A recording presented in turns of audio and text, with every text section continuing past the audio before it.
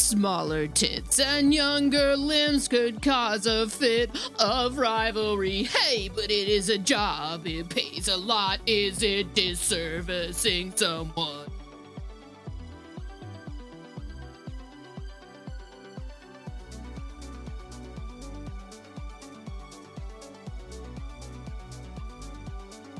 Okay.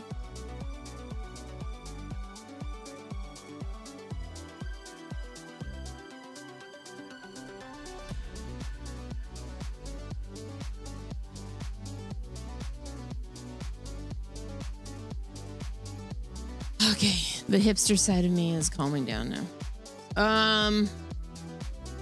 Somebody put this in Music League. Okay, this is the second time I've had to hear this in a small amount of days. Let's talk about Music League for a second. I didn't bring it up a couple weeks ago because they were all songs for my best friend's birthday, and it was just kind of like a shit post. This week,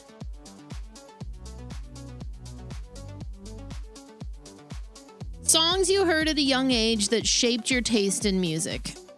So if you're not familiar with Music League is, I talk about this pretty regularly. Some of my friends that I've known for 20 some years, my IRL friends that I never see anymore, they started this league. It's a thing you do on an app where basically you're invited to a small group, maybe like 15 people or something. There's a topic every week. You submit a song based on that topic, and then everybody votes or downvotes based on whatever the criteria is. And it's kind of just an excuse to just shit talk every week and joke about shit. So this week was called The Good Old Days, songs you heard at a young age that shaped your taste in music. The first song, the song that's currently sitting at the top is, hang on. Open it over here so I can actually see the titles. Good old days. Good old days. There we go. You Can Call Me Al by Paul Simon.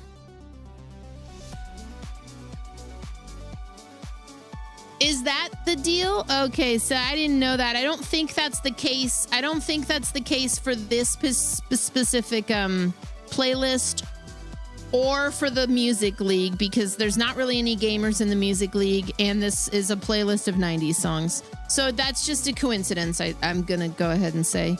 But interesting, nonetheless. 19 votes is where this Paul Simon song is. Ruby Soho by Rancid is at 17. That's why I started the stream with that, because I had it stuck in my head.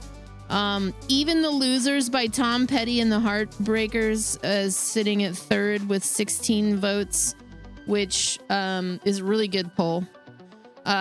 In Bloom by Nirvana is at 11, tied with She by Green Day Dookie. In Bloom was my choice. Joy to the World by Three Dog Night is at 10 votes. Never Tear Us Apart by INXS is at 8 votes, tied with Smells Like Teen Spirit by Nirvana. Someone's Calling by Modern English is at 7 votes. Looking for Love by Johnny Lee is at 6 votes. Thursdays for the Workforce Drowning at 6 votes. Also, The Artist in the Ambulance by Thrice at 3 votes. Magic Dance by Bowie at 2. Bitch by Meredith Brooks is sitting at 1 vote. Second to the bottom, just a few votes ahead of the bottom of the barrel, which is Freak on a Leash by Korn. How many votes do we have left? There's 2 people who haven't voted, and tomorrow... Oh, I'll know in the morning. I'll know tomorrow who won. Yeah, I thought the Freak on a Leash one was really funny. The words were like, I resonated with them, and I said, I still listen to Life is Peachy sometimes, which is not where Freak on a Leash came from. This one is called Songs You Heard at a Young Age That Shaped Your Taste in Music. Which, everybody has an answer, and there's nothing objectively wrong about your answer. So These categories are kind of interesting because it's like entirely geared on your taste and not necessarily like this is like a shit talking round because there's not a wrong answer, but it feels personal if your shit is downvoted, right? Next week, or the next one, is going to be obscure holiday songs. The title of the category is Ho Ho Ho Asses. Obscure holiday songs. And then the week after is Danny Elfman songs. See above. You put Ruby Soho for Ruby Soho always takes me back to being in high school. I put In Bloom because I think that I believe that is probably the first Nirvana song I actually heard, and it's probably because I saw the video. That's certainly the first one that made me turn my head and go, "Oh my God," like. And then I wanted everything by Nirvana. So I would say I was about 9 or 10 years old. Yesterday, you heard a cover of Big Bad Voodoo Daddy by My Two Teeth on a Christmas channel, and it was really good. Big Bad Voodoo Daddy, My Two Teeth. Hang on, I'm going to pull that up.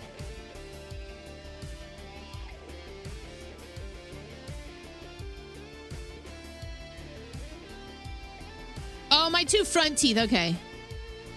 Big Bad Voodoo.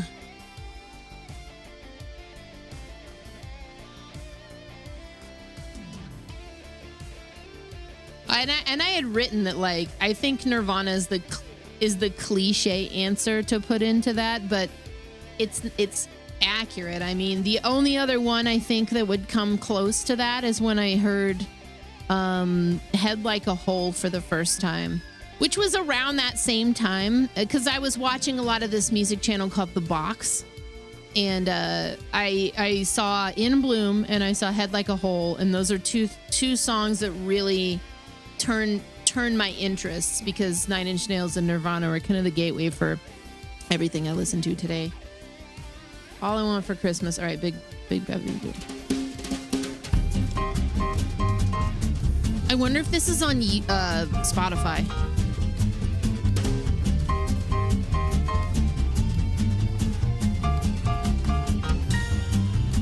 All I want for Christmas is my two front teeth.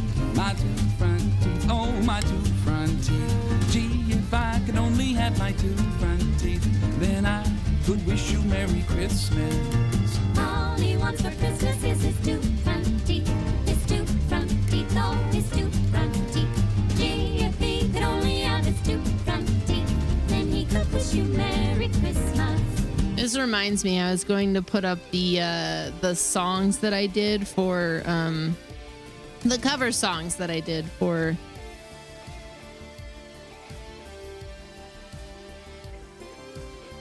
the charity stuff in the past. I only have 3 of them. I was just going to put them up on Ko-fi and Patreon. I wanted to do some other cover songs, but I just haven't had the time.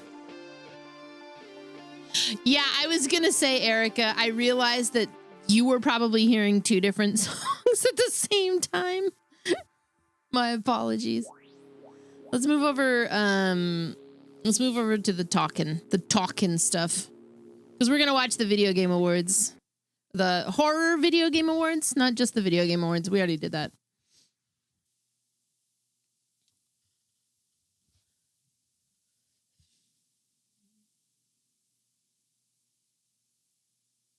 The first half of the 90s, you weren't a Nirvana fan. After Kurt passed, someone came up to the DJ booth and requested a song in his honor.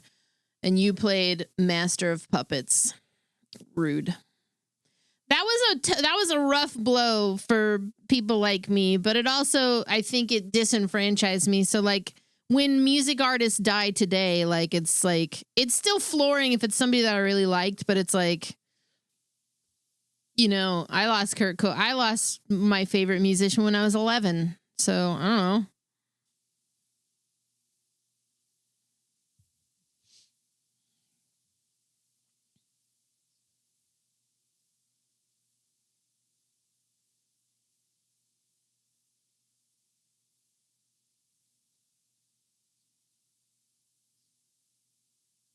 Okay, I'm looking for the horror game awards. I'm still trying to contemplate what I want to do tonight for like the stream after.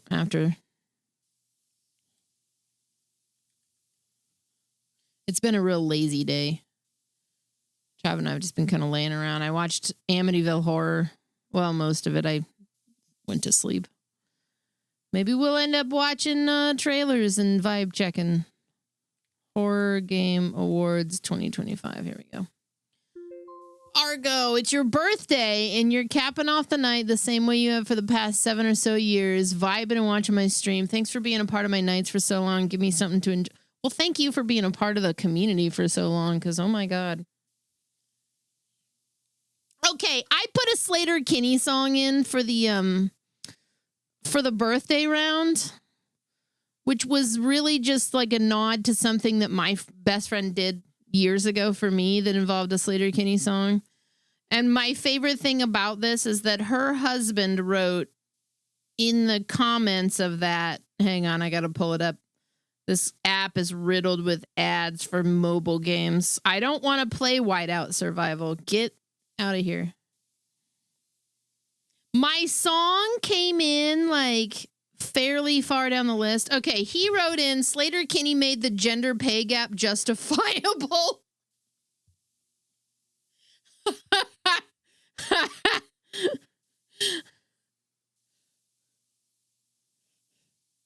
False. Yeah.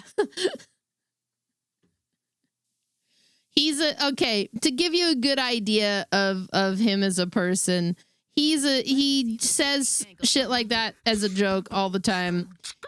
He is a straight edge dude who is just like one of the biggest trolls I've ever met. But a very good dude. A very good dude nonetheless. All right, Argo. I have pulled it. We're here. Happy birthday. Hola. You! It's your birthday. We're here to party and sing to you. He's from me. Hope you are bueno. The fun will rain the whole day through. From the Gulf to the mountains, the city lights and fountains. We hope your birthday's excellent.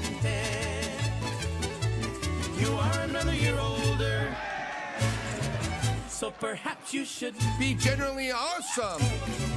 'Cause today is your day. Hola. You deserve a grand fiesta, and later on siesta, and the best of everything. Sí, señor.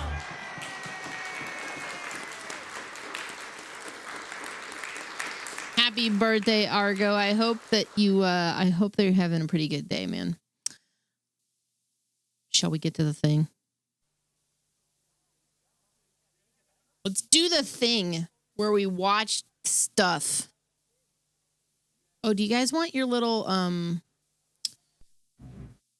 what's happening with the audio? Do you guys want your little avatar things?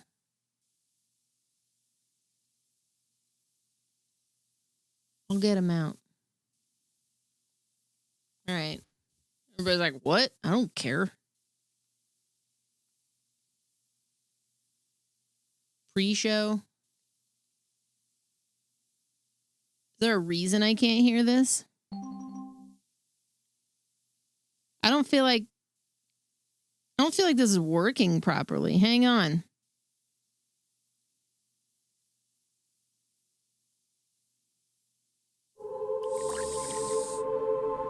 Oh no, it's totally working.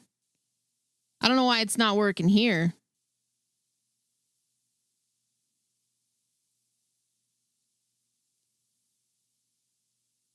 Not muted.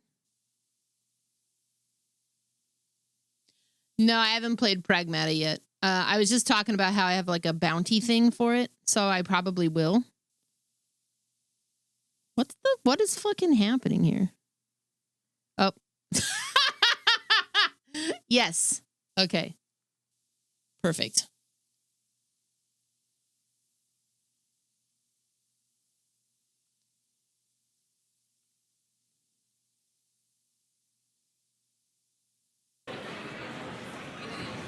They did this live, and I'll tell you what. I actually got a DM on Twitter inviting me to this. It was in London. So I wasn't going to go. But that's neat, I guess.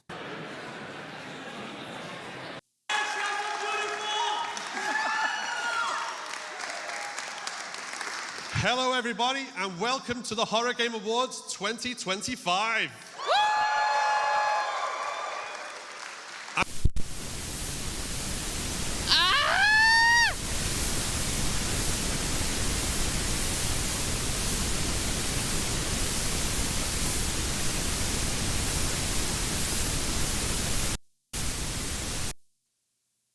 Holy shit, dude. Did they figure any of it out?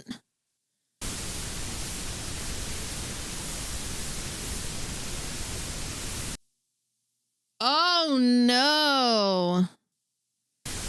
Well, maybe we aren't watching this.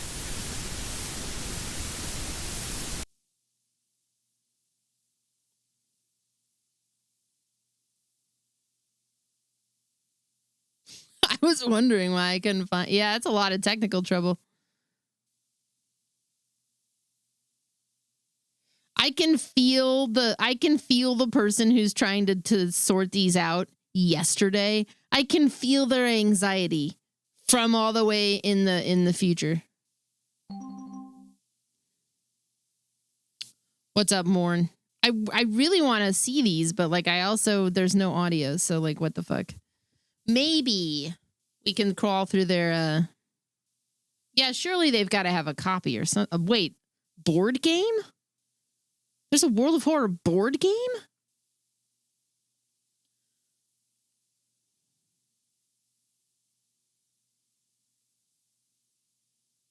Okay, there's more stuff.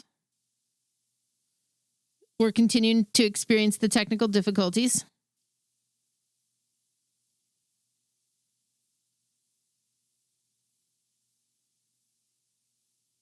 Wait.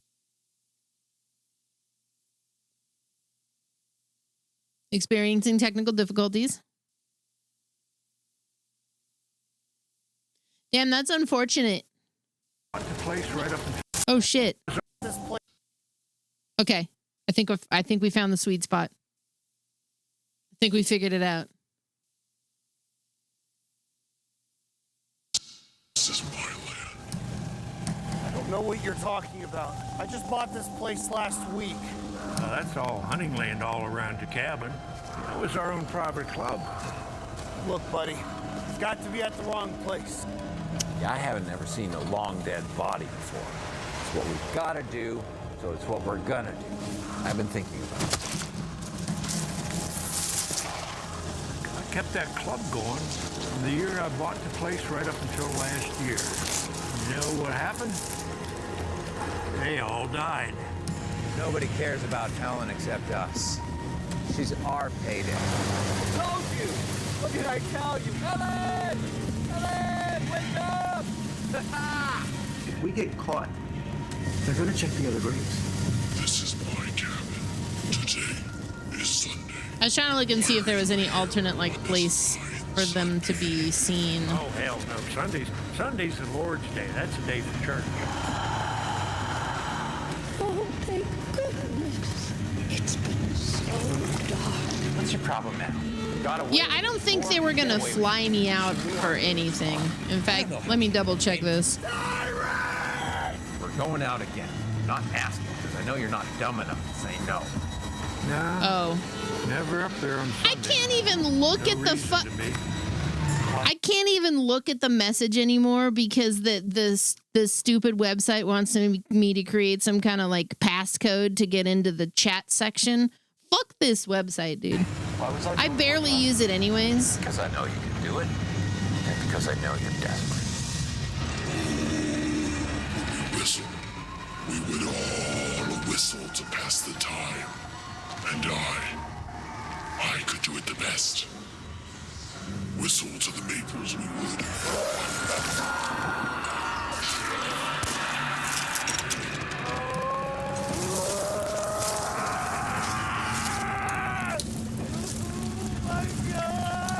Whistle to the Maples. Actual movie?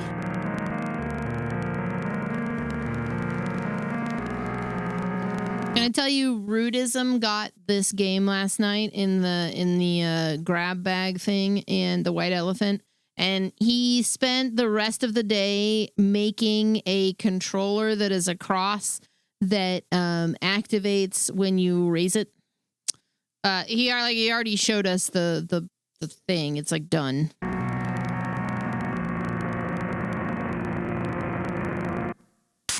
Desired work.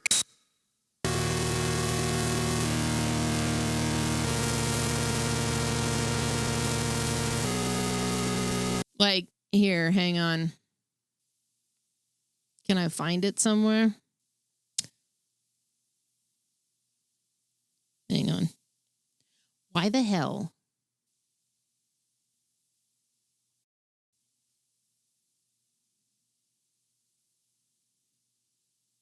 I don't know why my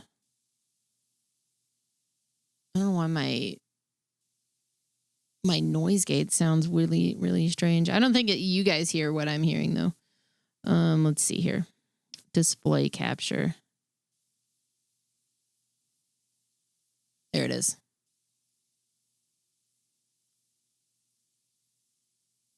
That he finished that. He did that. Yeah. It's all done now. Okay.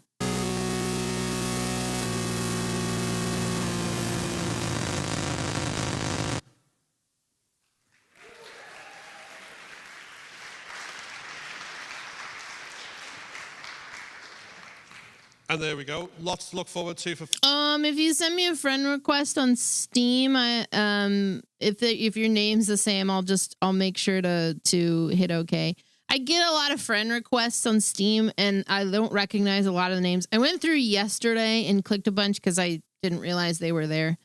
But if you do that, Eccentric in Texas, if you don't want to do that, that's okay. You could just DM. I can whisper you, and you can give me the code if you have that instead. Fans of Faith the Unholy Trinity, because obviously the Lost in Cult product there, and we're also going to be seeing the film from Brandon Salisbury, who's producing Whistle to the Maples. So very much lots to check out there. Okay. Right, our next award is Well, thank you. VR horror game, and to present this, we have the co-host of PSVR Without Parole podcast, a veteran content creator and general VR game aficionado. Please welcome Miles Dyer. Their audio issues hurt me. However, I understand. Putting on a live production is so much different. How we doing, everyone? Doing good? I just want to say that putting these productions on is no easy feat, so I just want to give it up to everyone who's made this happen today. So can we give it up for them? No!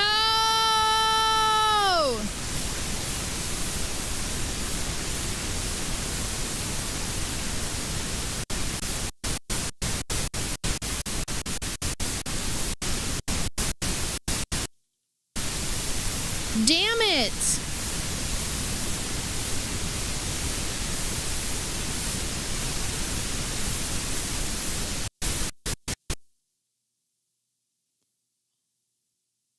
Well, I think because of their the same feed, I don't see why one would be okay and the other wouldn't be.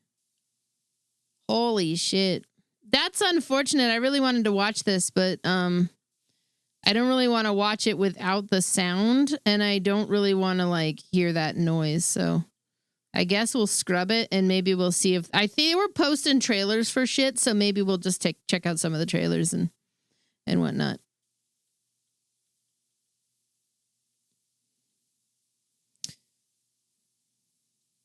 We'll remember that game started with an open scene where we saw Chris Redfield and Jill Valentine and Rebecca Chambers and Albert Wesker in live action.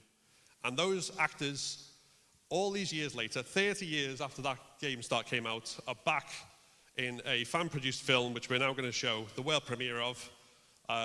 So let's have a look at Resurrection, a Biohazard story.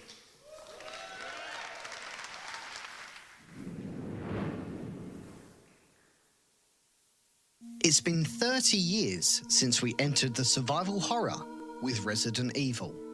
The FMV cutscene seared into our brains and setting our The expectations. problem is that I don't know that that's something that can be fixed, because this sounds like a problem that they were having with like just the way that they were piping the feed from the auditorium in. So it just sounds like there was like a fundamental issue. I do not think they're going to have like a workable VOD for this.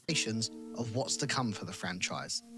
Charlie Kraslavsky, Greg Smith, Linda, Eric Pirius all become visual foundations of our favourite iconic characters. After the success of The Keeper's Diary, a Biohazard story, a short fan film inspired by our favourite franchise, I think it's the first one they've done live, so. And after a $250,000 crowdfund campaign, I wonder to create a limited fan they're series set in modern times with the original cast. gonna walk that back. Ladies and I don't think it gentlemen, needs to be a Horror Game live Awards, it is production. my honour and privilege to give you a first look at Resurrection, a Biohazard story.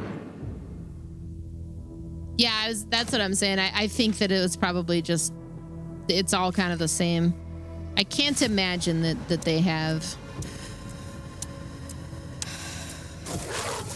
a workable copy, you know. I think that's what they are doing is I think they were putting trailers for stuff up. So maybe we'll kind of scroll through those.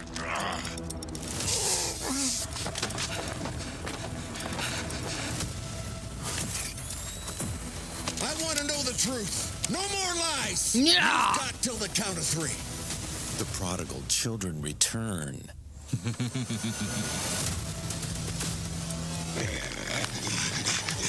The fuck is that supposed to mean, old man?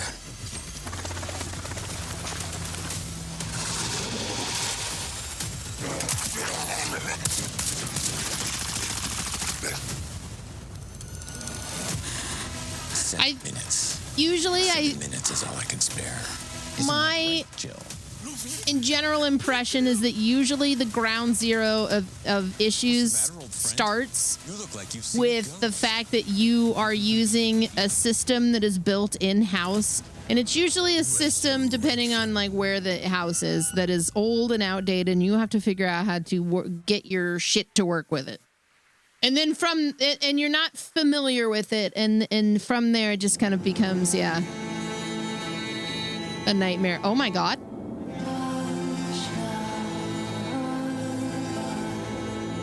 What is this? And I want it. This is a big commercial for this Lost in Cult thing, but I'm gonna look it up. That's what I'm gathering.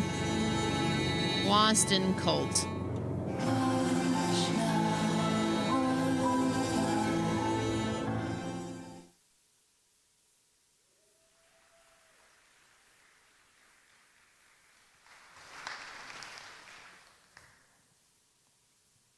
Cool. Right, so before we move on to the next one, I just want to remind you guys that we are a lovely little indie project ourselves from the brainchild of Will and Phil, who came up with the Horror Game Awards and have tried it since 2022.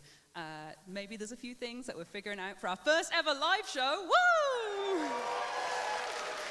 There is on this Lost in Cult a link to a backer kit for a Legacy of Kain tabletop game called Legacy of Kain. What is this called? The tabletop role-playing game. Legacy of Kain, Scourge of the Seraphim. This looks awesome. Anyway. But it is all in the spirit of the horror genre, of experimentation, of giving something a go and seeing how it works and figuring it out together. So thank you guys for being here. Thank you guys for supporting us. And now I'm going to bring us on to our next award, which is going to be presented by our wonderful sponsors, Lost in Cult, as they have just presented a lovely trailer for us there. And it is Best Indie Developer. So who better to do this for us than the people who champion indie horror releases, who make physical releases of the games that we love, and are just all around great guys. So please come on up, Ben. I see. DesignWorks. DesignWorks are like the physical copies with the extra stuff, like an art book and whatnot. That's what that Amnesia thing was. Are you enjoying the Horror Game Awards? Yes? It's an Kind of. incredible show. It's an honor to be involved. I hope you are enjoying it. I hope you're enjoying all these amazing announcements. I hope you're enjoying the bar. I hope you're enjoying the canapes, I must say, are particularly good. And they will be rare as hen's teeth by the end of the night. We'll be using them as currency like cigarettes in prison. So get those now. Horror is so important to us at Lost in Coal. It's something that we've gravitated towards since we began 5 or so years ago. It's really part of our DNA, and we love it dearly. The horror genre is one that, of course, entertains and thrills and provides us with all those fantastic, fresh nightmares that we all get off They're on, working let's it be out. honest. And we love that.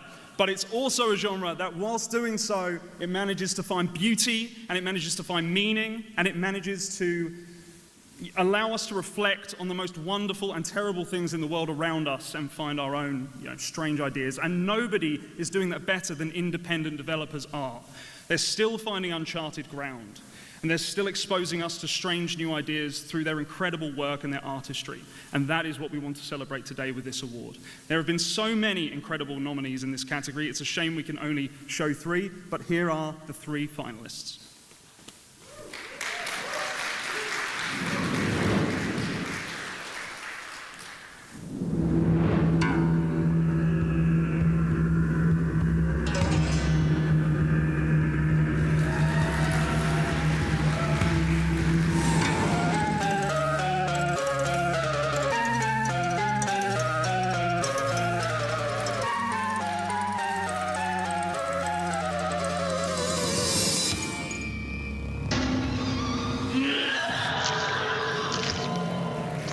The fuck is that game? That might be Skin Freak. Incredible. And the award goes to Jordan King, Black Eyed Priest. Congratulations.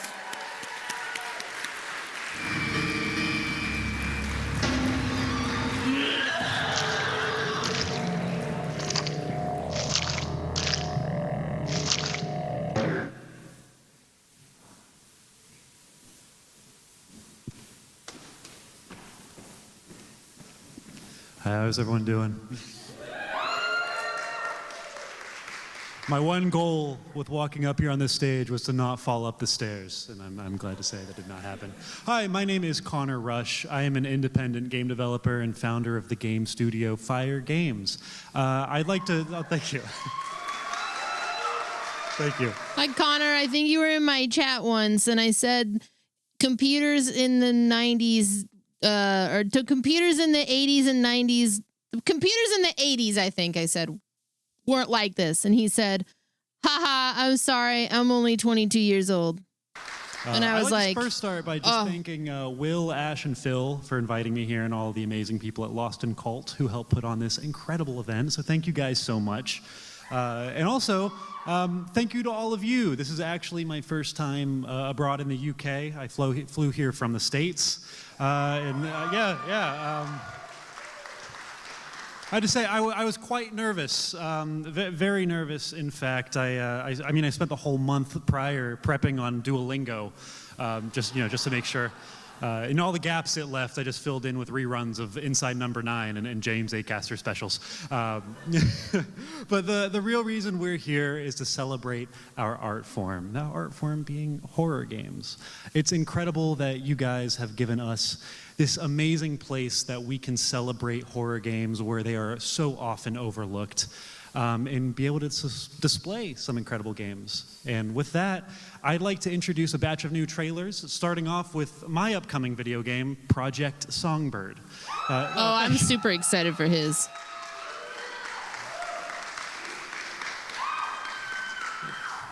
Project Songbird is very heavily inspired by the works of David Lynch and Robert Eggers. It is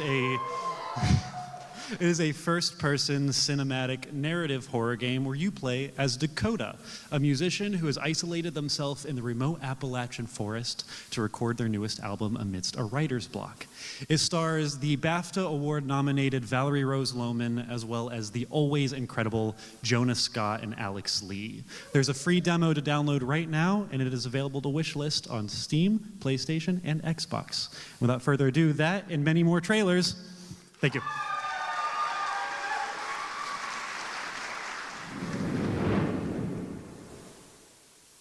world premiere.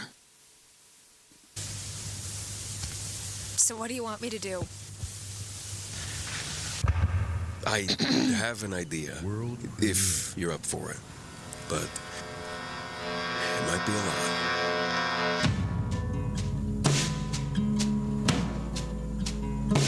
So, my friend Don has this log cabin about 2.5 hours south down in West Virginia. I've heard a lot of stories of musicians retreating away for a bit to get out of their element, and these guys come out of it having written the best music of their lives. I just thought that if you were willing, I'll give you the directions and we'll give the guy notice that you could be staying all next month. I just thought maybe you'd like to take the time away to get an album out. A new classic Neon Songbird album. Yes. Now the place isn't exactly 5-star. We're living a bit off the grid, but I don't know. You can show everyone that. I need a date, like a release date when you're gonna put the game out. What do you say? Oh, just early next year. Okay.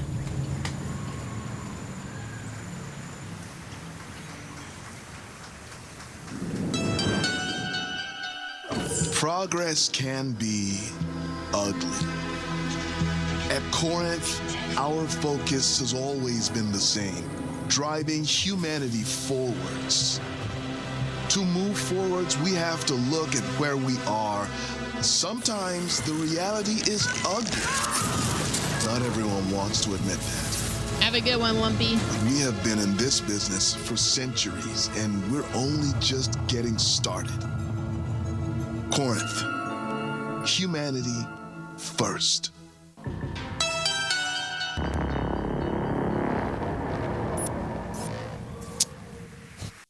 That's gonna be a good one.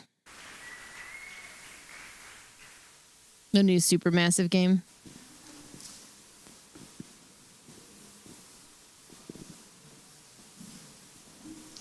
Right, Connor is such an amazing independent developer and we're so fabulous to have him. Can we get another round of applause for him?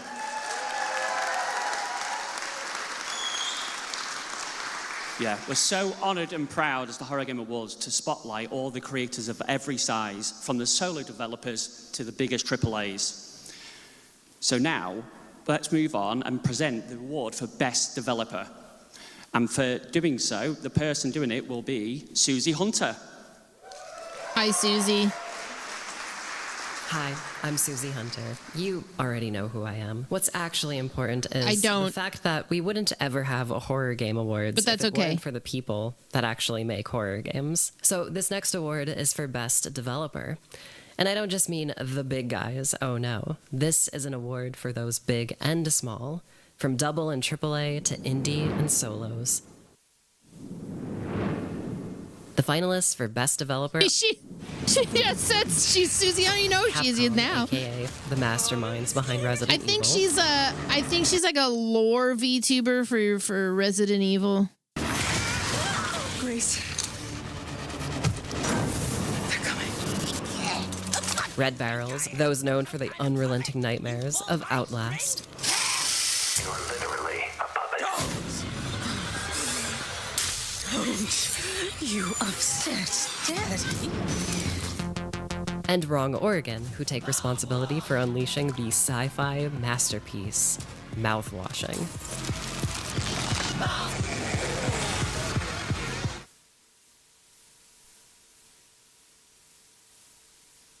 Well, this morning, No. I got a letter. I think even And the less name on people the know envelope me, said, but I'm "Winner." thank you. You know?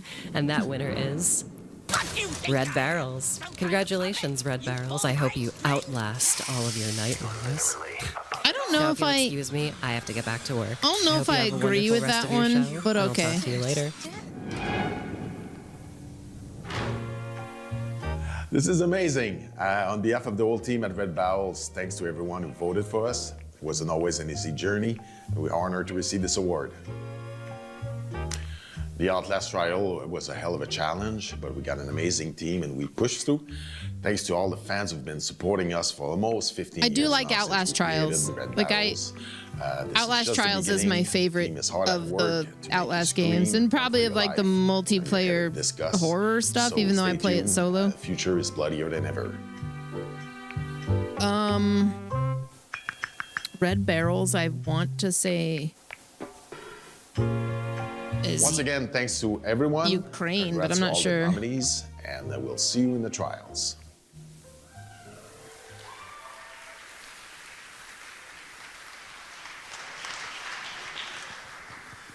Huge congratulations to Red Barrels there, and they're very good doggo. Our next world premiere trailer comes from Digital Dreams and Fine Oak Games, and before we They're in Montreal. Okay, never mind. roll it, I'm going to have to make a personal apology. Had to Google it. Because I have a lot of friends who are really not fans of dolls. Let's take a look at Baptiste.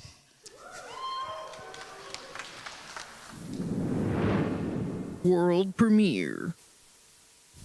This doll is really creepy.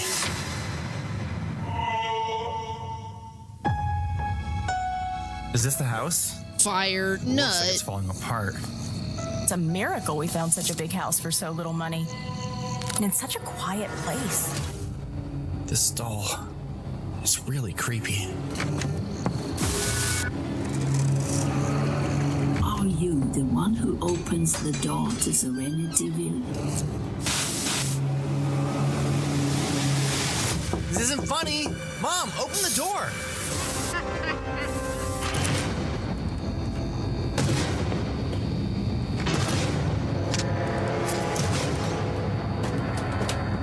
Calm down. Breathe.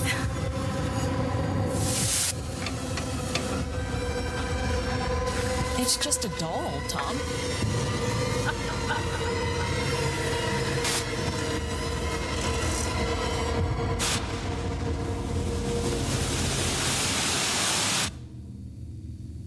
Okay. Do I have this on my wish list? Let's see. Steam.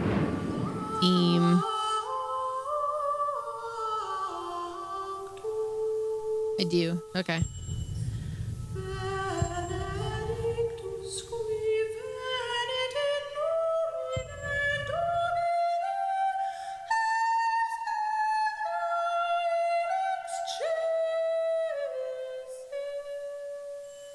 Was that the same game? I guess.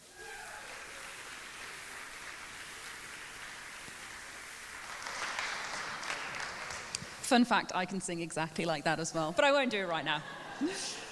For our next award category, we have a specialist jury of games industry veterans that have voted on our winner, and they've come together to curate our Technical Achievement Award with insider knowledge.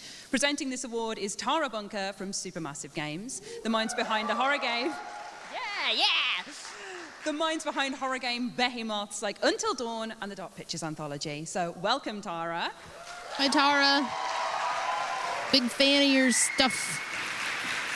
About to play them all again. Hi everyone. As mentioned, I've had the pleasure of working across a number of amazing titles in horror gaming, like The Quarry, Little Nightmares 3, which has been nominated tonight. Would I ever do one of these announcer roles if asked? Maybe. Woo, yeah. And the great part of my role is I get to see how much work gets put into these games. The amount of detail and the tech that goes behind it, especially for horror games. I think there's such an art that you can work on something and really make people stand on edge when they're playing. And it's been amazing to see as well, not only fans, but other content creators being terrified to the bone when playing games. So I'm honored to be presenting the Technical Achievement Award today, which represents the best innovation in gameplay and technology in the field. And the nominees are...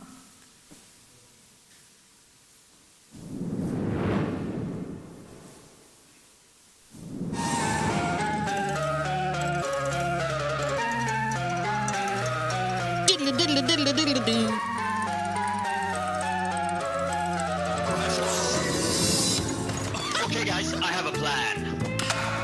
No! Stop! No,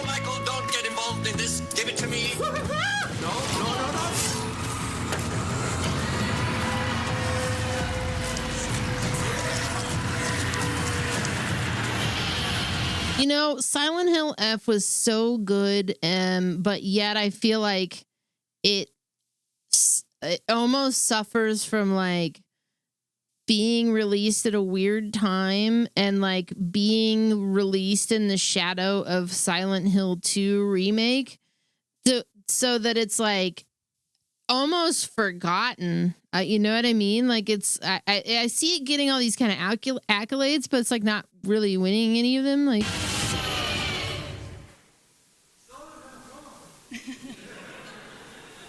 God, they are quite scary, aren't they? And the winner is Silent Hill F.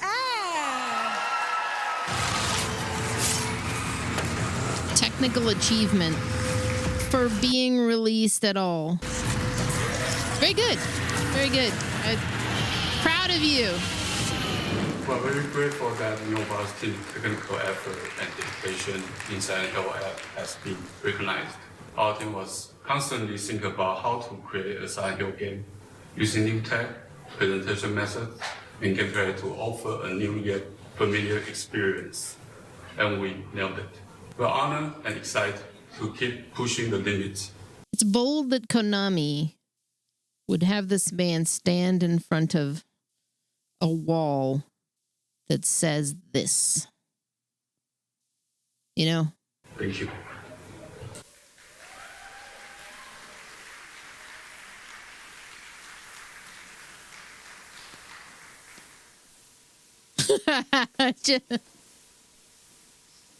Yeah. So congratulations to the team at Neobards for the win for there. Now, we have got another trailer, and we're going to be showcasing the newly released AILA, a horror game that explores the dark side. I want to see this award show grow to be like a production so that I can say I remember when they were doing this in PowerPoint over like a Zoom call. Content. So it makes sense. This one is one of the scariest concepts right out there right now. Let's take a look. I was there at the beginning. Yes, I was. We've watched almost all of these. It's cool. It's neat. Even though they're having technical difficulties, it's neat to see them kind of get to this point. I didn't realize this was actually like a horror game.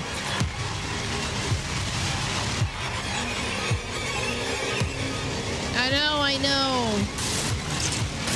So I was listening to The Faint earlier. I was really feeling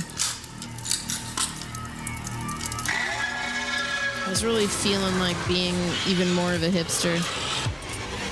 First-person horror game filled with immersive tech.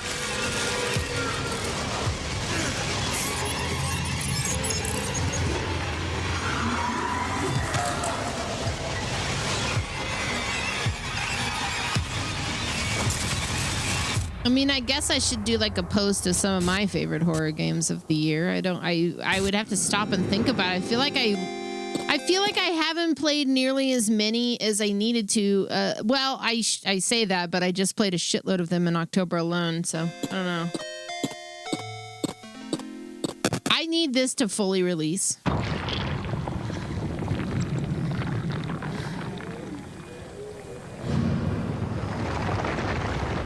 I will not fuck with this demo anymore. I just need the game to come out.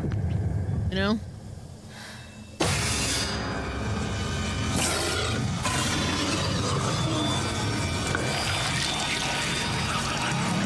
Oh, what?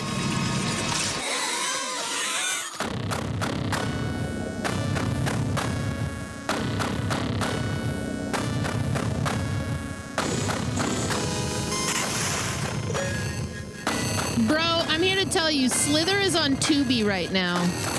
Or it was like a few days ago. I got so excited.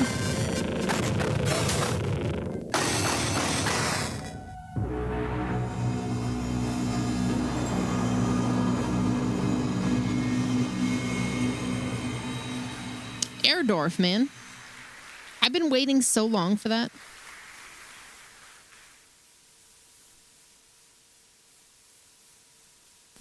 I'm living for these awkward pauses.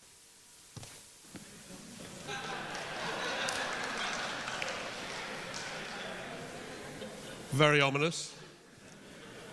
That than that trailer was Tenebrisomnia, which is coming out next year, an incredible, unique blend of pixel art, 8-bit action, and live action cutscenes. But next, we've got the Lifetime Achievement Award, which is all about honoring those developers who've made a significant contribution to the industry. And to present this award, none other than the director of the Dying Light franchise, Timon Smekala. The what franchise?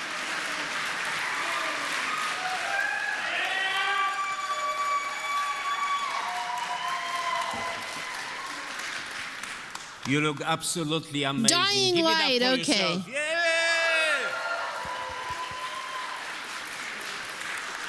Everyone, there are jump scares, big monsters, and gruesome deaths, but those are simple frights. Slither is amazing. That last only a moment. The real horror comes from the little details that crawl under your skin. Dying and Light last is forever. It takes a lot it's of like a time to master parkour those zombie details. game. And that's why it's Dying an Light's honor really to good. present an award to those who have spent a lifetime mastering it.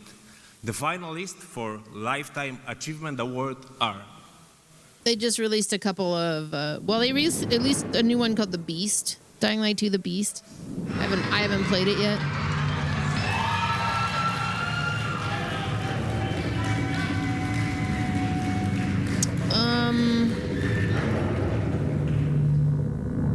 I mean, this one's valid because it's transcended. Also able to make use of your structures. It's transcended so many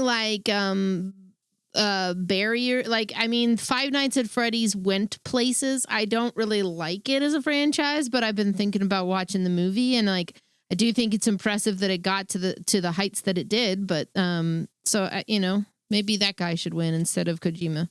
This way, you can help out the people following your Kojima has contributed. However, Kojima has contributed what is basically the masterclass of horror atmosphere that is replicated 11 years and running. You know, 12 years and running. When did PT come out?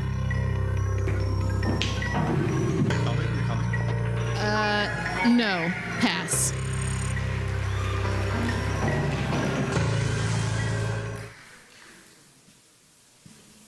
Let's see. And the award goes to Hideo Kojima. Give it up! He's regrettably not here to accept this award. people who follow in your footsteps.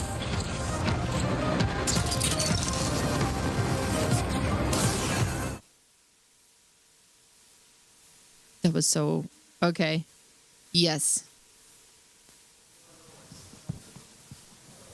Ooh, a much-deserved award for a brilliantly spooky mind. So we're going to take a look at some more trailers now for games you can play right now, or at least when the show is finished at least, starting with a fight for survival in deep space, Hell of Fear, Mind Breach. You don't think Kojima should get the horror award unless OD is good? I don't think any PT clone should get a horror award unless Kojima collects a royalty. Not calm, and certainly not lonely. It has turned into a place that no ordinary Abyss person Assembly? would even want to see in their dreams. Listen, I'm here to write down the stuff that we've not seen yet. Oh, that's the dev. Have you lost your mind, James? He's unstable. You've read his latest psych profile. What's up, 1289? Died in that quarantine zone. I don't know about this one.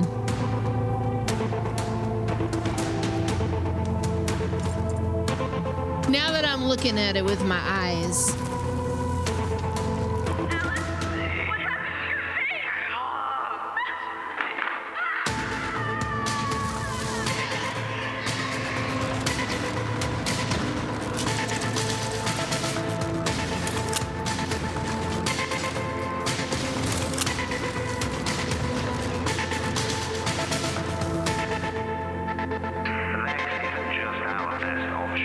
I don't know when. I imagine we're probably going to get an OD release date in summer. As in, they're gonna announce when they're releasing it in summer. We're probably not getting that game till 2027.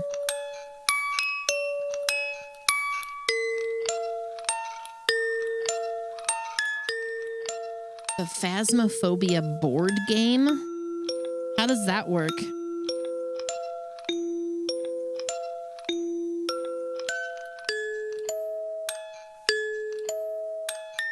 Yeah, Clue? Is it Clue?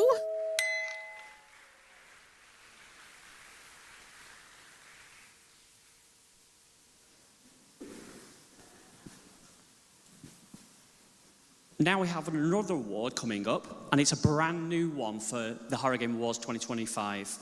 We're now heading back over to Connor Rush, the solo developer at Fire Games, working on the incredible looking Project Songbird, to present the claw for Best Art Direction.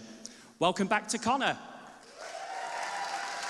I forgot, a part of the nightmare of the live production is the various people who don't realize that when they don't speak into the mic, their mannerisms, they need that microphone in front of them at all times, you know?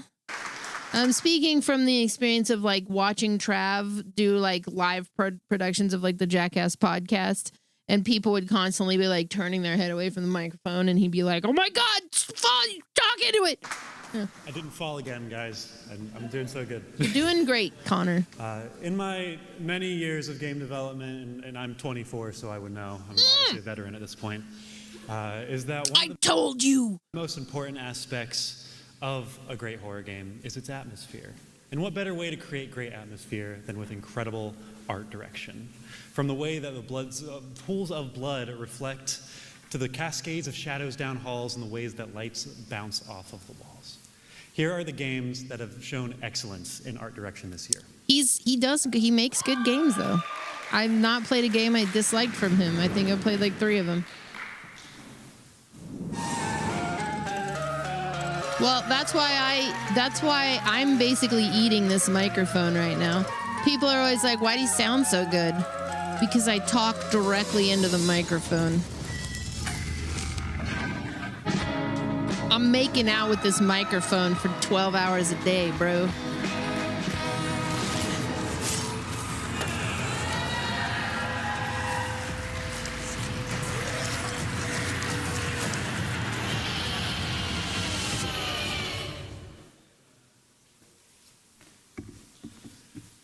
And the winner for Best Art Direction of 2025 is Look Outside. Do I ever sniff that mic and be like, "Oh, there's a windscreen on it and I wash it all the time." And I have like 3 of them.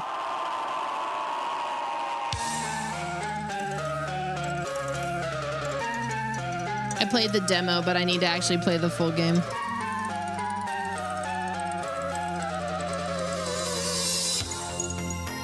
It's on the list, man. That's why I'm here all the time. We gotta get through this shit. It is an SM7B. Because this guy Trevelyan was using one and he told everybody else to use one. And I was like, that guy sounds great. So I'm going to follow his advice. Huge congratulations to Look Outside for another win. Well deserved. And now our next batch of trailers come from the Broken Law series.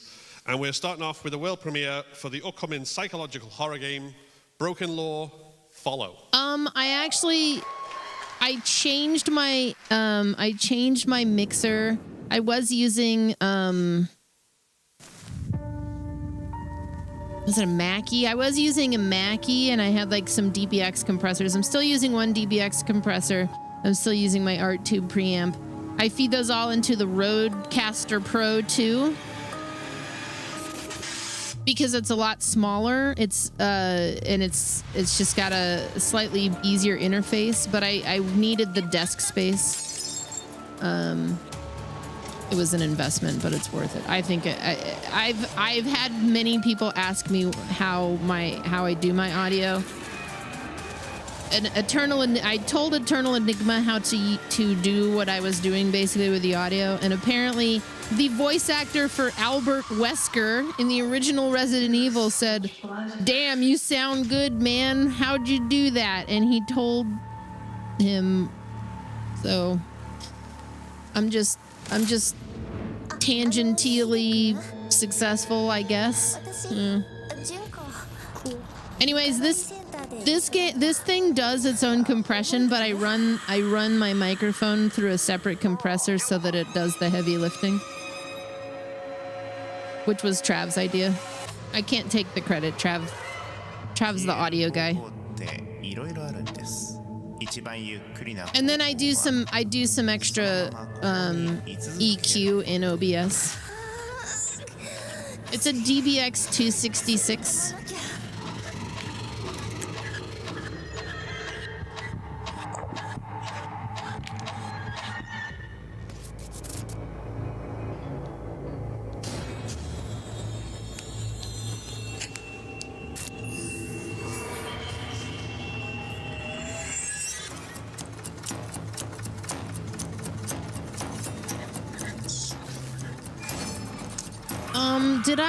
I don't think I played this one. No, I've been waiting for this one. I like the Broken Lore games. These are all really good usually. Yeah, this Roadcaster, I really like it. I did take a shines in the distance. There was a small kind of like concession I had to accept in that, like, the older setup with I had like 4 compressors. And I ran everything through those, and I fed them into this Mackie. That handled louds a lot better. Like, if I get too loud, it handled it a lot better. If you're really listening for it, I will clip if I get too loud here, but it's very minimal, and I think it's fine. Like, it kind of adds the emphasis to when I do get loud. Which these days anymore, if I'm yelling about something, it's probably because I got startled. So it kind of works fine, but I knew that it wasn't going to handle getting loud. That's part of why I'm using a separate compressor before it goes into the one thing. But if I get too loud, it'll distort a little bit. It's real minimal. I also kind of, after 12 years of doing this, I know enough to like back up a little if I'm gonna be louder. Is there a built-in limiter to? There is. OBS now does a whole lot of VSTs. They have built-in stuff. You can also use stuff from Reaper if you download that. It's a free audio. It's a DAC, basically. And my eyes see only the summit.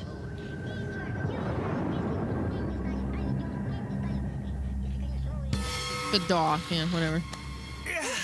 It's Sunday and I'm bleeding. Leave me alone. I barely want to be awake right now. That's where we have to go. No matter what stands in our way. Ren keeps worrying, hesitating. But he doesn't understand. We need this. The world needs to see us.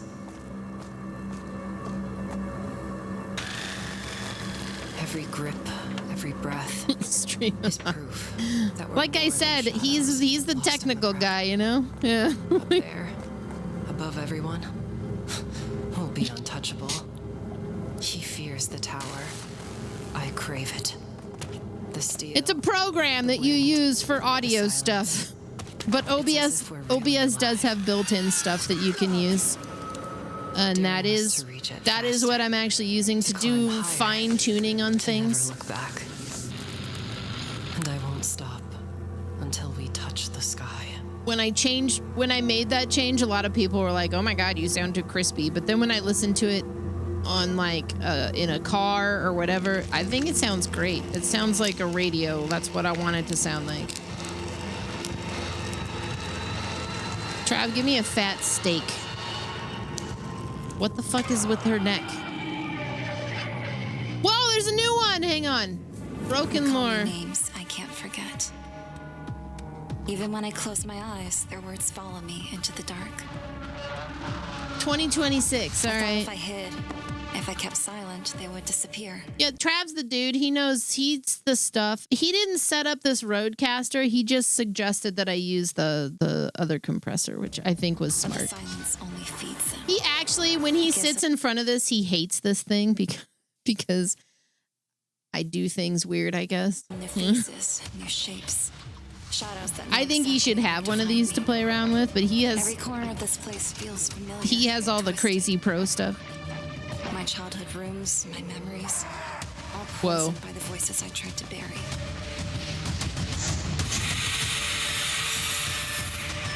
Now they're back, waiting at the edge of my hearing.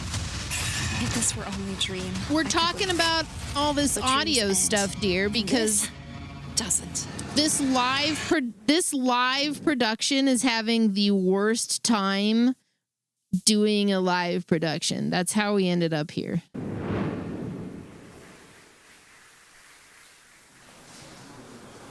Boba tea shop?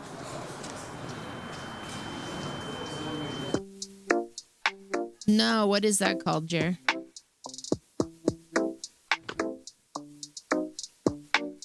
Anomaly vending machine?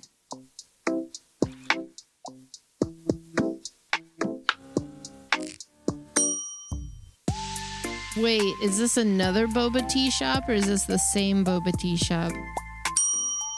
This is the same one.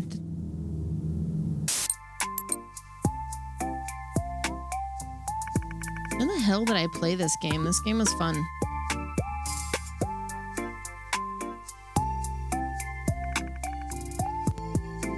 I gotta look for it. And I gotta put it up on YouTube.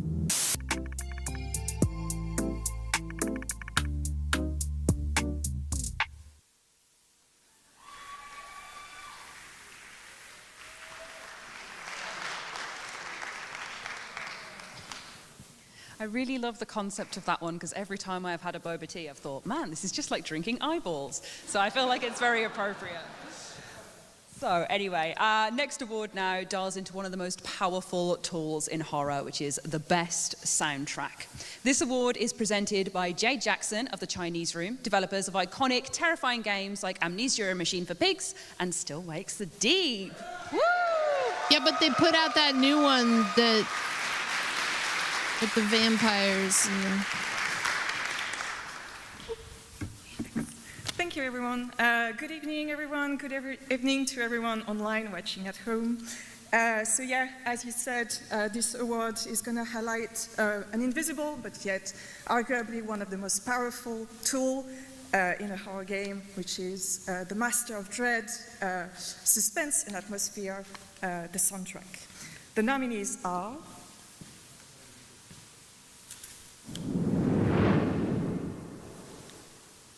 I wonder what the statues are made out of.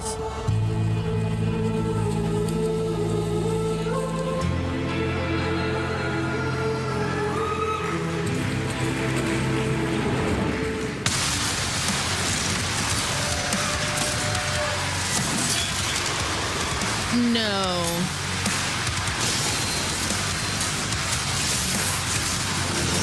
Even though I liked it. Give it to these guys.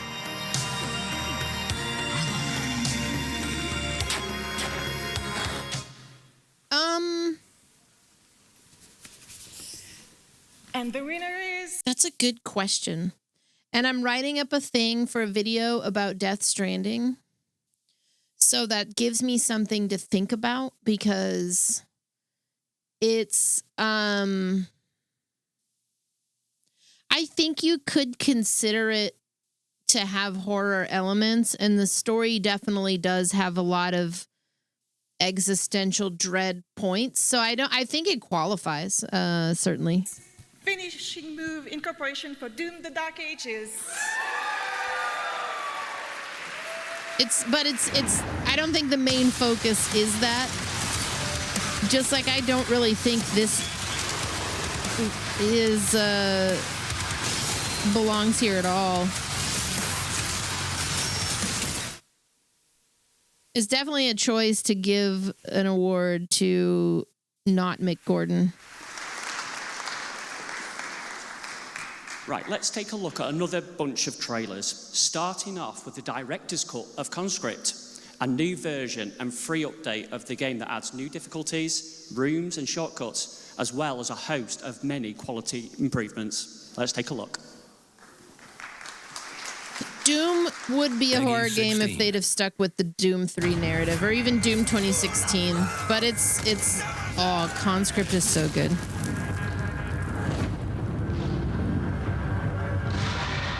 Never finished it. Gotta go back. Gotta be. Why are we watching stuff and not playing stuff? I ask myself.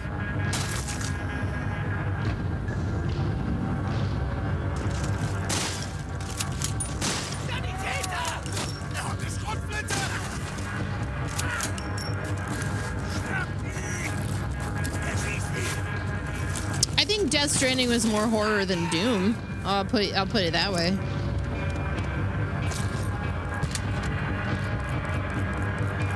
Doom Eternal and Doom the Dark Ages were not horror games at all.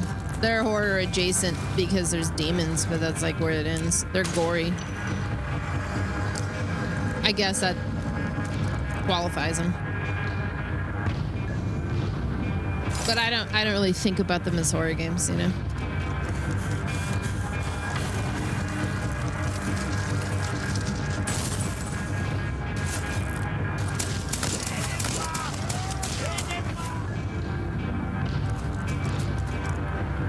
Funny to say because I love Doom. Old Doom though. I love old Doom. Old Doom had an atmosphere that the new ones don't.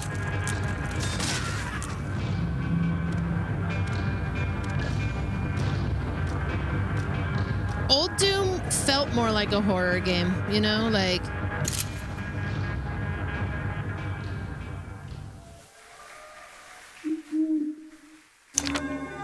Mochi?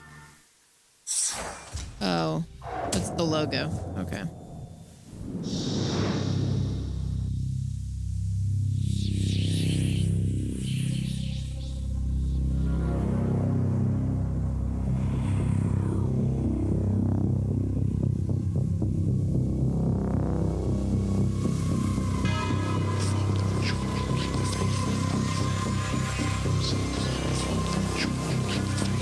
What's going on here? What are we doing?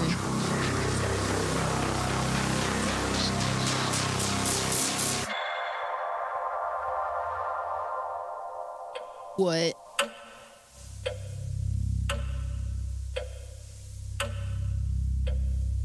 Okay.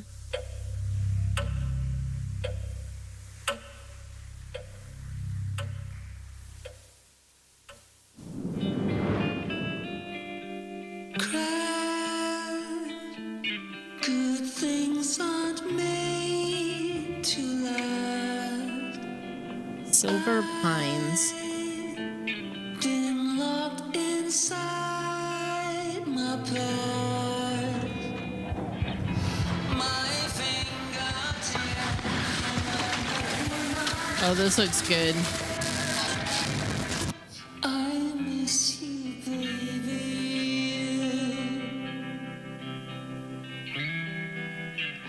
I won't come back as long as I live.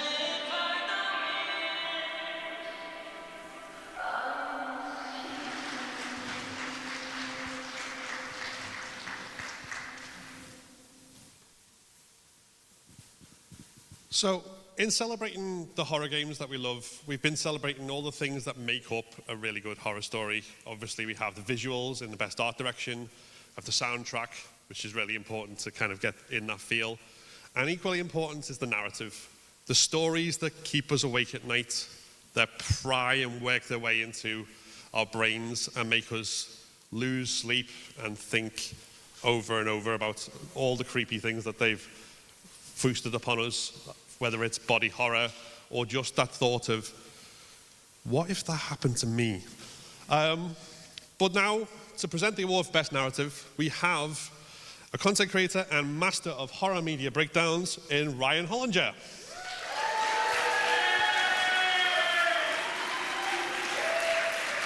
Warren Valhalla, thanks for the 18 months. Forgive me, I do not have the charisma to articulate without a script, so I'm just going to read what I have in front of me, and I'm going to currently ignore you, right?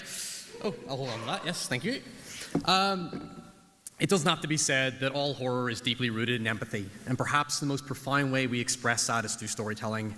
Narrative can help elevate design, immersion, player choice, and interactivity to give us a unique window into which to view ourselves, each other, our cultures, beliefs, morality, and God forbid, our mortality. They challenge us, inform us as much as they entertain us. However, most importantly, they help bring relatable meaning and catharsis when our own worlds begin to feel just as strange and scary. Here are the finalists for Best Narrative.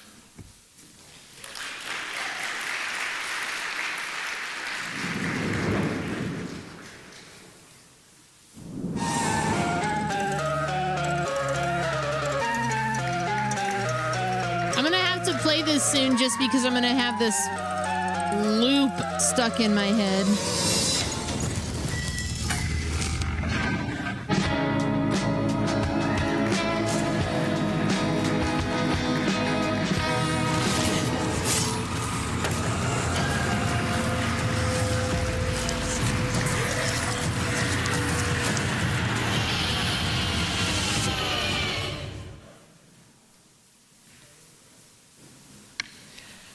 Bloody stiff competition. Best narrative goes to Silent Hill F.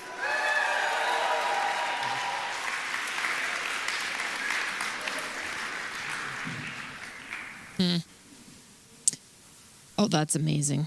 Oh my God, they're having so many problems. Okay, so there's no video playing.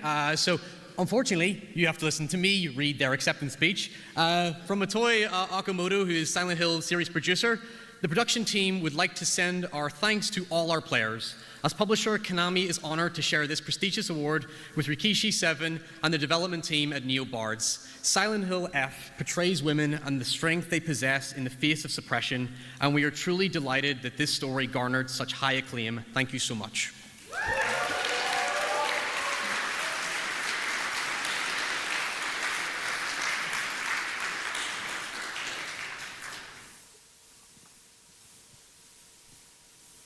I'm so living for these pauses, dude. From Silent Hill F's haunting visions of the past to new games holding glimpses into a dystopian future, we're taking a look at titles. I think he was nervous, man. Trailers. So we've got Graft kicking us off with a cyberpunk story built on building yourself.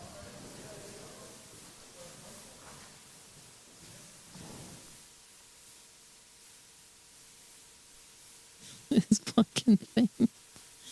No. Oh my God, dude.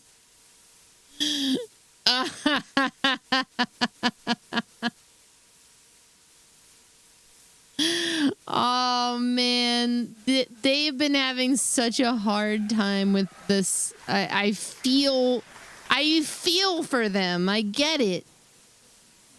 Yeah, I've been feeling the panic since we started this, because the first half of this VOD is just, it's just static. Like, yeah, Windows.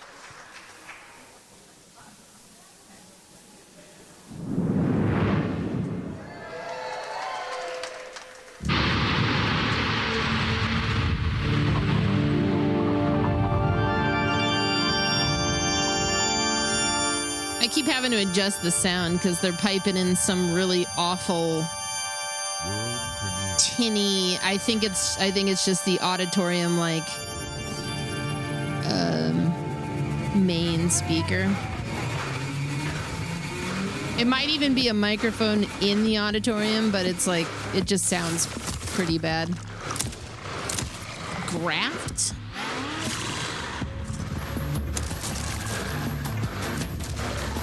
No release date. It looks awesome. It's like the Ascent.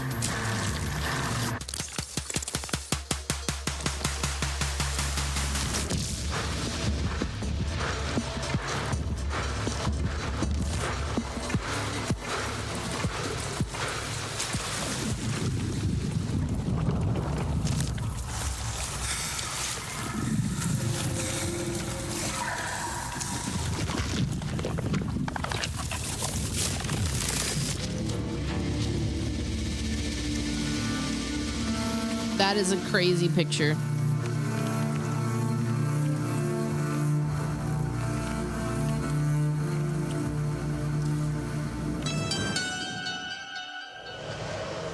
What do you see?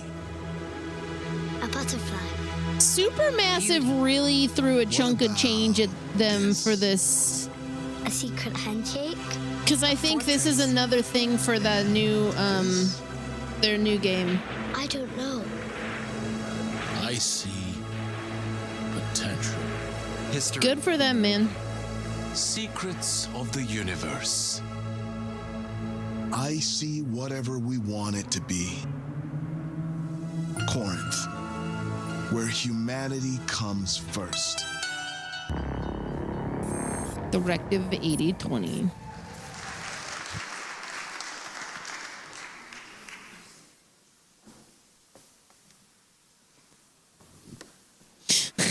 So our next award goes for all the amazing, talented performers that bring out all our favourite characters to life, and then we promptly kill them again as the game goes through. Thanks for that. Presenting the award for best performance is actor Kirsten Rea. Who? Hello, and hello everyone at home, and thank you so much for the Horror Game Awards for having me back again, and for the first live show! Not like who is in despair, like who is in I genuinely didn't hear. Say it again. For best performance is actor Kirsten Rea. Okay. I still don't know. At first I thought he said Kristen Ritter, and I was like, no way. Hello, and hello everyone at home, and thank you so much for the Horror Game Awards for having me back again, and for the first ever live show! Yeah, I like the sweater. Now, for a genre that is so full of monsters, it's almost ironic to say that humans are the heart of horror. And that's never as true as it is with video game performances. The way that we connect with stories comes from their ability to appeal to us as human beings. And it's the creatives that lend their voices and bodies to our favorite characters that create that conduit. Whether it's creating a believable and layered protagonist, or complex and downright weird NPCs, there's a special honor that comes with bringing a person that has never breathed before to life as an actor. And a special award tonight that I am pleased to present to those that have changed us with their performances in horror games. I can't wake up. And the nominees are...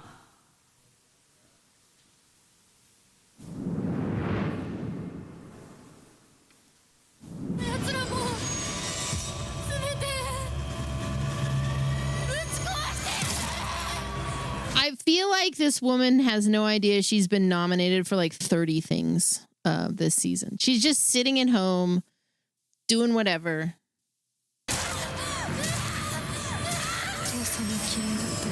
That's probably not true, but... Jeez, it looks like something ripped this gate wide open. Maybe it was a bear, some kind of other animal? I don't know. Judging from all his blood, it had to be something. Asshole. You want me to make my own rules? Rule number 1. You're gonna spend the rest of your goddamn life in fucking agony.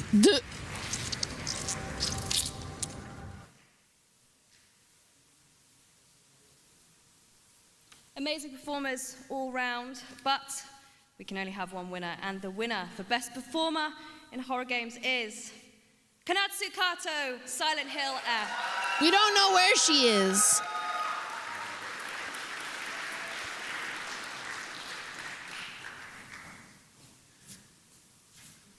Oh, well, okay. Good work. Awesome.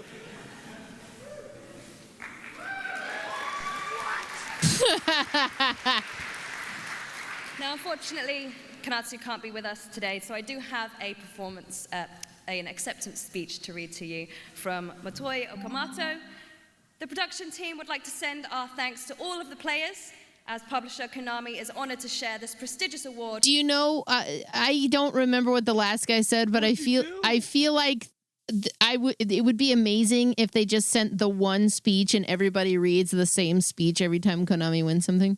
With Konatsu Kato and For the Silent Hill development team at Neo Bards. This was Miss Kato's first attempt at performing for a video game, and she masterfully expressed the intricate emotions harbored within our female protagonist. We are thrilled by the fact that Miss Kato's performance achieved such great acclaim. Thank you so much.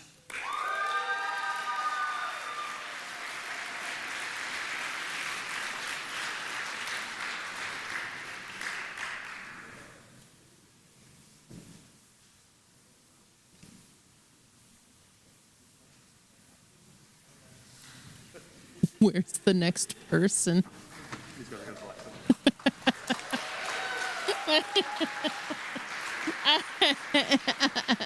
Hey guys, I'm Ted. Hi, I'm the Ted. indie horror publisher Black Lantern Collective. We started about 6 months ago to publish like weird, fucked up indie horror games because those are the games I like, and you get to do that when you own the company. And so, anyways, we got 2 trailers to show you tonight. First is for, I don't actually know which order they're in, but you'll probably be able to figure out which one's which, because the first is like a fishing horror game called Morning Tide that combines like a really sick psychological horror narrative with fishing, kind of what you'd expect from a PSX style game if you like know that kind of stuff. Sure. And the second one is for Herpalent, a kind of a clicker incremental style horror game that makes like more epilogue with like what did you just fucking call that, my guy? Know that kind of stuff. Hold up. I just clocked the sandals on this guy. I need to, okay, the whole thing here.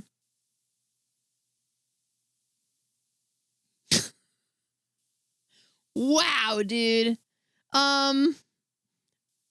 He is out, he is really out here. Jeans and the flip-flops with the fucking shiny like the windbreaker jacket. Hell yeah, dude. And the second one is for Herpalent. Herpalent? Kind of a clicker incremental style horror game that mixed like Norp epilogue with like Fear and Hunger. So if you're a fan of either of those, then you know, you're like a very specific audience, but that's kind of what we make. Herpalent, okay.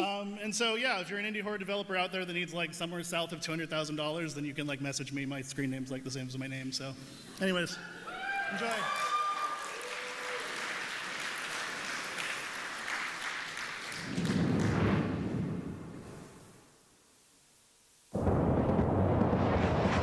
Yeah, those sandals absolutely took me out, man.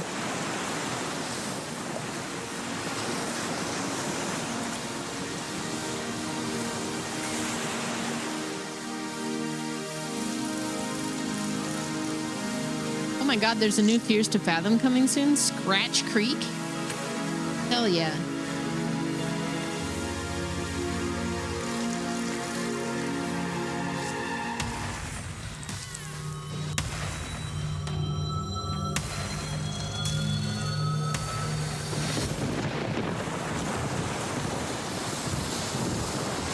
We did the demo for this. It was pretty cool. I think I did it on itch.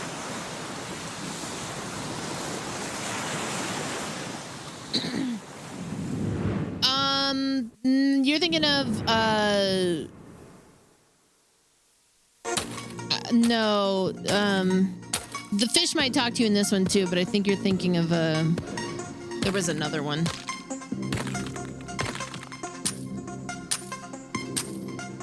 Ooh, what is this?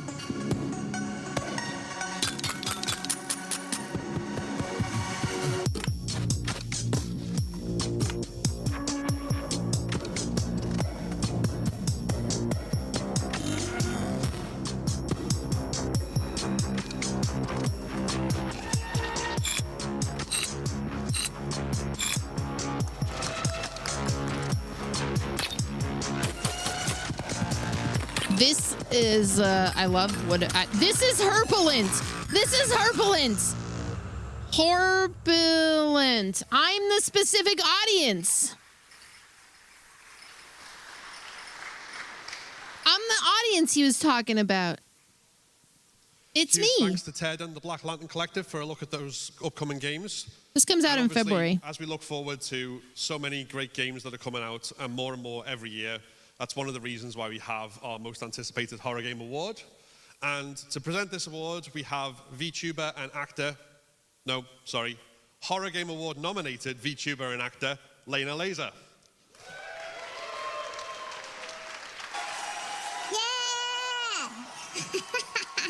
Thank you! Yeah, that's me! That's me! Thank you! Horror Game Awards 2025! Thank you! Thank you! Thank you so much! Thank you! Hey!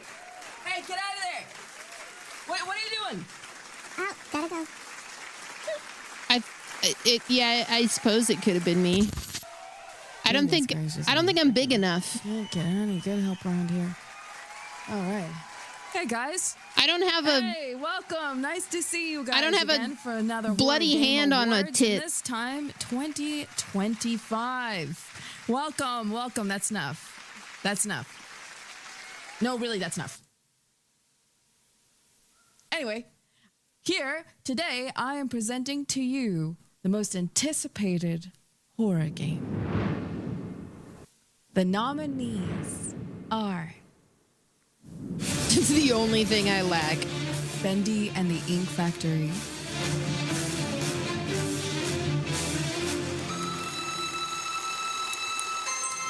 Something important. Resident Evil Requiem. Scared. Grace. They're coming. Silent Hill 1 Remake. I mean, I could go full VTuber. I don't think any of you would stay.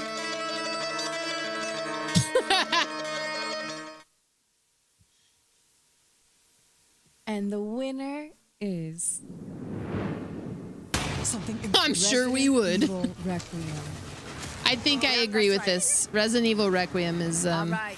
Woo! Yeah! Hey, Horror Game Awards. I'm Andy from the community team at Capcom USA.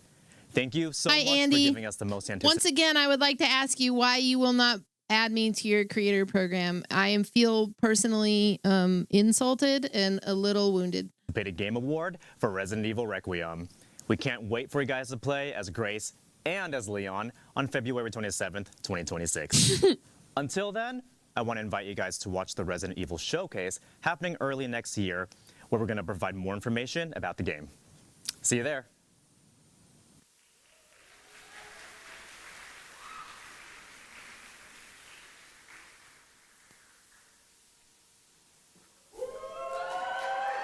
Hello. Hello. I'm Hannah. I'm a senior producer from Supermassive Games. Shout out to my 3 tables over there. Yes. Hi, Hannah. You may know us from The Quarry or Until Dawn. Yes. But today I'm here to introduce a very exciting trailer for Directive 8020. Which is our sci-fi The Thing in Space horror. Earlier this year, we shared the first look at Directive 8020, a glimpse into the eerie calm of the Cassiopeia and the mission that slowly slips into something far more sinister. Today, we're bringing that trailer back to set the scene for what's coming next. It's a reminder of the story, the tension, and the mystery at the heart of the game in our Trust No One trailer.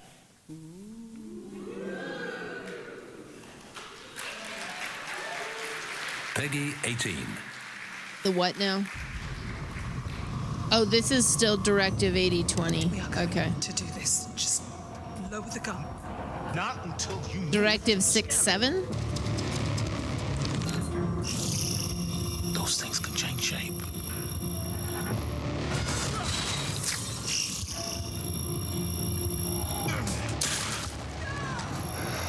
Don't you ever point that thing at me again.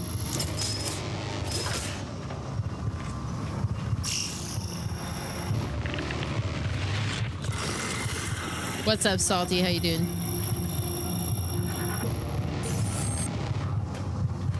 Scan complete.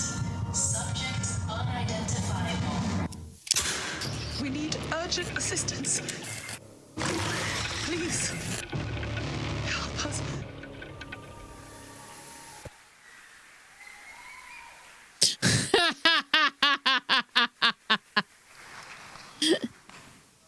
How amazing does that look? Oh, I'm very excited.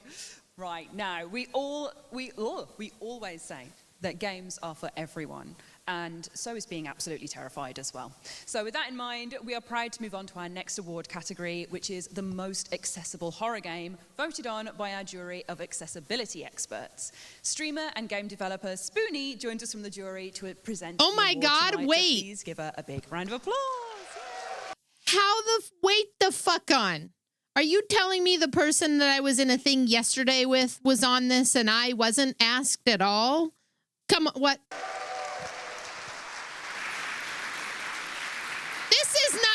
This is a different Spoonie. What's happening here?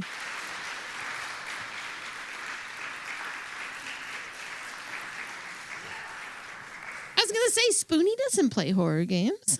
Oh, there's a lot of stairs. All right, bear with me because I also wrote all my notes on my phone. It's all right, take your time. So, for those who don't know, I am a content creator who absolutely loves horror. I am obsessed with horror. I feel it in my bones, I feel it in my blood. And accessibility is a really, really important thing to me as well. It is not something I thought about until it hit me in the face and my body started breaking down on me. And that is going to be the moment that it hits everybody unless you start paying attention now.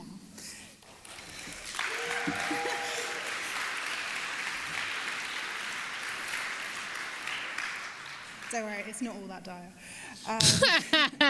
So making horror games accessible is no easy task, and tonight we get an opportunity to highlight horrors that have made an extra effort to ensure their games are available to a wider range of players.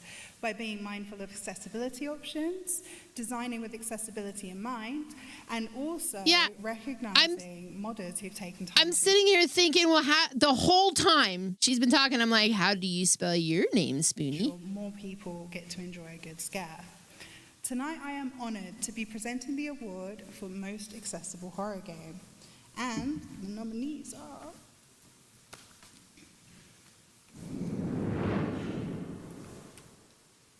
With an IE instead of an EE. My prediction has come to pass.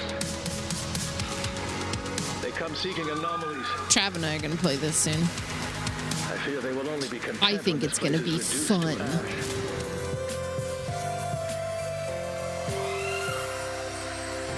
Okay.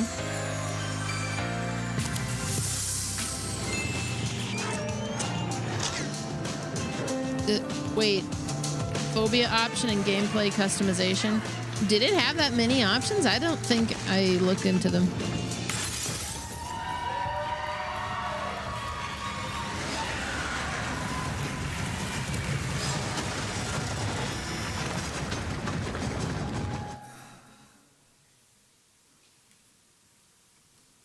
I also realized I didn't get a little thing to say. It's not very accessibility friendly of you.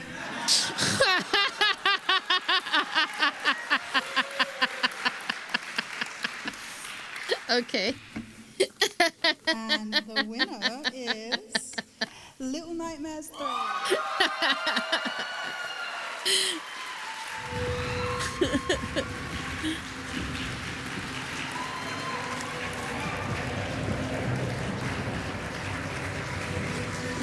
Haven't played it yet. Was kind of leery to play it because of the co-op thing.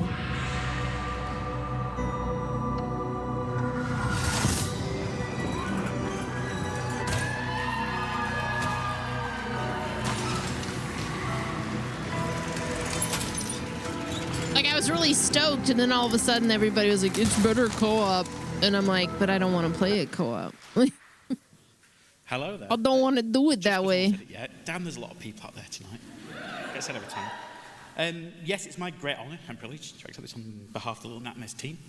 5 years ago when we started, accessibility wasn't really a big thing in the game industry. People did it, but it wasn't mainstream. Over the last 5 years, it's definitely hit more and more, but not necessarily in the horror industry. If we look at it here, we only really had like The Quarry, like Will Bell's back in the day with his team did it. We hopefully took it further. Can't wait for Director 2080 to take it even further. But yeah, thank you very much. Hopefully we'll go further with this.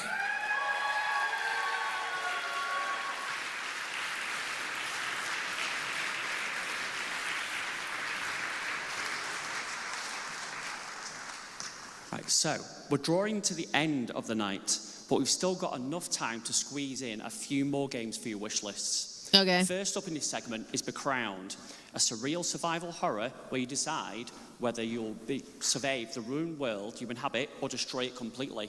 The choice is yours. Demo for this was decent. It was like Silent Hill. It kind of takes itself pretty seriously, though. That was like the one thing I kind of remember from it.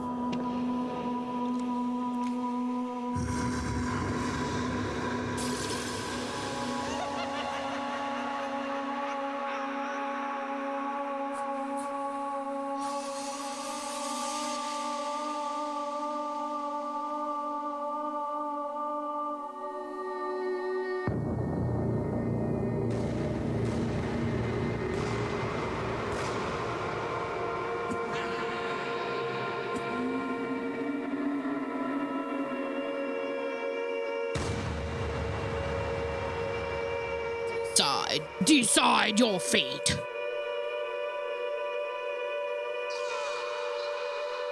We finally getting a release date on this?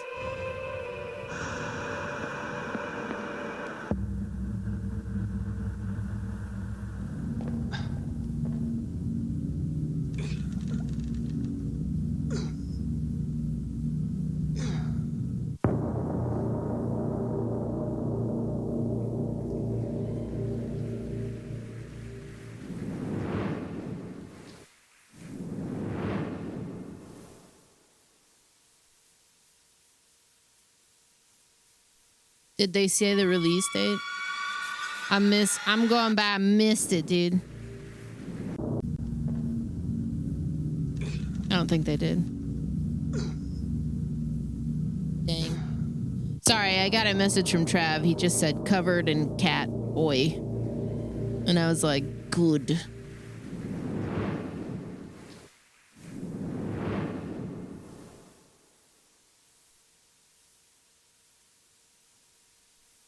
Be catted. Dread out. Dread out 3. I like these games. These were so the first time I ever played Dread Out was on the very first 12 hours of scary shit, and I laughed so hard when they said to me after I died, "Thank you for buying a legit copy of Dread Out." And I was like, what is this jank shit? Then I went back to it for, I had 2 sponsored opportunities last year that I had to really dig in, and I actually really enjoyed my time with them. I think Dread Out 2 I ended up playing a lot more of too, because we kind of got like super into it. They're goofy, but they're fun.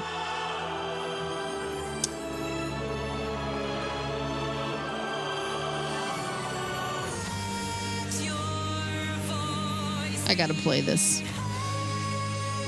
I'm not ready to start it today. It looks great though.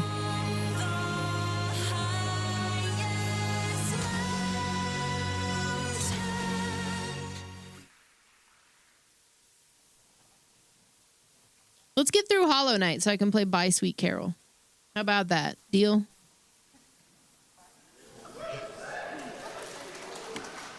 And now, to present our penultimate award, the Player's Choice, let's welcome us. What's up, lads? The Player's Choice Award, like the Horror Content Creator of the Year Award, is entirely voted for by the public. It starts with an entirely open nomination process from which we choose the top 30 most popular games that the public have chosen, and then we whittle it down to 5, and from those pick 1. And that's where we are today. Yeah, with thousands of votes from across the world informing our top picks, the variety of horror on display is a testament to the genre that is always innovating, experimenting, and finding new ways to connect with its audience. From fighting through the puppet-infested streets of the 60s Japan to manipulating the physics-based fun in the world devoid of humans and all of the haunted houses in between. You have spoken about what deserves a trophy here tonight, and it's all damn pretty well weird. So let's check out the nominees.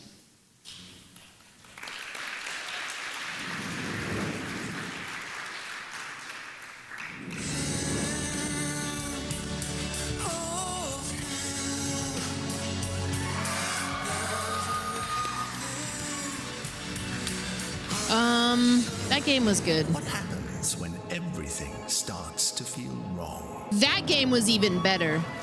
Holy shit, Ludo was actually really, really good. To see, think.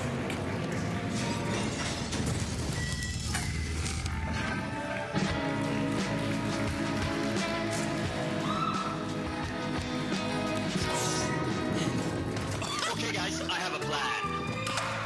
No! Stop! No, Michael, don't get involved in this. Give it to me. No.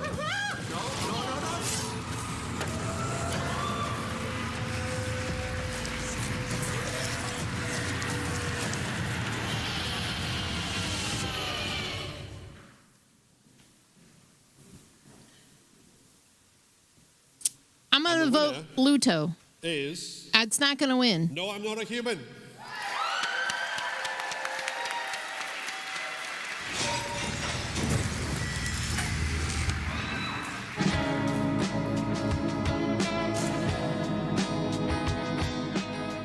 Hey everyone, Traskas here. Hi there. Hi. Hello. Hi. Hi. We are all deeply grateful to be picked for the Player's Choice Award. It really means a lot to our small team. Back when we made prototype version of No I'm Not a Human featured in This game was good too. I just think we couldn't have even imagined that the game Ludo gets so didn't get a much lot of love recognition. and attention, or how the community inspired us to continue making the game even better. We couldn't have done it without your support, and we are incredibly grateful to everyone who played our game. I'm so happy people love the music I made for the game. The game's soundtrack is my first ever full release, and I put my all into making it as immersive as I could. Seems like some of you are even continue listening to it even outside of the game. That really means the world. Big thanks to all the fans for all of your wonderful creations. The creativity just blows my mind. I'm also deeply touched by all the positive comments on my and Sveta's artwork. The games are style really caught on, so many fans tell us how unhinged or unique it is. I especially love how our fans depict the characters from the game and put their own spin on them. The cat lady might predate Seeing so much fan content in the Cuba creation really of inspires us to make Omen the Human even this, better and also this. work on new projects. We will take this energy and use it to bring even more unique experience to you in the future. None of this would have been possible without the help and support from Critical Reflex. Their continued guidance and expertise really help us bring on vision into reality exactly the way we imagined it.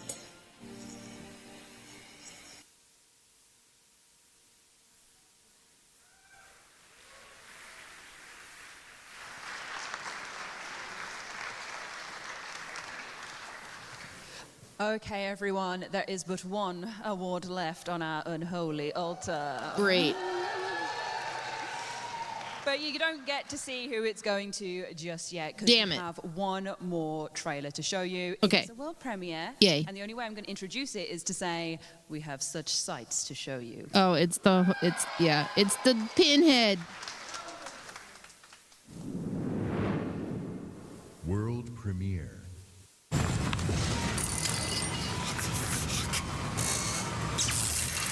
My first reaction when I was told there was going to be this Hellraiser video game, to be absolutely honest, was at last. What kept you? Yeah. I would describe our popularity game as of a it. comforting and dark story about people with inner voids. It's like a mix between violence and action, all wrapped in leather, flesh, and chains. We're making our game for players who are into these kind of psychological horror experiences, but also Doug for Bradley diehard is Hellraiser fans Pinhead, yes. who want to get immersed into this world for the first time. So the protagonist of Hellraiser Revival is this guy called Aiden. He's a troubled guy, had various addictions in his life, and the most recent of which is that he's completely infatuated with his girlfriend Sunny. They use the configuration together, and she's ceremoniously kind of torn to shreds.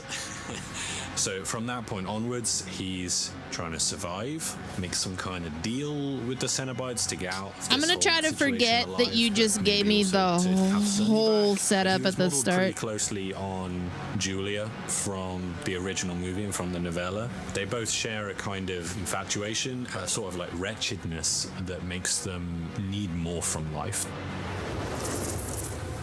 When drawing a line on pushing the boundaries of sexuality and violence, It's true, like it is. a no-brainer creatively, because Hellraiser as a franchise deserves to be really explicit and really violent. This game has a lot of sexual explicit stuff and a lot of gore and a lot of violence. So modeling things for this type of game was a challenge, especially to people who are maybe sensitive to things like that. You know, we had to look at references. So we were very careful what we were looking online and where we were looking at online. But in the end, So we in are other all words, artists, so we look at our you've subject seen in a some different shit. eye. So something that's maybe sexual or very disturbing to others, to us it's just a subject. We have to bring out the theme, we have to invoke a feeling, so we kind of, you know, detach from it or look at it from a different perspective than like a regular person would. If you shown some of the stuff that we did to my parents, I think they would be probably, you know, very shocked. And I was like, but this is, you know, normal. This is every day for me. People who are sensitive to mature content should be definitely wary of playing our game. It's not for the faint Whoa. of heart. It's a truly visceral and discomforting experience, and we did not hold back. If you want simple ideas, don't go to Clive Barker, because you're not going to get them.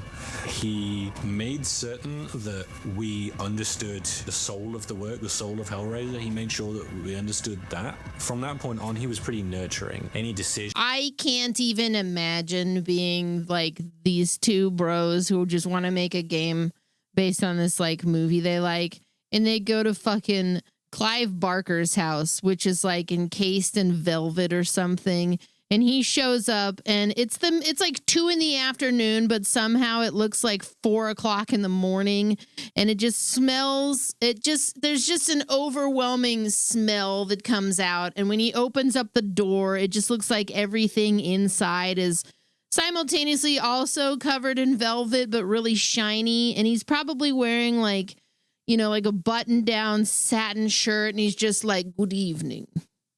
Are you here to talk about your video game? That we made, as long as we held that like soul of Hellraiser in our hearts as we made it, he was supportive of. And Would he you like trusted some us cheese as and people crackers? who knew games to translate Perhaps that soul LaCroix.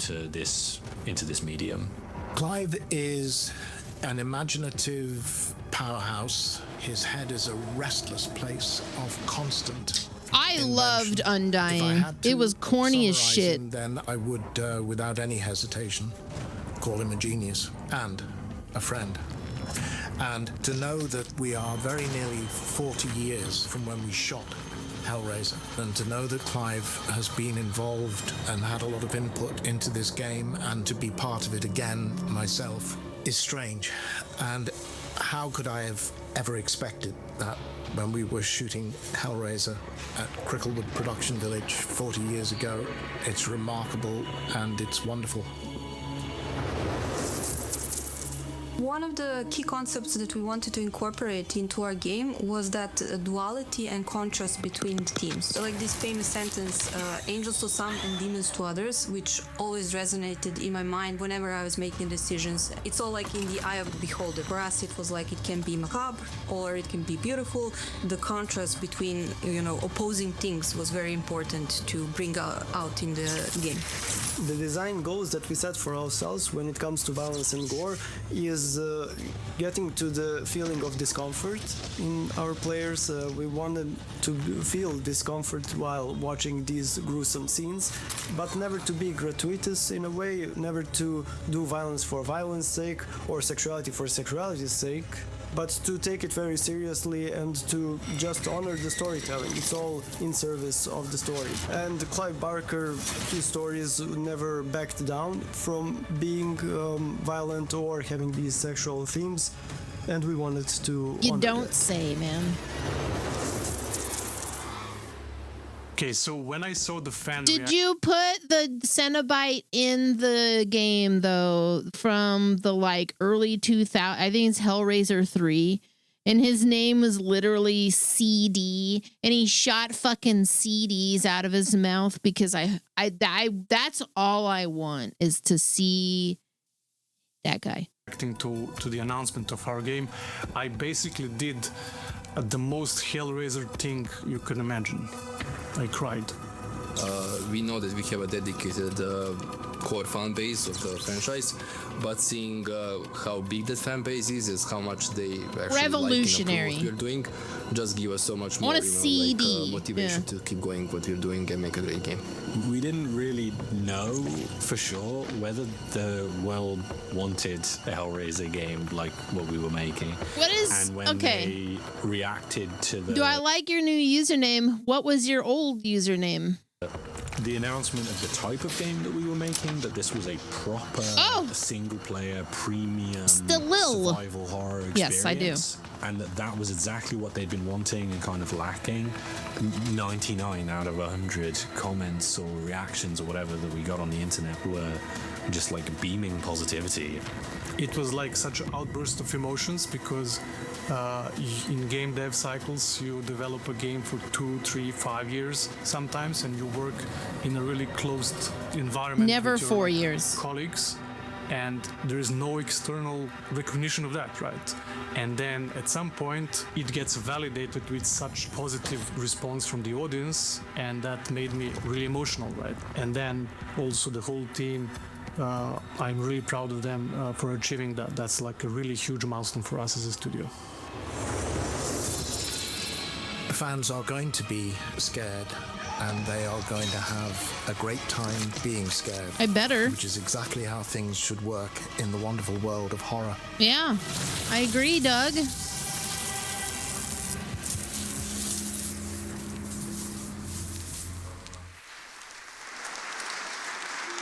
Dying Ace, thanks for the 93 months.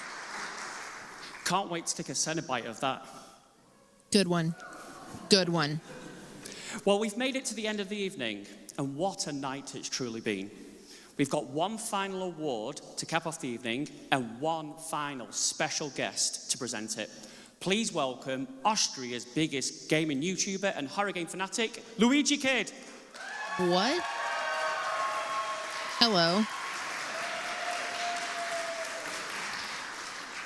I don't know that's who. a chunky boy. I don't know who you are, but Well, that's I've cool. played hundreds of horror games already, but nothing could have prepared me for this stage fright. But I'm gonna tank for this and lock in, so no worries. First of all, thank you so much to the team and everyone here for having me. It's such a pleasure and a great honor. And thanks. Well, is this whole scene of like horror streamers and horror YouTubers and stuff, and I like. It's not that I need to be recognized by any of them, but I don't feel like I'm a part of it at all, despite being like somebody who's been streaming them for like 12 years now on and off. So like, I don't know. I just kind of felt like I should maybe plant a little flag over here. Quiet. What do you need? What do you want? Can I not just live here without having to occasionally deal with you animals? I want to interrupt myself. What's up, Tempo? To everyone that is here in person and watching the live stream, truly special. And of course to my family and my lovely girlfriend for watching, and my dedicated bros and brodettes. You know, you get the gist. Anyways, 2025 has been nothing but amazing for horror games. We had a great mix, indie gems and big AAA titles, all delivering dread in their very special own way. Yeah. And horror has Turns out streaming has a lot of people in it, and like you think that they're famous, but they're not really. It's just like little pockets of people who are well known amongst their peers and stuff. I've seen this in music. I've seen this in MMA. I've seen this in a lot. Like you have to be, we kind of talked about this before. You have to hit a certain level of fame to actually be that well known.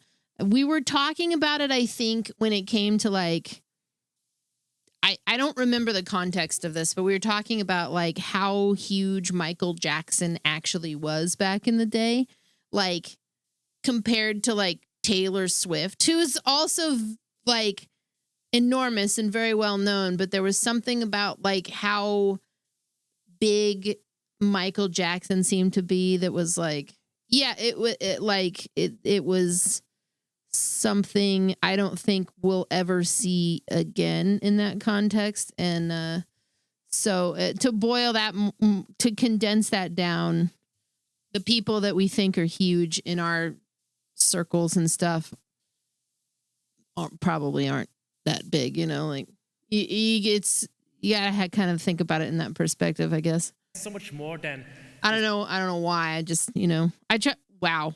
What a pause. This guy looks like he's not feeling too good all of a sudden. I try to keep that stuff in perspective for myself because I've never been somebody who really craved being like famous or well known or anything. Of course, I want to be recognized for like the things that I do in this regard, but I don't need to necessarily be on an award show or whatever. It's not something that I would want. Of course, if I won something, I'd be like, "Oh, cool, that's awesome." But like, it's never been something that I thought of. It wasn't the goal when I started this, you know. Being jump scares, of course, they're part of the fun, but it also lets you explore, you know, darker themes more safely, and lets you also explore, you know, yourself and the world around you in a different way. Our top that guy's wearing Timbs. Captured that spirit, of course. One of those is Silent Hill F, the first full new main entry in over 10 years, and it takes the series into an entirely new setting. Look Outside brings old school survival RPG energy back, nostalgic but still fresh. And No, I'm Not Human, wonderfully strange, deeply unsettling, and the kind of experience that truly sticks with you. Once again, that's true, Sumo. It's comparing two different types of landscapes, pre-internet and post-internet. But to that point, he was famous. He was that large before the internet. Like he had that type of global reach before that global reach was basically something you could carry around in your pocket. That's, to me, I think that's, if you kind of applied like the idea of inflation to that concept, could you imagine how much bigger he might have been with the internet? You know, like. What are your nominees?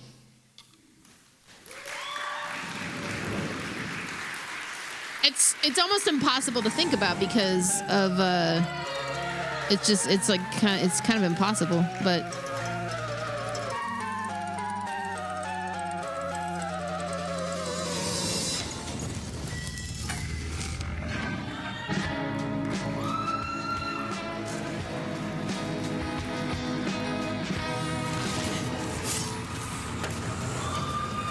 I don't bring Michael Jackson up for any specific reason other than he's like the most famous person I could think of from that era, you know. The phenomena of his all three absolutely. It was like Beatlemania. And I want to congratulate each and every team behind these games and all the nominees for creating something bold, memorable, and truly special. An applause for everyone, please.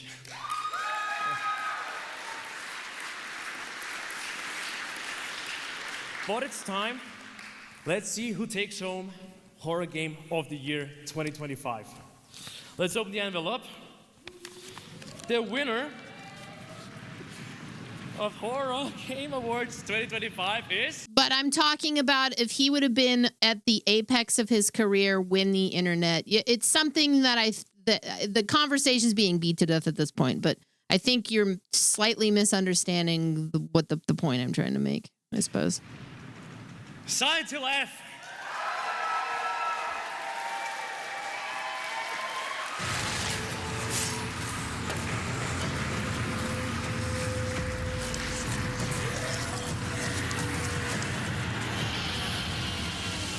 In a year filled with so many excellent horror games, the team at NeoBards is extremely grateful for this honor today. We'd especially like to thank Konami and our producer Okamoto-san for trusting us with developing a brand new title in such a storied franchise. Only with the hard work and dedication of the team will this project be possible. And we'd like to thank you again for this honor today. But most of all, we'd like to thank you for enjoying I don't think I would have given it to his Silent Hill F either. It was a very fine game, you know? I don't know. The Michael Jackson thing really doesn't matter. I was more so kind of speaking to the idea that everybody thinks XYZ in our bubble of streaming is as big as that type of name, but it's not even close. I guess that's where I was going. So like the people on this who are coming up that are well known in this community, it's interesting to me, I guess, because I play a lot of horror games, but I don't really know who any of these people are, and conversely, I don't think any of them know who the hell I am. So I don't know.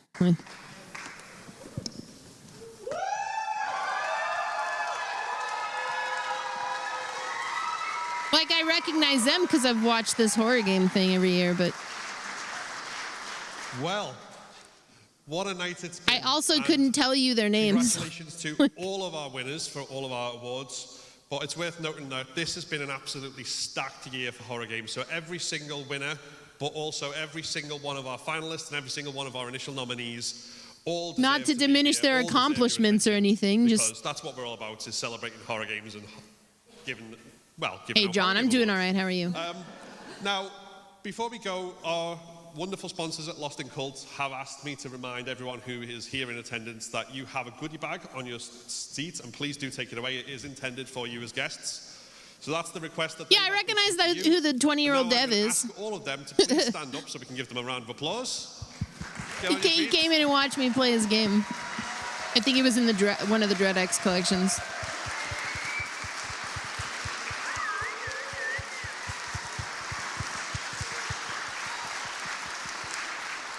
It's been a remarkable journey coming from making a couple of YouTube videos to doing a full live streamed event in person like this, and we wouldn't have been able to do it without them. So thank you very much. Really, really appreciate it. Good job. Yes, a full event in person. So we're here to thank you guys as well. Thank you so much for coming, for sitting at our little tables that we've done all little decorations on, and being here and cheering. It's so good. Thank you so much for being here. And thank you so much to our wider Horror Game Awards team as well, who I'd like to give a massive, massive shout out to. We've got Steve, we've got Nick, we've got Andy, Dee, Lizzie. There's loads of people with loads of shout outs. Can we give them a massive round of applause, please?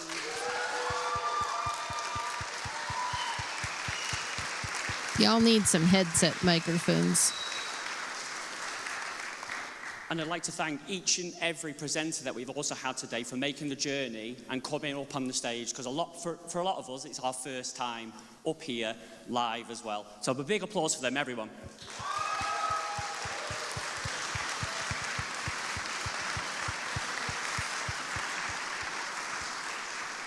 2026 promises to be a really stacked year with horror games, so we can't wait to come back again with another live show in December 2026.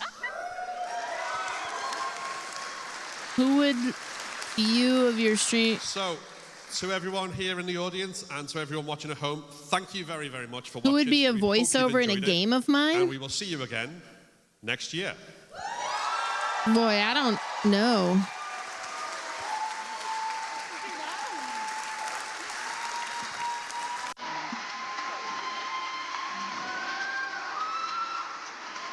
These poor bastards with their technical difficulties.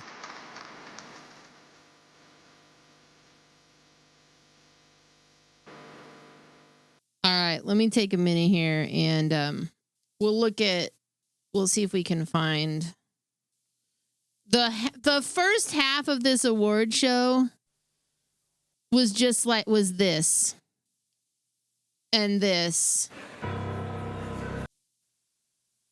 A lot of muted stuff and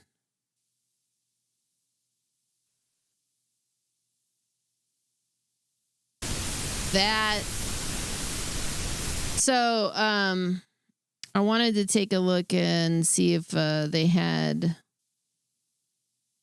some trailers for things. It looks like they did upload those. We got to see a fair amount of these, but there were some in the beginning that I don't think we saw.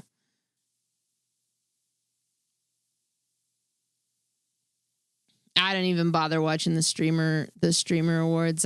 Those are for Those are for a specific meta of the streaming landscape and the fans of that meta. They're not for people like me.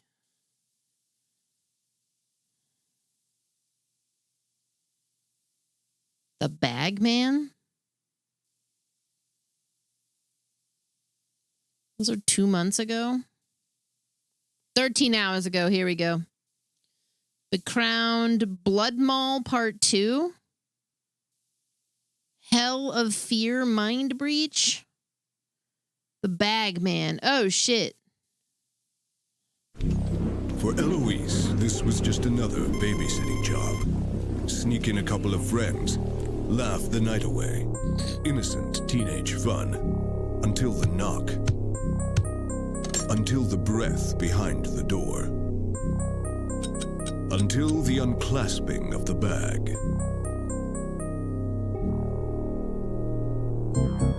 Like, I won't say it's like a thing that is. Issue commands to move. If those people want to do that, that's fine. It's like a popularity contest that I don't particularly want to participate in. They'll listen. They'll follow. The Streamer Awards, that is. This looks amazing. But one wrong decision, one fatal slip, and poor Eloise will watch them lead, beg, and die.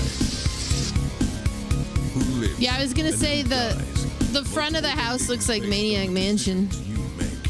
Solve puzzles. I'm kind of waiting for this to fully be out, though. I don't think it is yet. 16-bit horror nightmare. He has something to show you.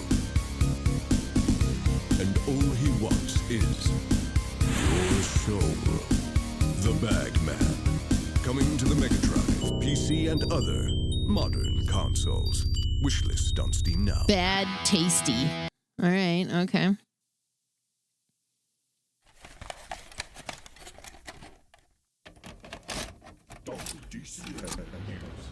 This is WDCN Dayton County News Radio. We are returning now to our ongoing coverage of the Dayton County Mall incident. Authorities are telling us the incident is likely. I think we played the first one.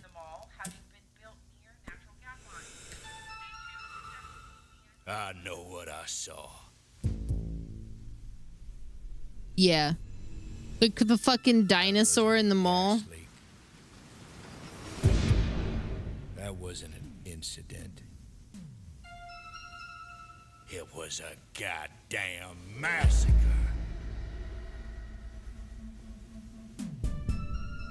And it was only the beginning.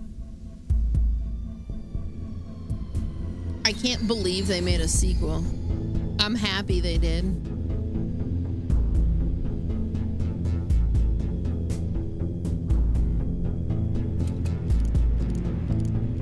Warning. Foreign entity detected in the ventilation system.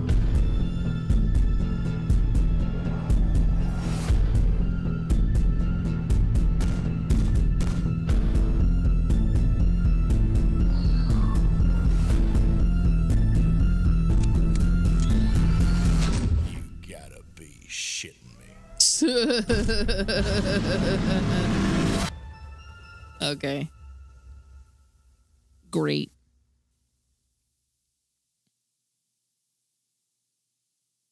Excuse me. All right. Okay. I don't know if I know what this one is. Sangona has become a place trapped in darkness. Silent, but not calm, and certainly not lonely. Oh, I do know what this one is. We saw this. Okay.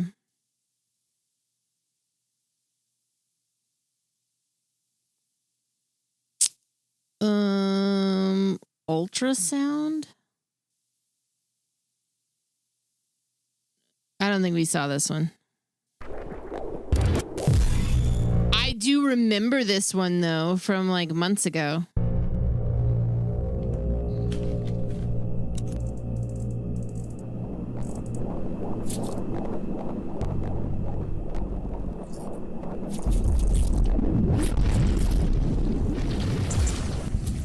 I think it's one of them like task management ones or like job simulator type deals.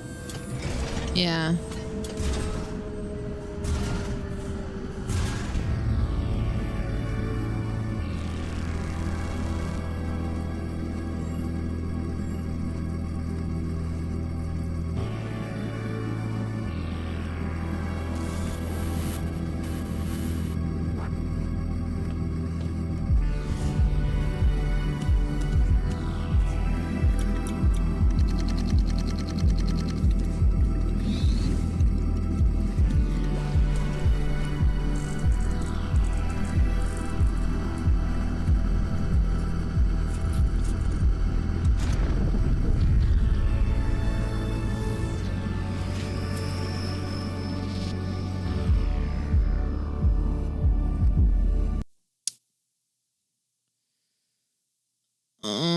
The florist.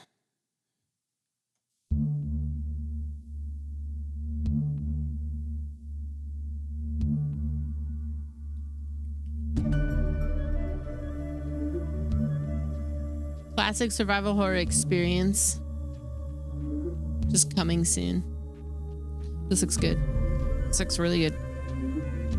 What's up, pork chop?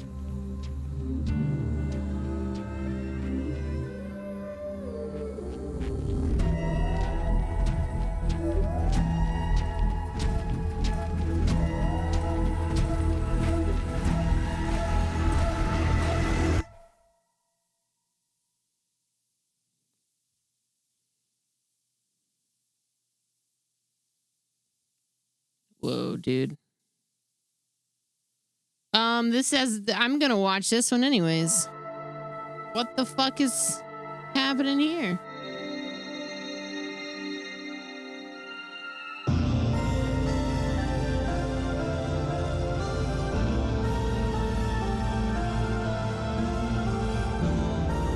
See, I'm kind of not. Well, yeah, I don't know that I'm interested in play tests necessarily. I just kind of want the game when it's done. But this game, speaking of play tests, this has a play test too.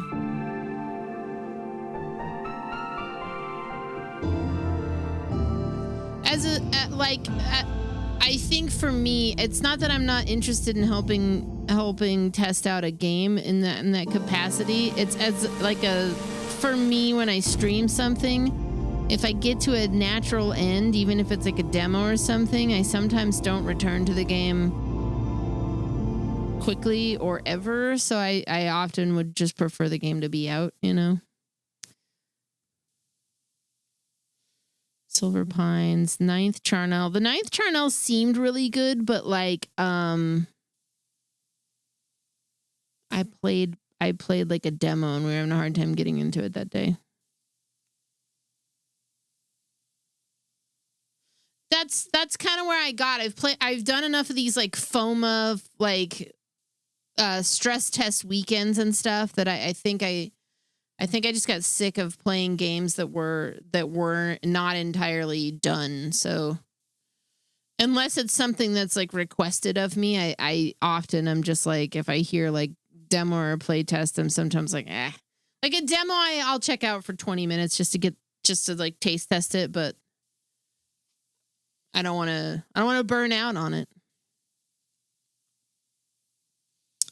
Well, I think we saw the gist of what's there. So it's too bad they had so many tech difficulties. I feel bad about that, but some cool stuff regardless. Honestly, probably could have just played a video game and not watched a portion of that, but cool regardless. No, the thing is I like doing demo days. It gives me an idea of something that I might enjoy. I think you're misunderstanding what I'm saying. Like the demo is fine. When it comes to like a play test, though, like a demo is just me. I'll check it out for 20 minutes. A play test infers that I'm going to play it for longer. You know, like that's what I'm not interested in. When New World was doing all those stress tests week after week after week, and I played the shit out of the beginning of that game again and again and again. Same with like Diablo specifically. Diablo 4 is when I got tired of doing it. I was like, I don't want to keep playing the same intro just because everybody else is doing it. So I don't often participate in those unless it's a sponsored thing or something I'm really interested in. Even then I'll be like, I'm going to play this for maybe an hour, and then I'm done. But like demos, otherwise, I like to check out demos just to kind of get an idea of what a game is. I don't mind that. It's the expectation to like, here's a good example. That game Tenebris Somnia.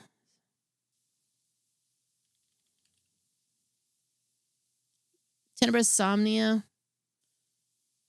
This one. I've played this demo. I will not like when they update a demo, which I think they've updated this one several times. I will not play the updated demo. I refuse to engage with an updated demo. I will play that demo once, and if I liked it, I will wait for the full game.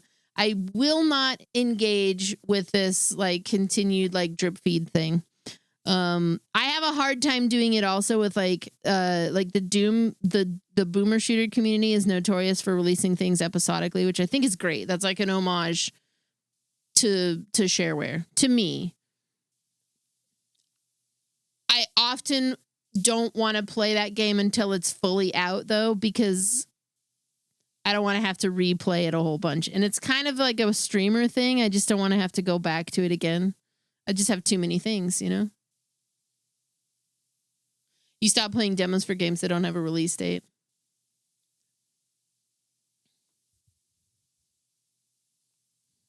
I think that's fair.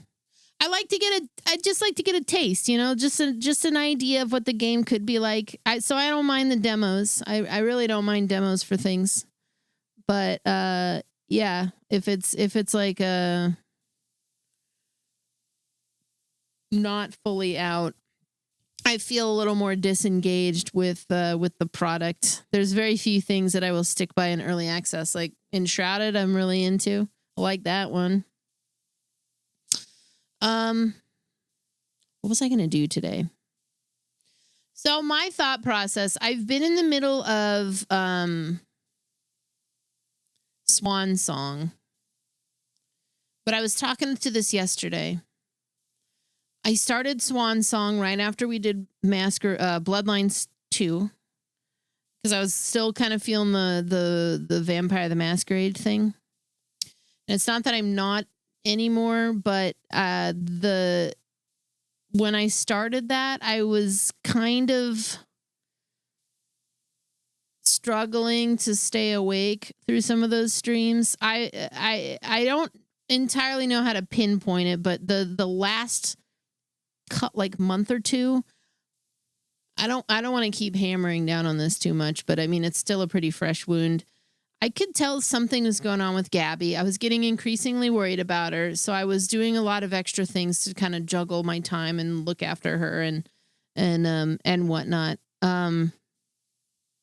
Because of this, when I would be playing that game, and it has this kind of slow burn pacing, I was just starting to fall asleep in front of the computer sometimes while I was streaming that. So a lot of those long dialogue choices and stuff, I was having a hard time making those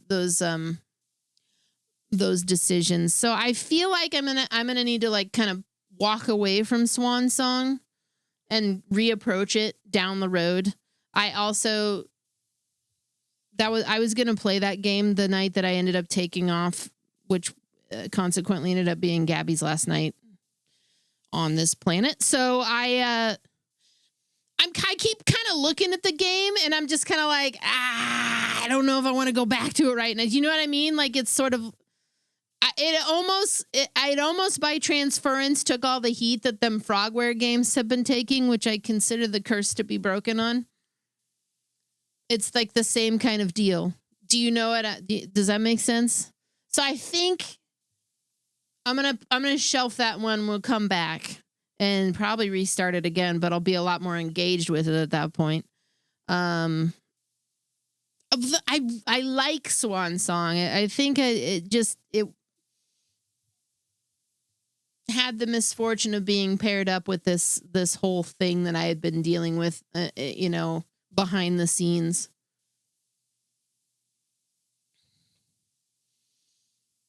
And then this song of all songs comes on. Okay. I did talk about Blood Omen. I'm open to it. I did not finish the screen for my vampire compiler. My VAM compiler. My vampiler. Warhammer Dark Omen. Excuse me, what is this?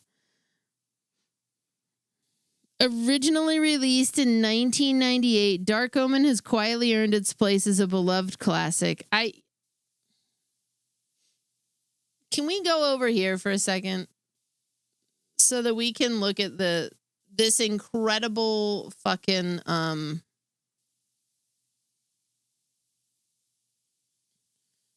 transform, reset the transform so I can zoom in, bro. I need this. My guy here has the biggest fucking head. This Squidward ass. I don't even know, man.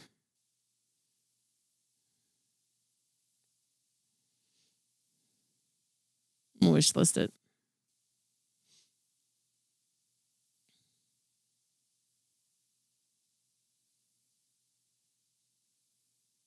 I was going to ask, I saw sponsored op on a thing for this game, and I'm kind of curious about it. No,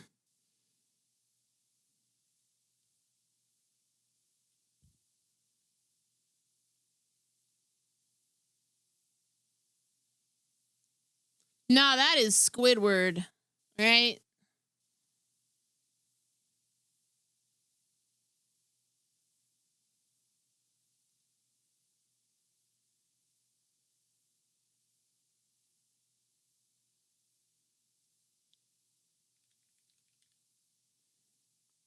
That is, you can't tell me otherwise. We could restart this and really make a whole night of it. Honestly, it's a goddamn classic. Do you want to watch the trailer? The fucking, There is a magical operation of maximum importance. The initiation of a new aeon. When it becomes necessary to utter a word, the whole planet must be bathed in blood.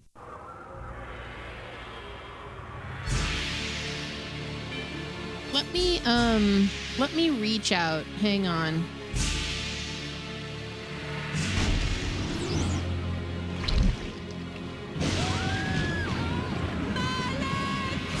Because I would be curious about this as like a thing.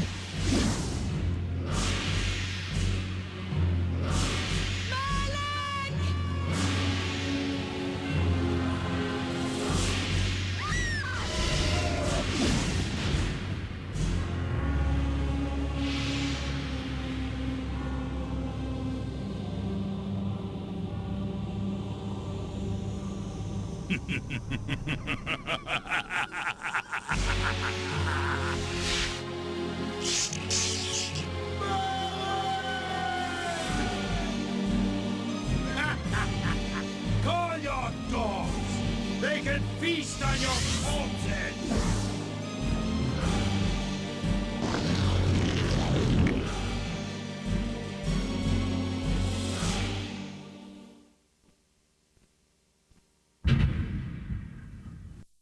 Yes.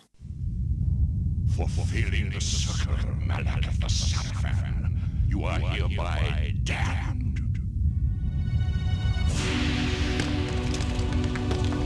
The pleasures of the flesh are no longer yours. You the stabbed warrior. You will serve us for eternity.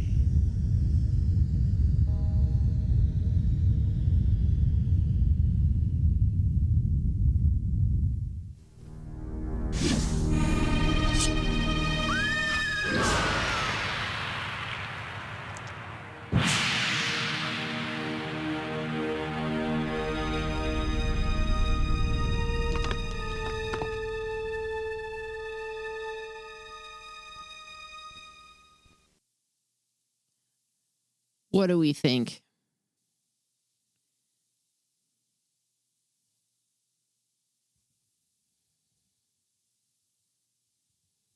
It's a vampire game. I've played for 5 hours 3 years ago. Is this getting a remaster?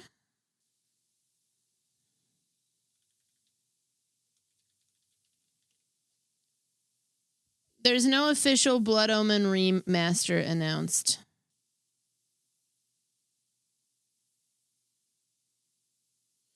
No, actually, this plays fairly decent.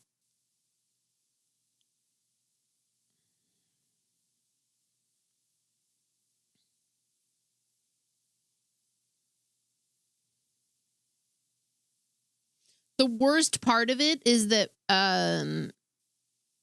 it doesn't hold your hand, which isn't like a complaint necessarily, but it's easy to like soft lock yourself somewhere. So I think I would probably open up the floor for a lot more backseating in that regard.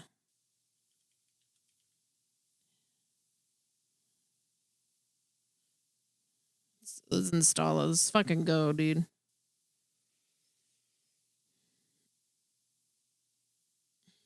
They were supposed to so they've been remaking Soul Reaver. I think it's Aspire who's been redoing the Soul Reaver stuff. Same people who did the Tomb Raider stuff. There was a spiritual successor to this game called Dead House Sonata that is, I believe, dead in the water.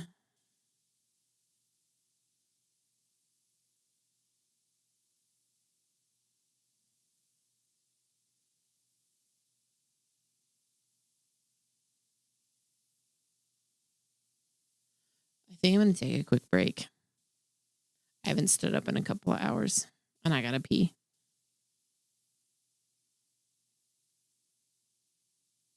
This is GOG Galaxy. I like what it does, but I'm guilty of not really using it as much because the interface could be better. Like, what is this, a font for ants?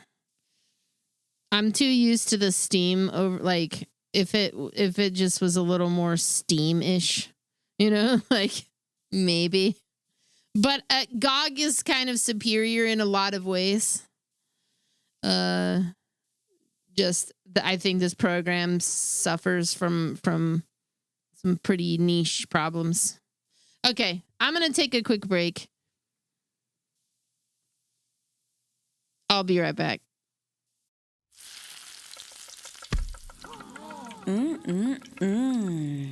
Meat TV, bringing you the best quality meats since 2014. Our slut meat shines, and it shows.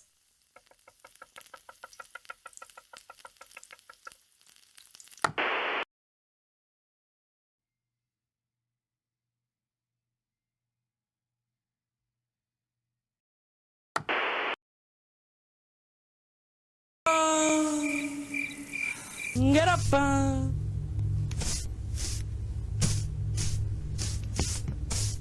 Get up! Get up! Get up!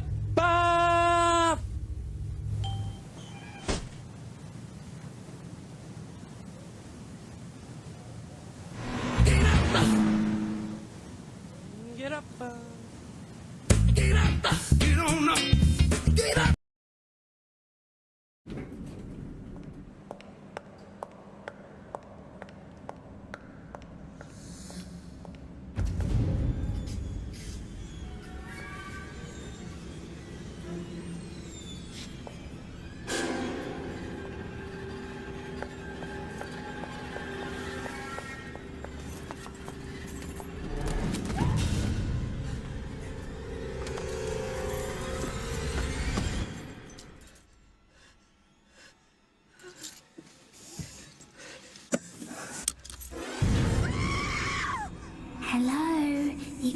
exclusive Samsung Galaxy Y in white is only $79.95 on pay-as-you-go. Phones for you. Missing our deals will haunt you.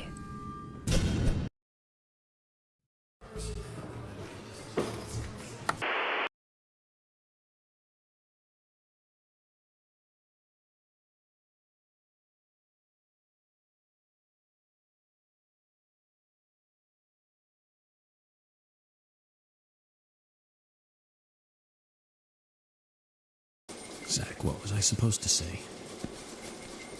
All I can do now is wait. I mean, that's just shit that smug people say.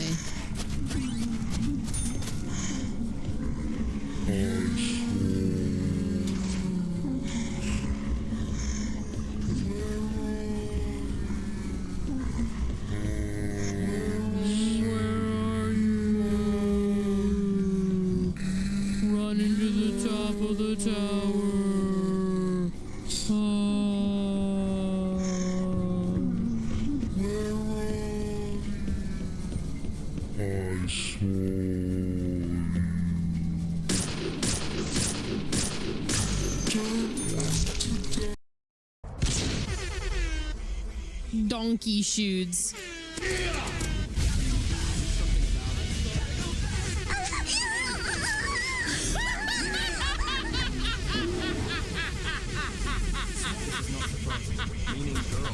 No! What are you doing? Ah! This is important.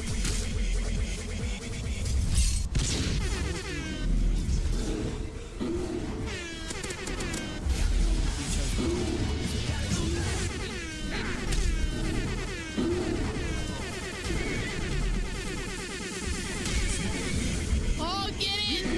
Get it! The bear is on fire! No, it didn't. GZ Doom does have a jump, though. And I'm gonna use it. Oh, I'm stuck. Oh, that's cool. That's even cooler. Yeah, but look at what the cheater did.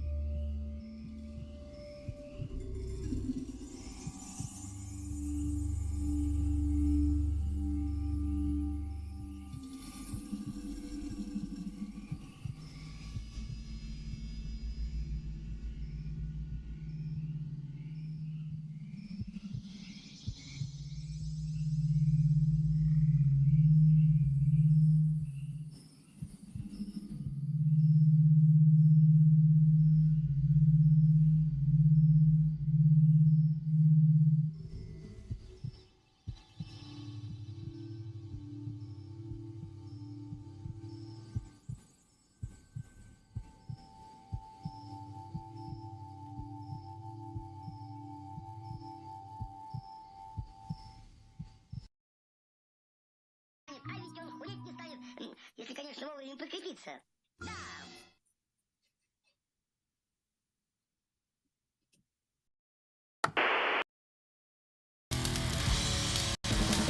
The Meat Box. Box-shaped meat television that you control. You know a planet, and it was from a band that I was previously in named Nobody, and they wrote the instrumental part, and I wrote the melodies vocally wise and most of the lyrics, and I just wanted to get that across. And God's for real, and please believe in God. He loves you all, and that's it.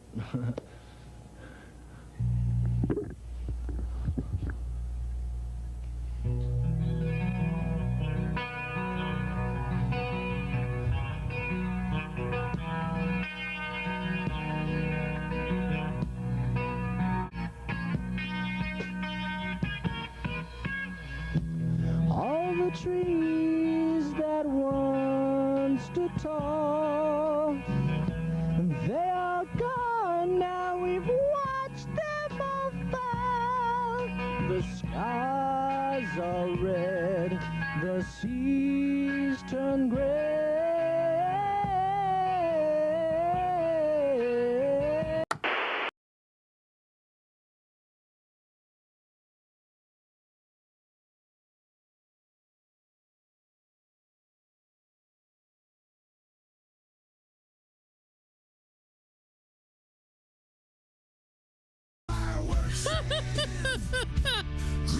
freedom stakes. With our guns and glory, there's no mistakes. In God we trust, and in freedom we believe. We'll keep chasing that American dream. You'll see. Shit.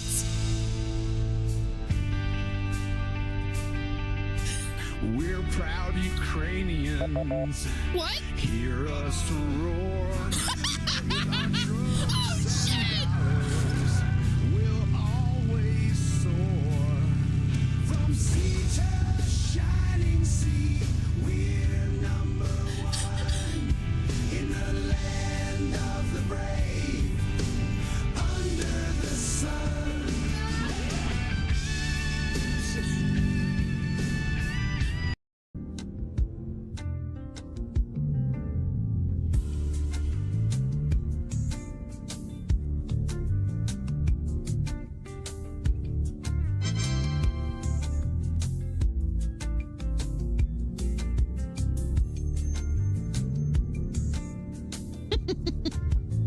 All right, chat. You're not prepared.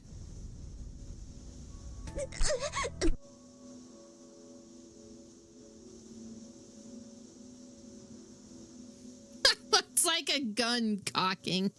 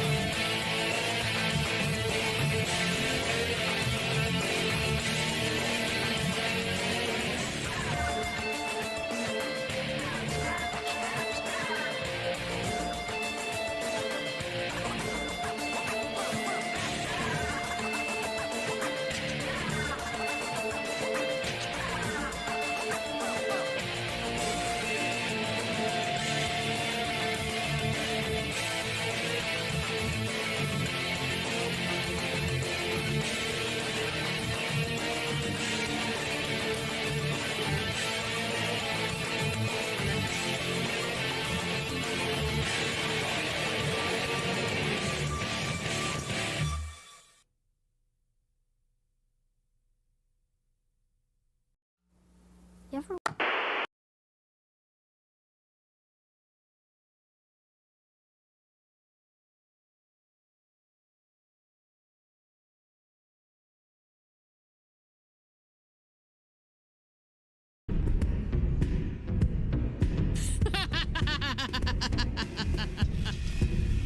This is the true goth dancing. We wanted the club, man. No, it's not quite. It's not quite. What in tarnation? I know, but oh, dude. Okay. This is how.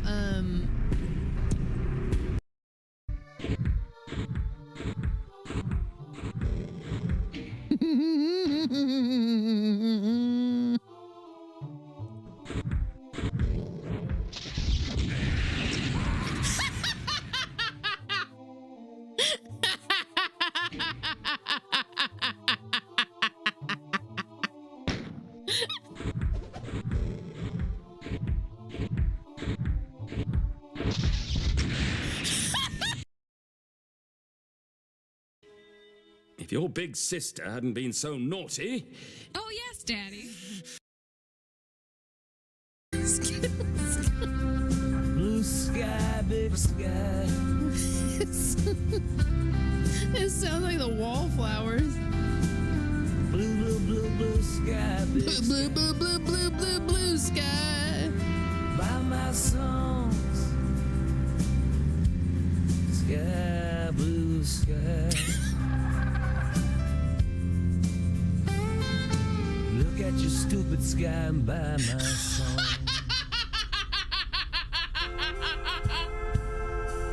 I walk these streets with a... Are you the only one that hears Lil Jon when these guys die? No, I hear it. I can hear that. It's not my first thought, but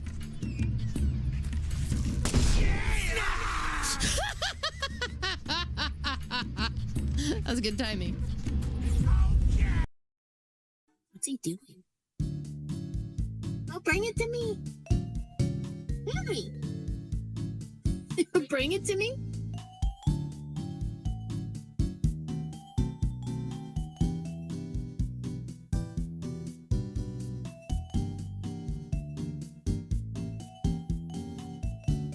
Henry. Okay. I think he's.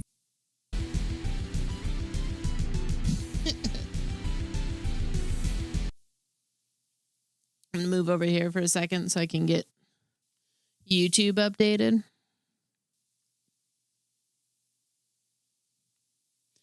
It took me a little bit longer because I was trying to find something to snack on. And I was like, oh my God, I got some of that raisin bread. And then I realized that raisin bread went bad. And I was like, oh. So I have a banana.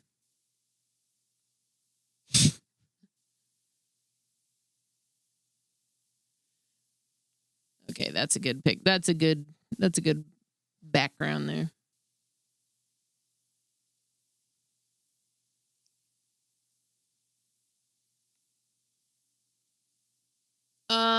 It had like the first two slices I took out looked fine. But then there was like a corner of something that was like sus on like a little corner of one of the slices. And so I started to take the other slices out. And that's when I realized there was like mold that was starting to. I didn't want to make the apple snack because I'm lazy right now. It sounds great. I would love it, but I just didn't want to make it. It's not even that involved. That's how lazy I am right now. I don't feel great, right? I don't feel very good today.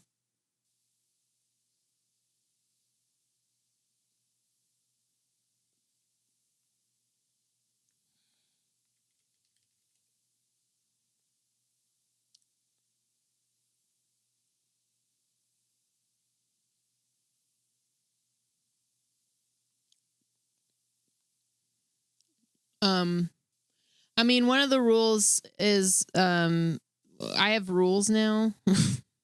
And one of them says to not announce celebrity deaths in the chat. I did happen to notice that though, while I was trying to look up the horror game award stuff. He's definitely dead.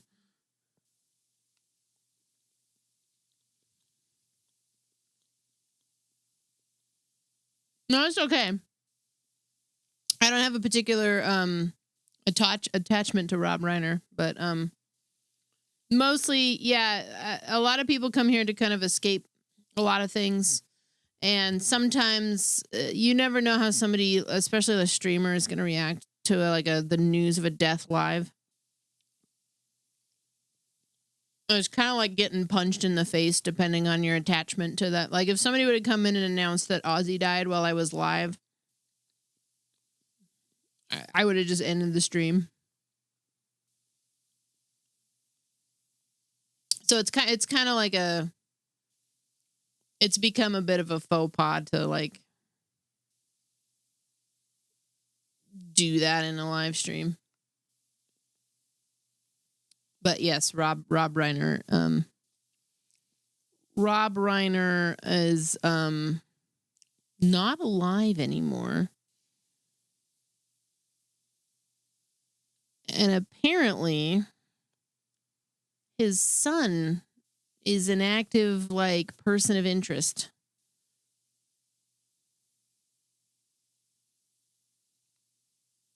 Which is a whole interesting thing. Yeah. It was like I said, I went to the cursed Twitter website initially to look up the horror game stuff and to tell you guys about the DM that I got about them inviting me to the thing. And that's when I was like, oh shit, they changed the way DMs work. And I saw Rob Reiner in the trending thing and I was like, what now? You know?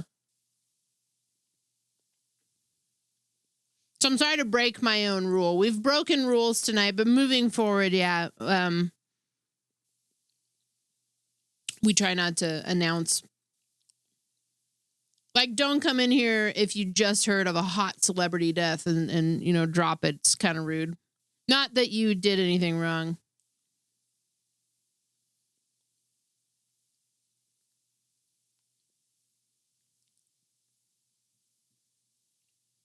It's happened a couple of times. I think somebody did it when Vinnie Paul passed, and then it wasn't a like a celebrity death, but somebody told me about a fellow streamer, like, I don't know, a decade ago. Somebody came in and just said, "Rip Waddy," and I was like, "Excuse me?" Not really thinking about the implications of them telling me that somebody that I was friends with had passed away in such a kind of casual way. So I just kind of, as a rule, like, I didn't officially write down the rules until this year. I was like, I think I got finally like lay down some rules, you know? All right. Blood Omen. Legacy of Kain. Hell yeah, bro. I'm excited.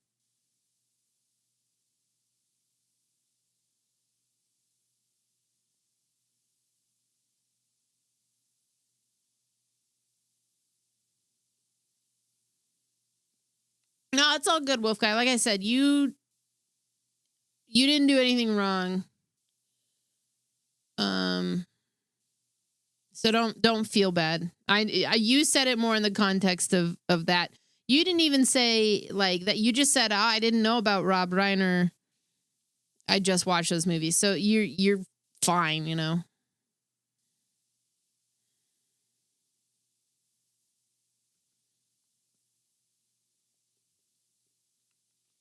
I think it's like kind of the same. It's like almost the same logic as like First, you know. My uncle, my mom's brother, who passed away about a decade ago, he was kind of that guy. He would call and he'd be like, "Did you hear such and such died?" You know. He did that all the time. I never understood it either.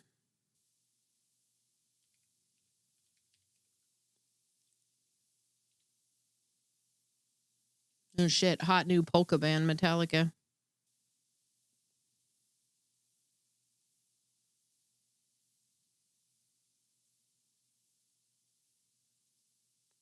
I promise we're almost there. Sunday, Bloody Sunday, Blood Omen, Legacy of Kain. All right.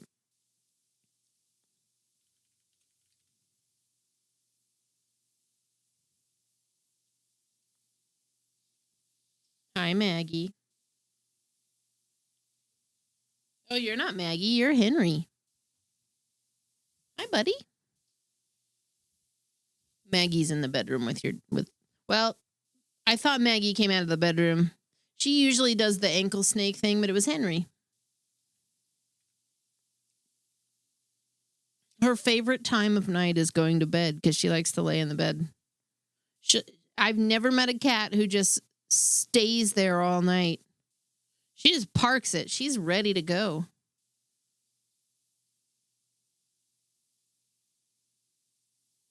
That's fair too, Dark Yoda. More to the point, I'm trying to create a little bubble of escapism here. It's not that I don't care. It's not that I don't have a political stance or whatever. It's that this is not the place for any of that shit. So this is the island where video games and dumb shit occurs. There's plenty of time for real world later.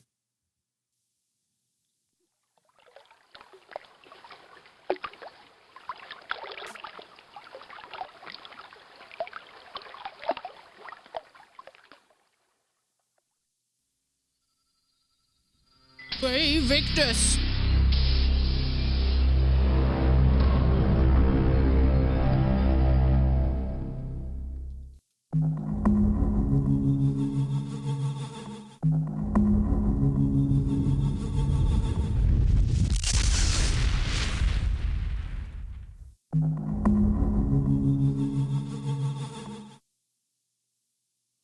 The concept, story, and content of Kain were created and developed externally at Silicon Knights. Yeah, the Chiefs suck. I guess Patrick Mahomes tore his ACL or something. Travis Kelce, his balls belong to Taylor Swift now. They're not even in the game anymore. They are over there. We have no more. The Chiefs are done. The Chiefs are just like done. Okay.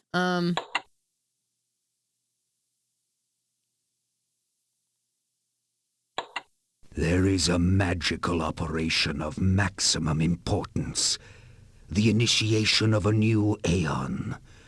When it becomes necessary to utter a word, the whole planet must be bathed in blood.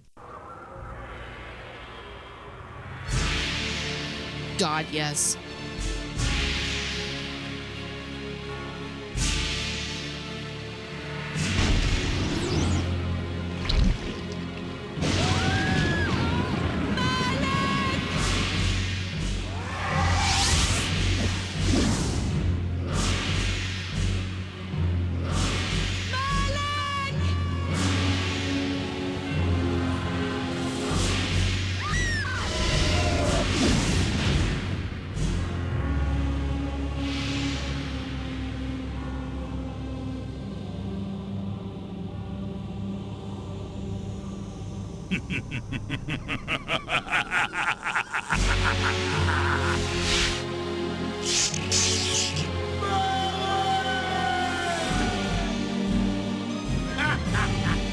Call your dogs! They can feast on your corpses!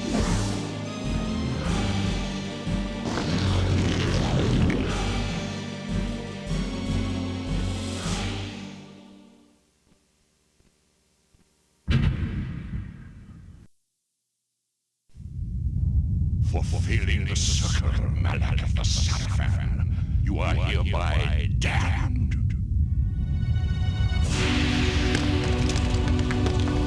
The pleasures of the flesh are no longer.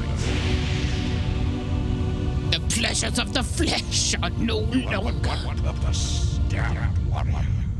You will serve us for eternity.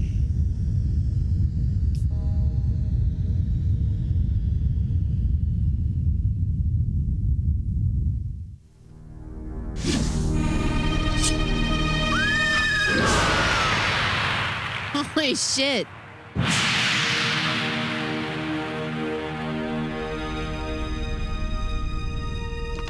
Oh, that's right. The 7 pillars of I don't even know what.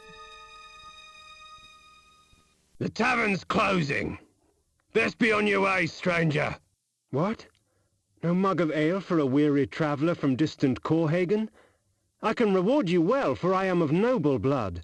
I stay open for no man in these dark times. Things come with the night that no sane man would welcome. And so I left, cold of heart and soul, forced to the road and the long, bitter night. That's him! Oh, shit.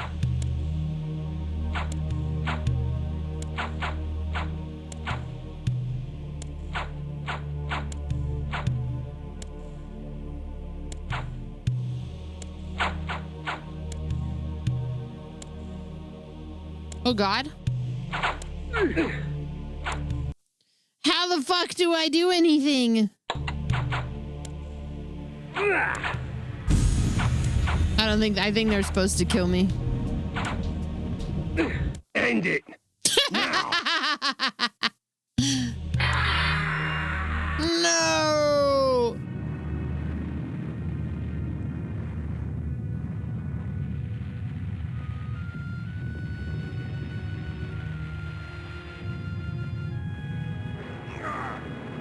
They victors, suffering to the conquered. Ironic that now I was the one suffering. Not anything as pedestrian as physical pain, rather the cruel jab of impotent anger. The hunger for revenge. I didn't care if I was in heaven or hell. All I wanted was to kill my assassins. Sometimes, you get what you wish for. The necromancer Mortanius offered me a chance for vengeance, and like a fool, I jumped at his offer without considering the cost. Nothing is free, not even revenge.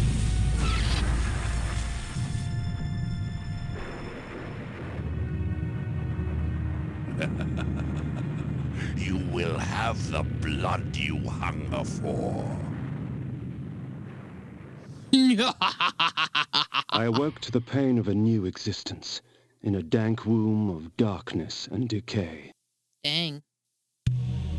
Hang on, though. This is important.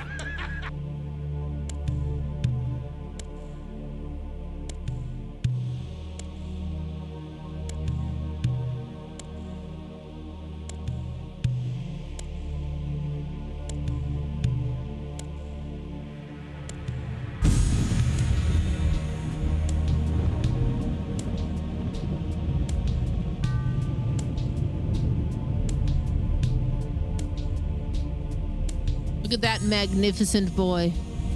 Yeah, you. Henry! Hi! I love you.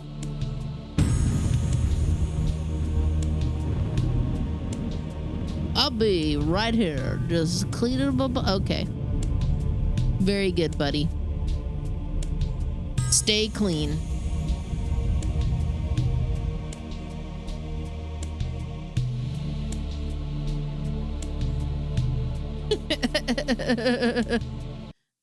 Whoa.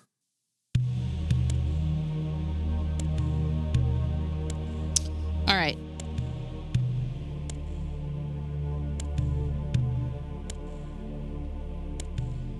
Let's see. I do not remember. Let me see if I can get a base. Blood Omen Legacy of Kain manual. Video game manual. I think I had to do this before. Not for PlayStation. PC. I think there's one on the actual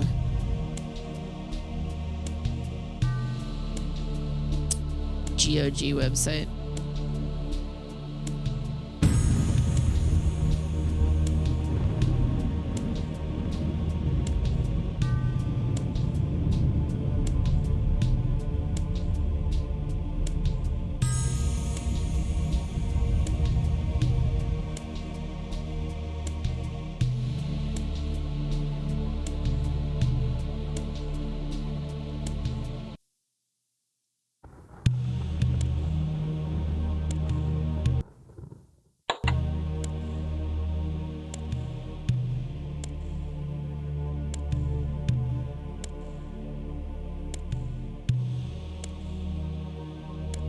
Easier to look it up the other way.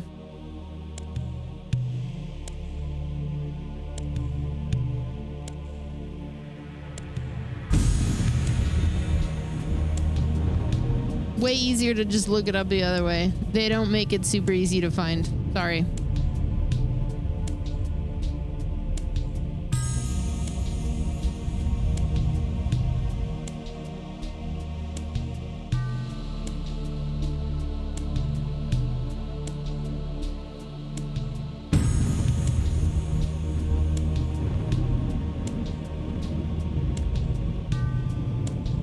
Controls.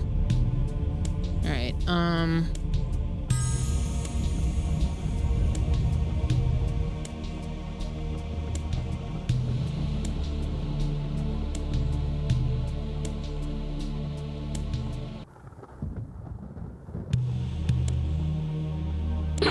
It's Alt? Okay. Henry. I gotta put his mouse up so he doesn't bite cables. Hang on.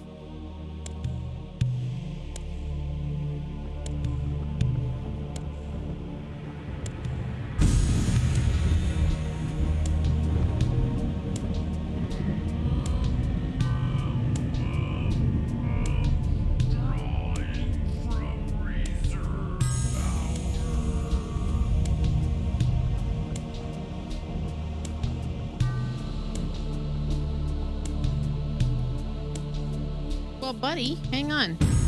Like, I want to show everybody.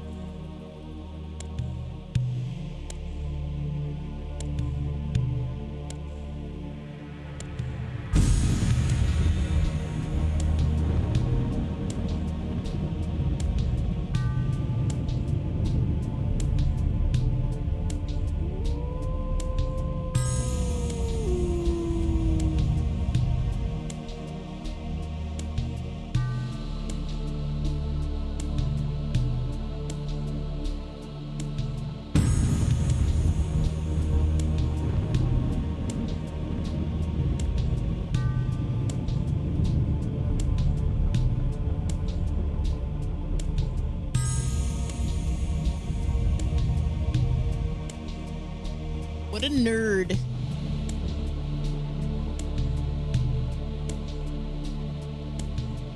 Okay, my phone's about to die.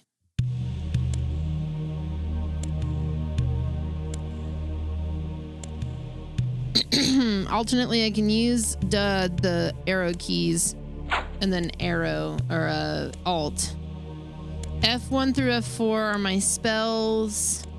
Spacebar for jump, I suppose, when that applies. Function keys for let's see.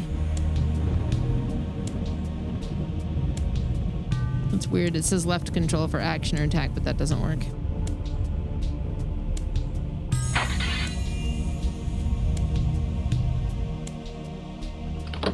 There we go.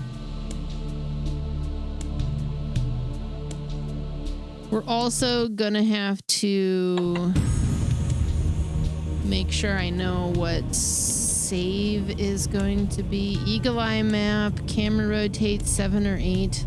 That doesn't seem correct.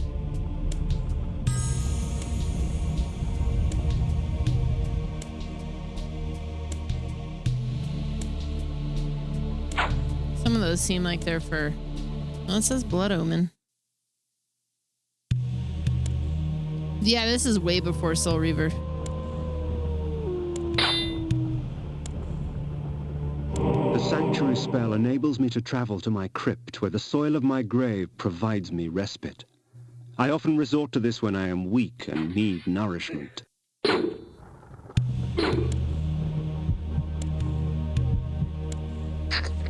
Yes! Oh my good God. Can you give me a second, please?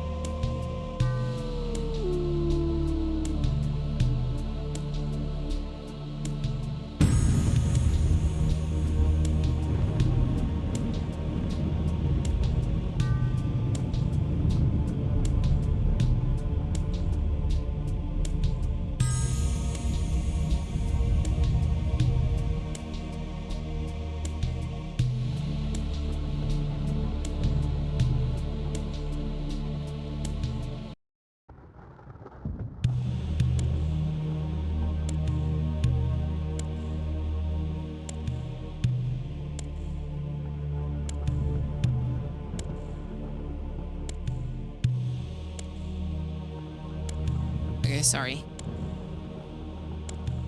All right. Yeah, everything about this game's kind of a mood. It's just kind of a... It's also kind of a like a thing to figure out.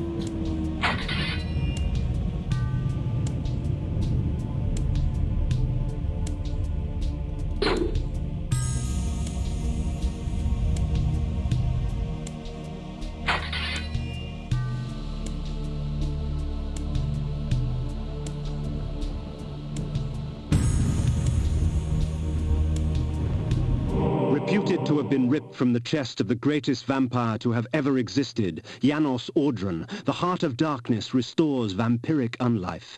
Life is precious, Janos discovered, as it was torn, throbbing and bleeding from his own body. From his own body.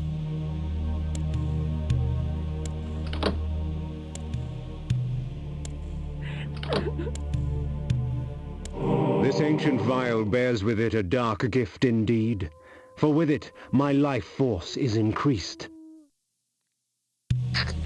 I shall drink of you. Sorry.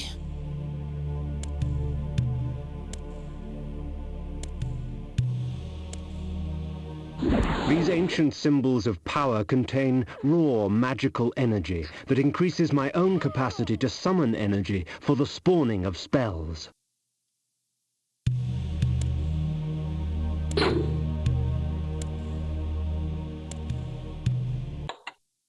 Okay, my spells.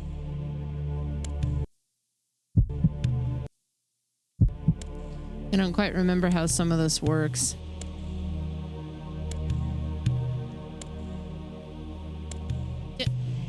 Okay. I'm sorry I keep having to do this. There's nothing like in specific going on. There's just cat stuff. If I could have like one more minute and then I will sit down and I will truly get started. I'm just going to throw on me TV and take care of them real quick.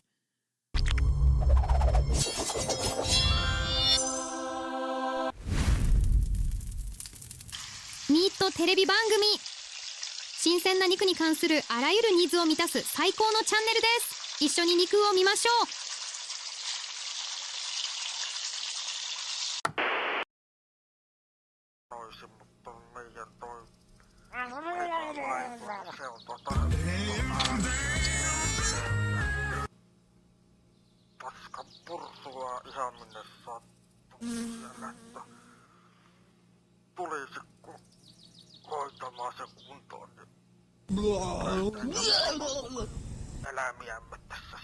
Don't let me tarnish your trackpads. I'm garbage. I can just go down.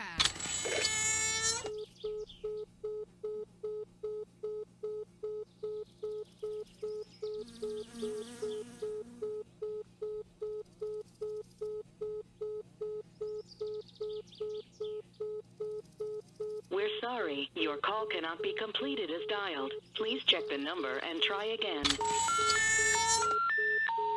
Space! Ah!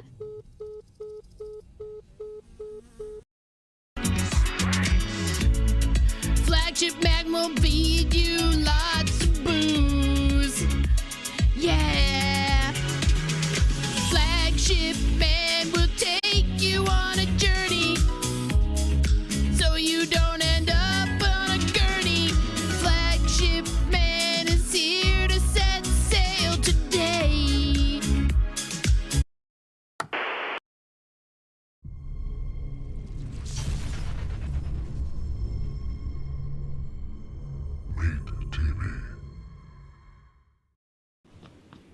Oh, they're coming upstairs. Here we go. Yep. Fuck! I'm going to the bathroom. I'm in the bathroom. I'm safe.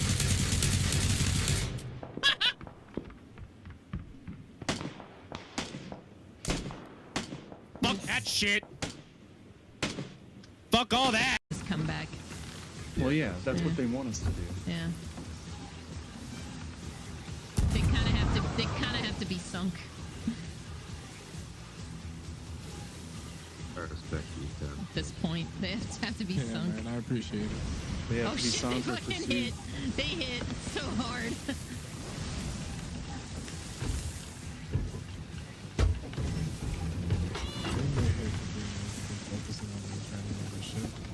Kochak, okay.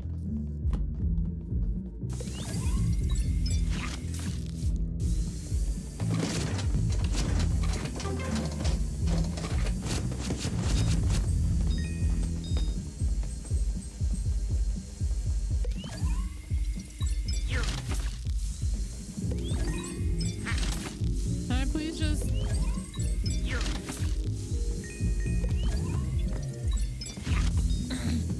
what a wow. Whoa. I am getting some great names in here, dude. I am loving this. Moist Coitus.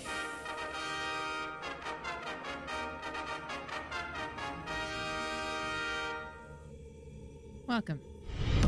Welcome to the Church of Skinned Teen.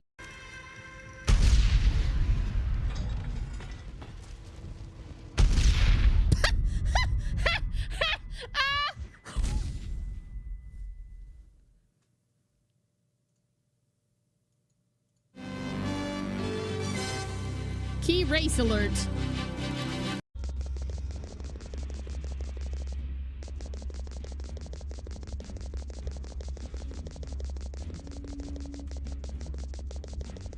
Could you calm down, Eric? Could you calm down, Eric? Could you literally just calm down for a second?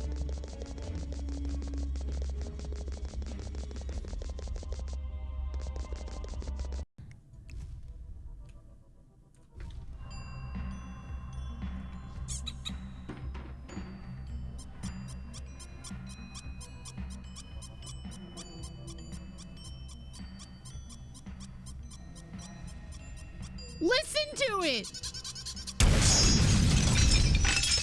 Oh, shit!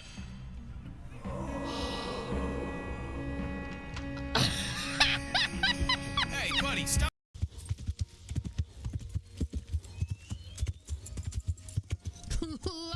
Long game. Yeah, it is a long game, apparently. You go out in the fields and till that land with your big-ass Chevy. You come in and you eat a 40-pound steak. Wasn't it 20 earlier? It's getting bigger because you're a big man and you need the beef. You know? Yeah. Look at the chat. Oh, my God.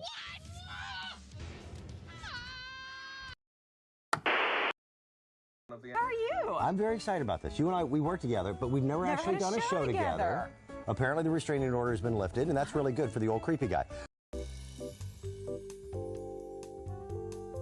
Oh my gosh. So meaty.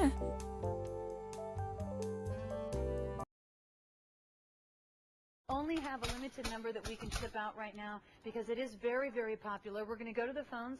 Hi, you're on the air with Lisa. And Kevin, what's your name? Hi, Lisa. It's Renee from California. Hey, Renee. Chris is over there kind of giving us a look at how to use the ladder there. I got to tell you something. I have this ladder. It is awesome. Oh, now what and do you use it for, Renee? Everybody wants this ladder. I live in an apartment with vaulted ceilings. Uh-oh. Okay. Sorry about it. Okay, we're going to make sure that Chris is okay. And that has never...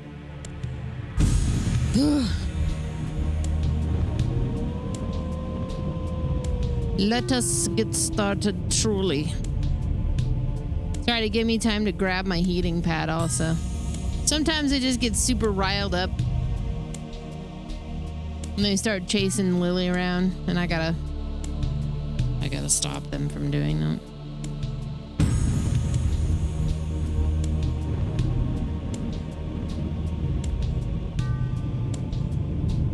But I also grab my heating pad and use the restroom.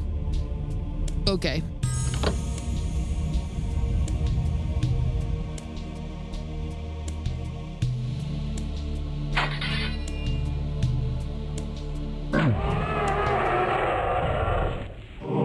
That was beautiful, man. Yeah, this game's a whole ass vibe. And it plays, from my recollection, it plays really well. It's just the controls are they're definitely dated, and it is easy to kind of really screw yourself if you're not careful. Like when I was playing this years ago, I got stuck on this living suit of armor boss fight that I was like, I could not get through. Within the walls of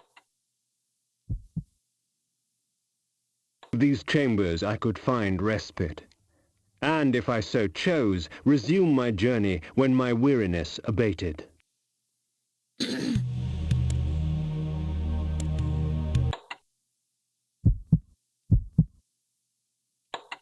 There we go. Okay, so you do have a specific place that you save. That's right, I remember. I think if you know exactly what you're doing from start to finish, this is maybe like a 6-hour game. It will take me far longer. However, more than welcome to get help or whatnot. Since this is kind of a dated game, but a goated game nonetheless. The world had changed to my eyes. I had not expected such cruelty from the light. For in the embrace of the sun I could find no comfort, only malice. This would change in time for the worse, along with other things.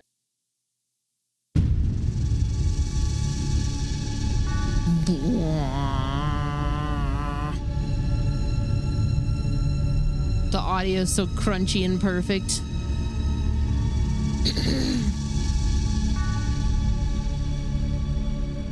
No, you can use WASD. I mean, you can use either.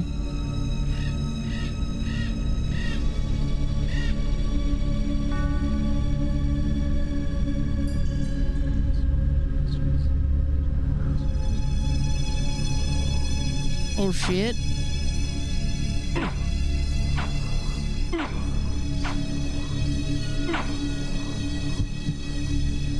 I shall drink of you.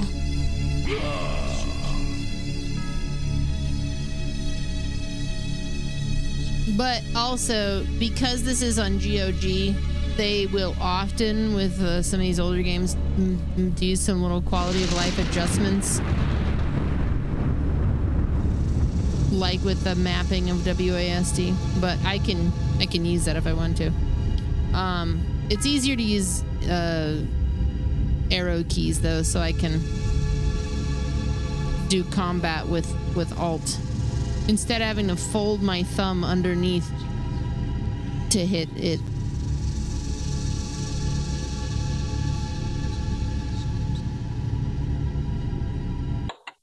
Yes. Sure.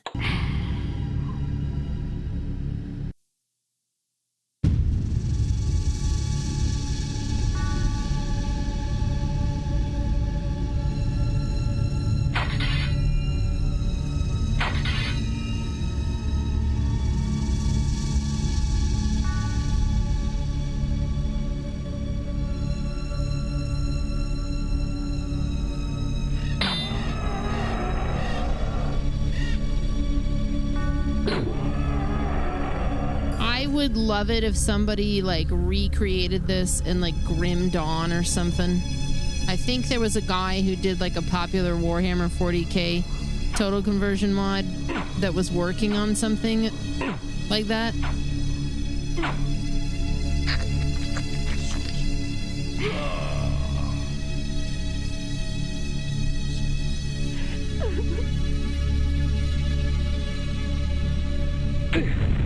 Oh shit.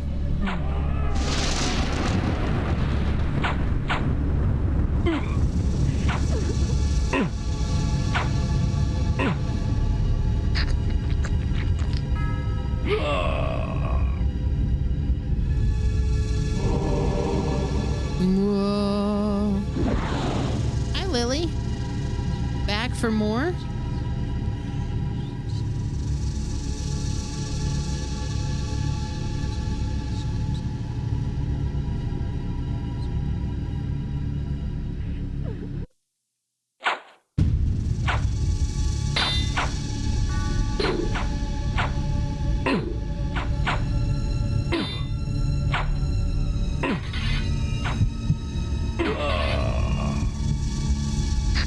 Let's go.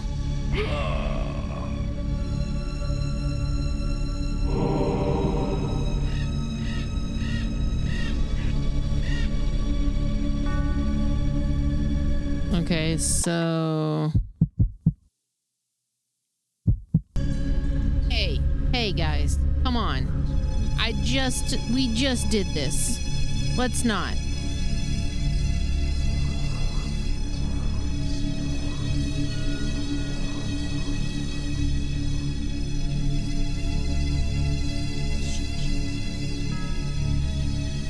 This thing.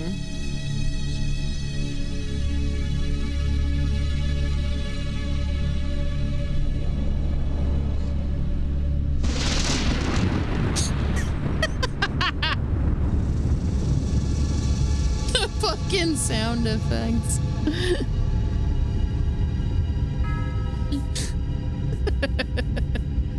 She's not interested at all, dude. Come here, Lily. Yeah, I'll protect you. Come over here. Right? You stop it.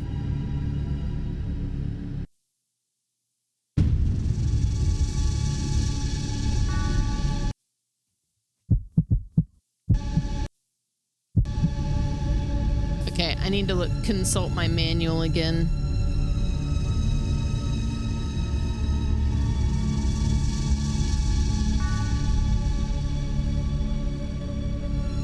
Hey, no. No.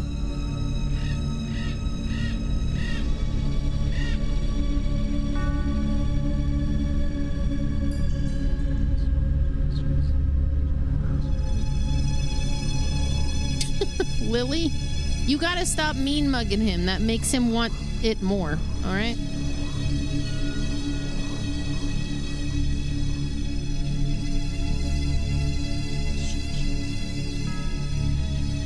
Let's see.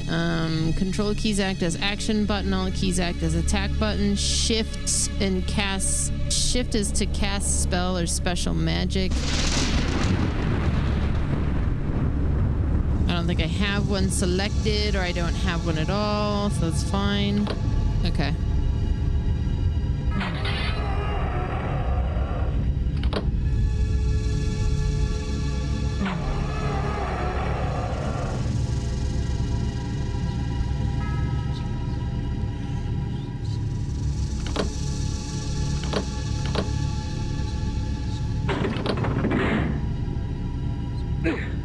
Ow.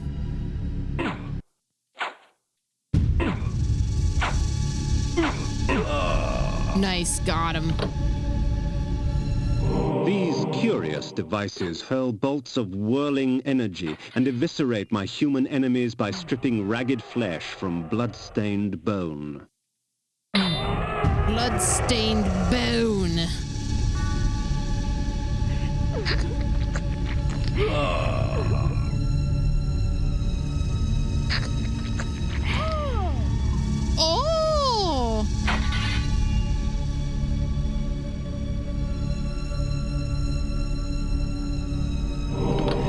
Oh shit.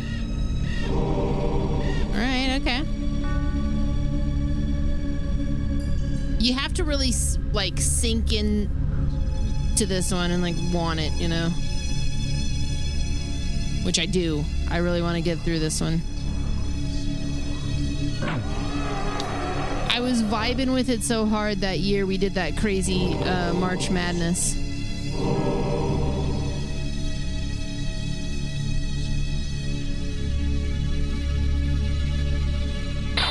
I brought that up this like earlier. Was it because of this game? I think it was.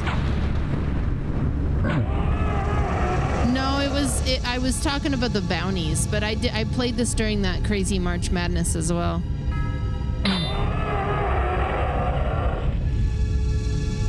I just didn't get. I got stuck on a part and I never really went back. What's the deal here?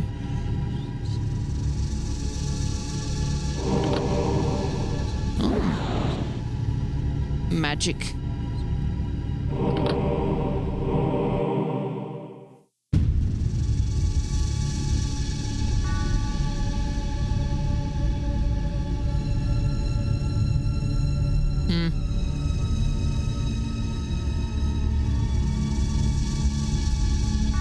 There might be more there.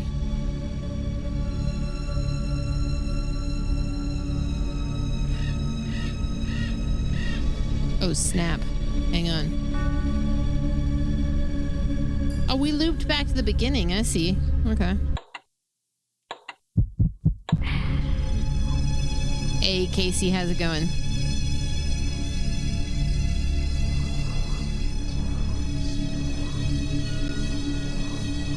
Hunger and weakness are no bar to vengeance's call. I would find my slayers and send them back whence I came. Incredible.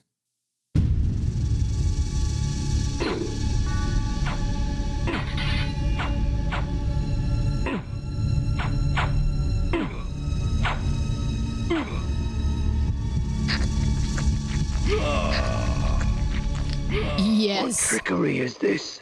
Have a seat, sir. If we put you down once, we could do it again. Their sneering faces were forever etched upon my memory. I had crossed death for this moment. My mind was empty save for one thought. I would kill. God, it's such good voiceover. Oh.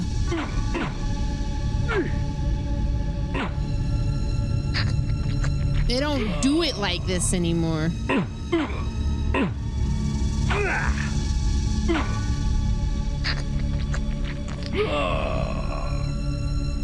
There is no greater release than that from vengeance sated.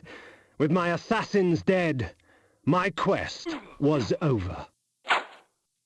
Yeah, we didn't get them all, though. Not yet.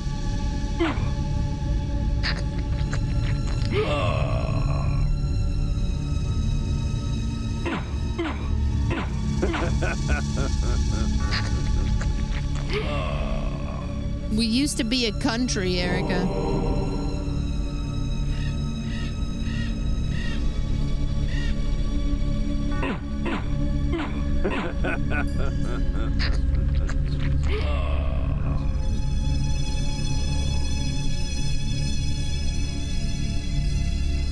"'Tis not over, Kain. These fools were merely the instruments of your murder, not the cause. Look to their masters, look to the pillars, and gain way to the fortress of the mind." The fortress of the mind? The pillars, huh? This was where the bloody deed of my murder took place. I would not be kind to the denizens that lurk here. They would taste my steel, and I their blood. Ziegsterl.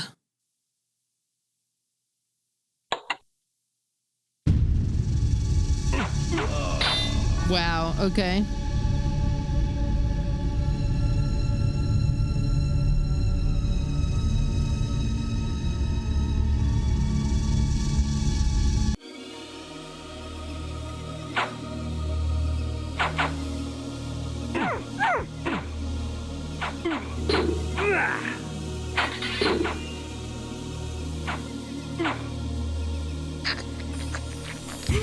Beautiful.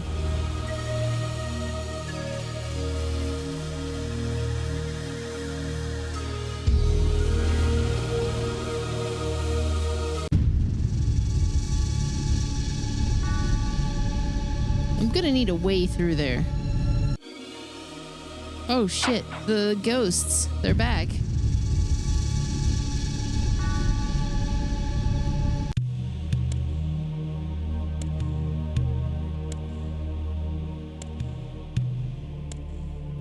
That's interesting. They don't generally seem to want to attack me. They don't know any better.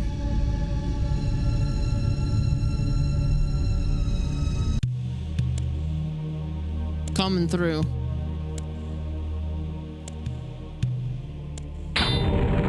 Yes.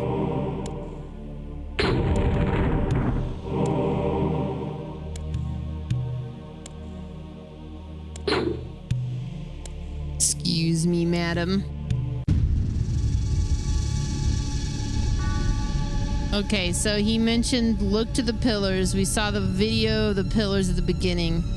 I guess I gotta go find those pillars. You gonna go to In-N-Out Burger when the stream's over? Sounds delicious.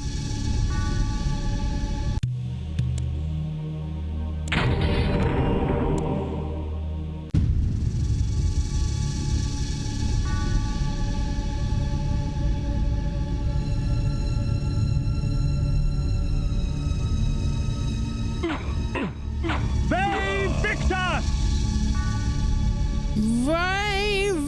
Yes! The necromancer had offered me no warning as to what my resurrection would entail, and yet I must confess in my haste I had not sought one. Was his gift a curse? I would seek the pillars for an answer.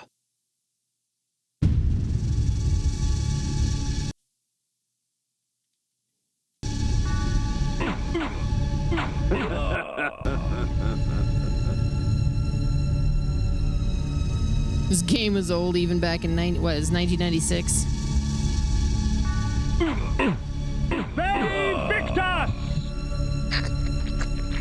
I'm saying, I feel like somebody should be making this into like some kind of total conversion mod for like Grim Dawn.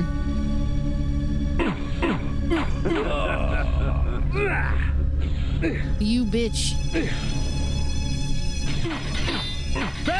Victus!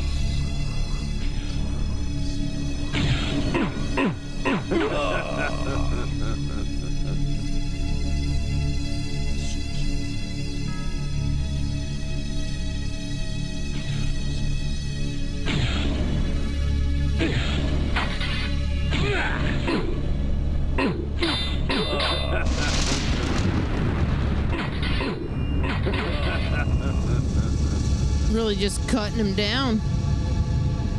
Cutting the shit out of everyone.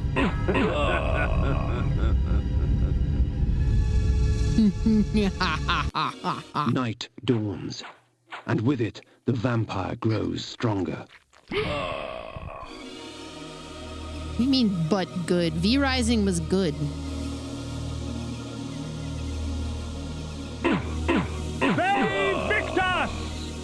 The pillars of Nosgoth. Even in life, few sights have moved me such as this. I marvel that such beauty should grace our dying world.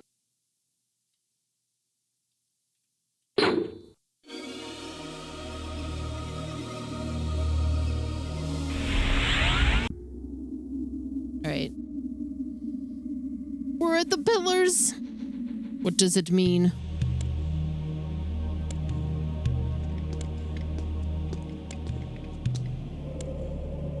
Nopraptor, your madness has shattered our dreams and blinded you. Keep your distance, or I'll send you back to hell, spirit! There is nothing left of me to fear, vampire. I'm only a shadow of my former self, Ari, the balance of the Circle of Nine. Even so, I can provide the answers you seek. I seek only a cure. There is no cure for death, only release. You must destroy the sorcery that is now poisoning Nosgoth. Only then will you realize peace. The Nine, the Protectors of Hope, were sworn to use their powers to preserve our world. Now these pillars have been corrupted by a traitor. My murder at the hands of this beast drove my love Nopraptor mad. Now he spreads misery and pain among the Circle, crumbling the very foundation of Nosgoth. You must restore balance. You must right the pillars of Nosgoth. I care not for the fate of this world. Then for yourself, Kain. Beware the unspoken.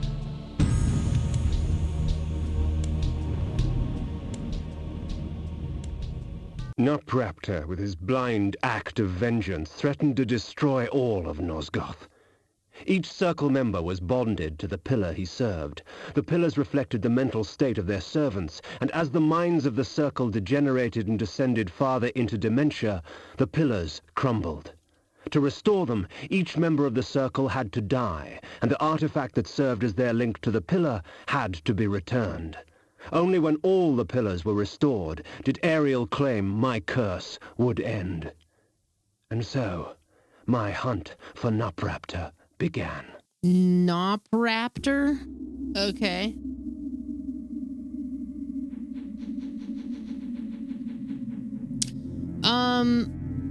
Nobody's remastered this. Aspire is who did the Legacy of the Soul Reaver stuff. The Pillar of the Mind, protected by the mentalist Nopraptor. All right, so we need to go find that dude first, I think. Nop Raptor.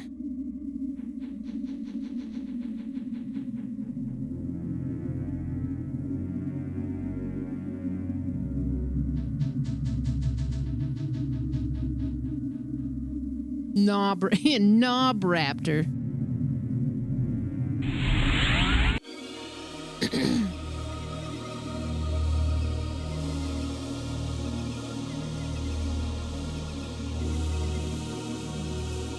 These beacons serve as landmarks during my flights in bat form.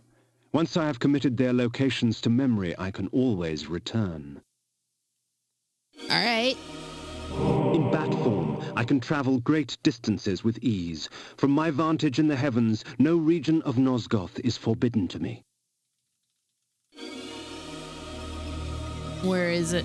Bat transformation. Bat. Bat? Bat. Great. Bat. See you back at home. Oh, please. Bat. Bat. Right. When I turn into a bat, there's no risk to it at all. I just shout, bat. Okay.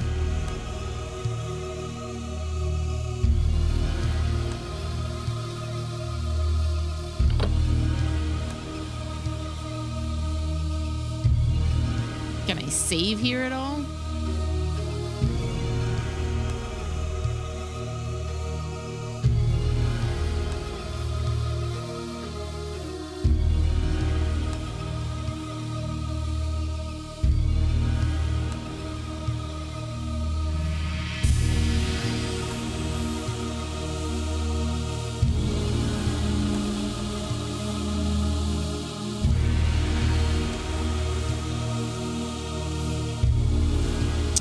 So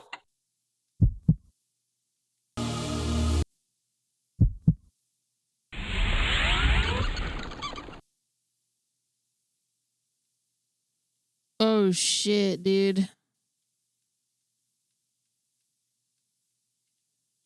The Pillars of Nosgoth.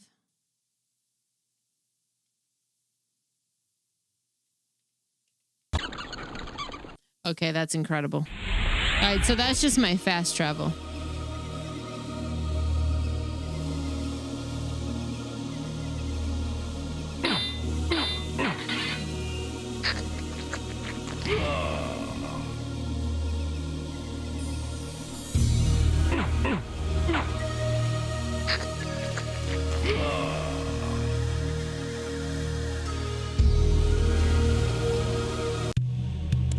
Incredible.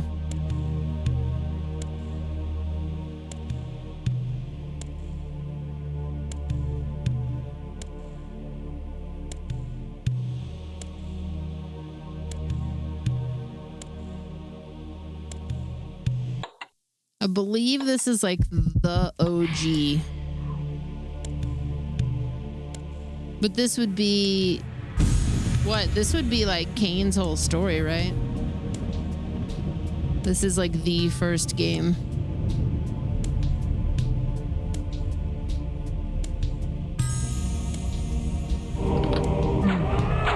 It plays like this really cool, like old school dungeon crawler.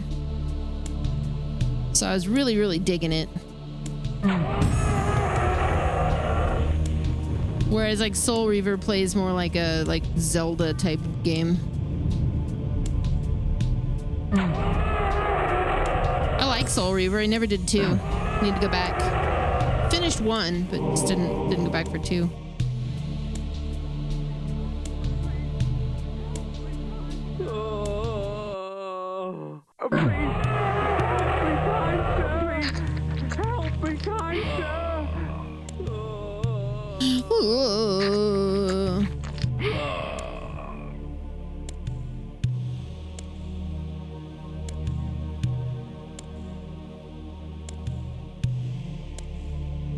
While it is true that natural light weakens a vampire, magical light can have many uses indeed.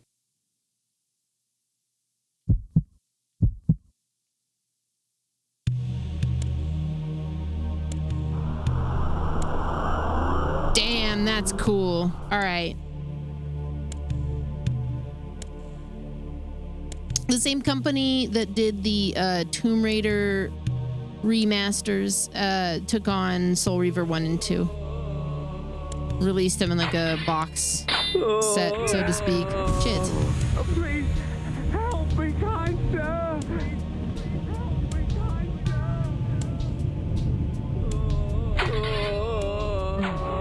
I thought about modding Bloodlines 1 and going in on that. I don't think I wasn't quite ready for it. I had this brain on the brain. I think this is going to be a good one to detour into for Sunday for a little bit. Please help me, kind sir.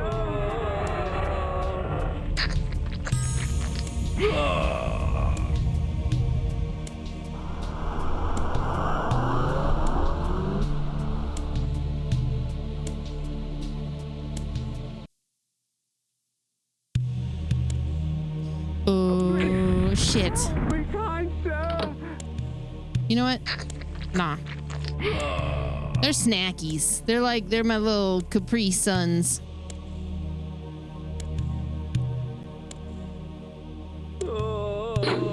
My little Capri Sons and daughters.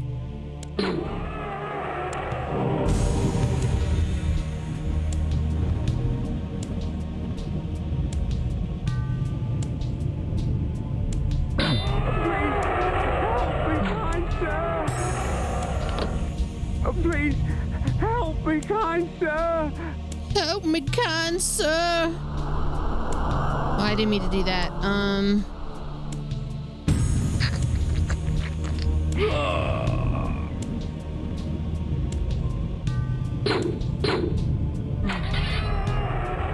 Corbel Borb, thank you for the 109 months. Fuck.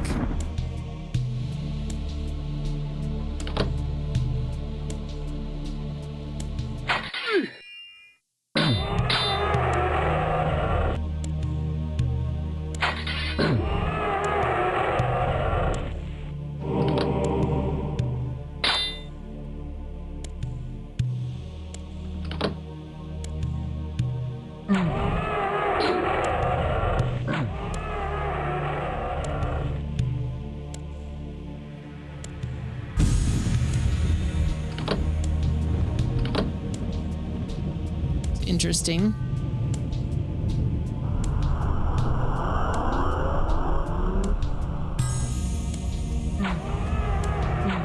Yeah, I just feel like I've been feeling it ever since I played it a few years ago, but I feel like this would work so well as like a Victor Vran Diablo type of game. Please help me, kind sir. Fuck, I don't mean to keep doing that. There we go. There's just one difficulty. It is the difficulty.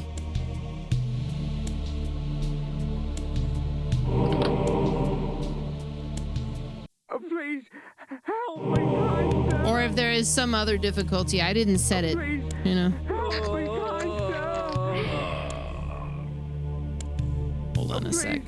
Help me, kind sir. Please help me, kind sir. I think he wants help. Okay. I will put you in mercy.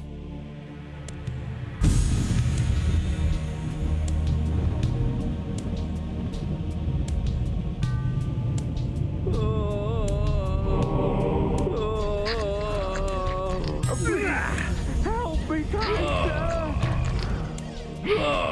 What's up, JT?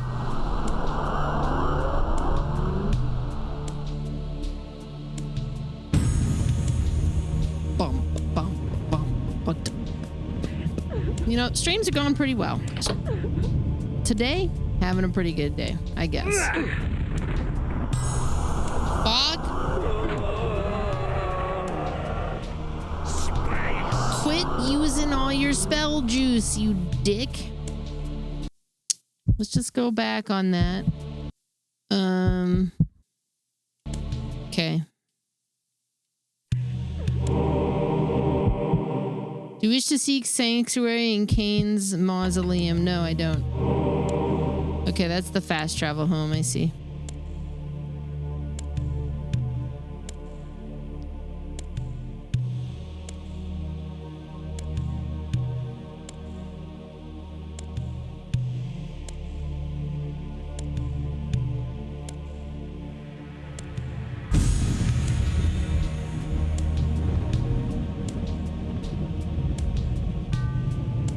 I think we cleared this all. Maybe. What's the entrance?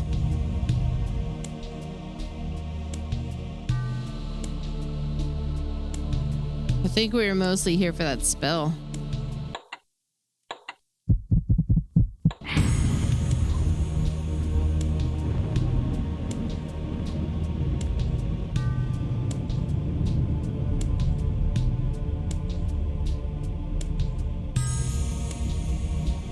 Let's see.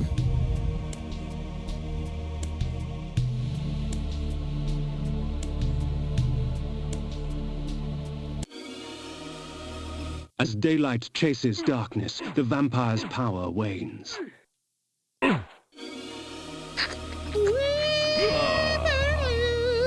think this was also on PlayStation 1. Now, I guess I have options to, since this is such a dated game, I either have to do this totally blind and hope for the best, or I need to open up like a walkthrough and still endure the fact that it is a game from 30 years ago that is going to have difficulty from 30 years ago. But with more of a roadmap. Hey, Victor! I have choices here.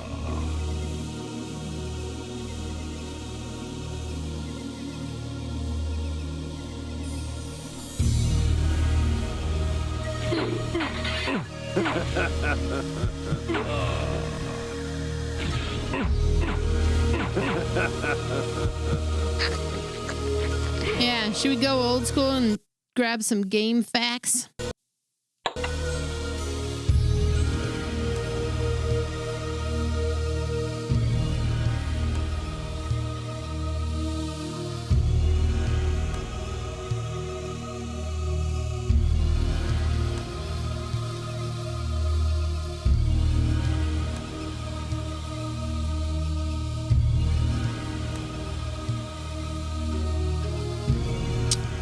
What I was thinking. I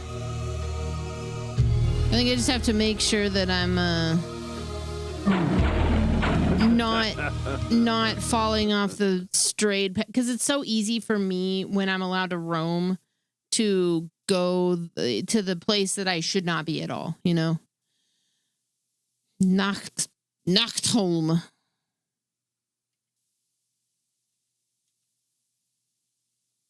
Okay. What? There we go.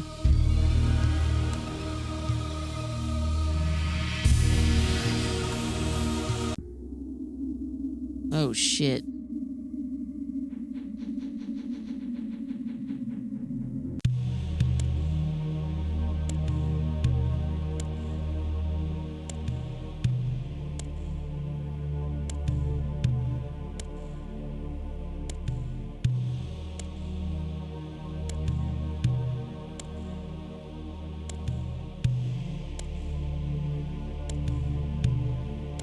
My lupine form enables me to move like lightning and leap over obstacles barring my path, but the guise of the wolf brings with it its own kind of hunger and rage.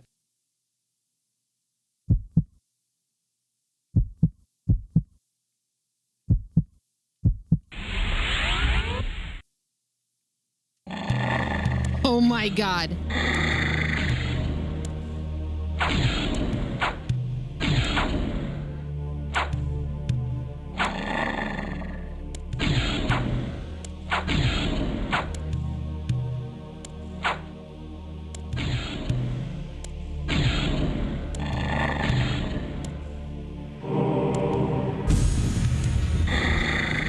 Incredible. Ow.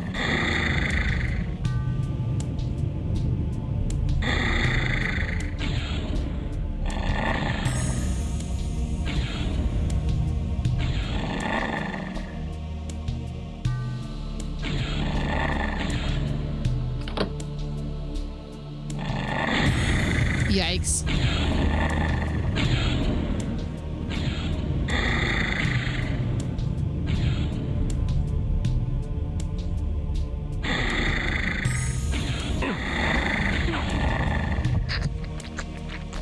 Perfect. Okay, I don't know why I wasn't able to hit that one guy then.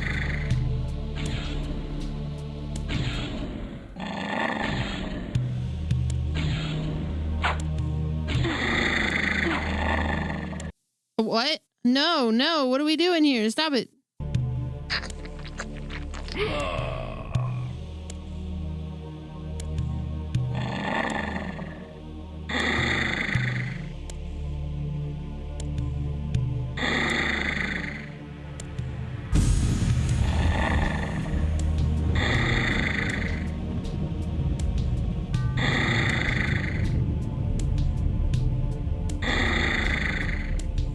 Okay, so I hit that switch, but I don't know that it changed anything for me.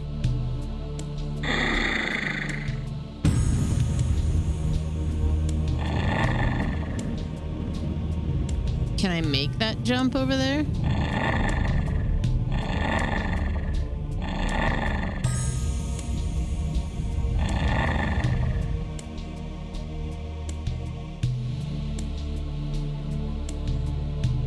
Oh, there we go. I see it. Not even a jump. Oh, you bitch. Oh, you bitch.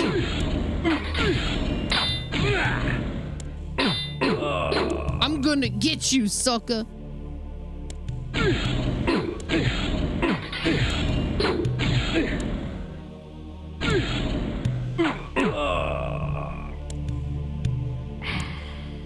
Perfect.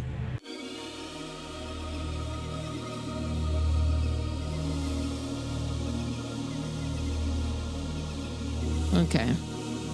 So now that I've got this jumpy, oh, not the water, no! Okay.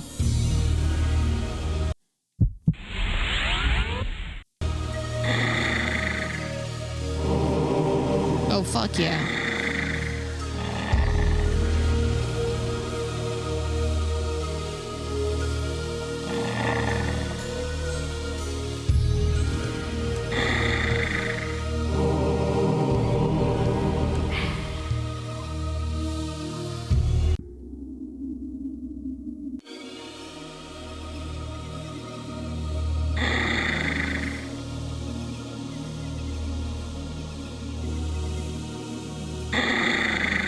Oh, God.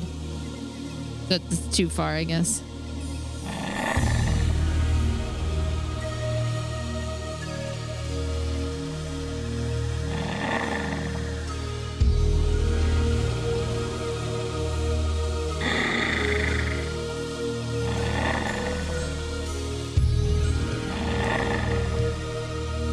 No!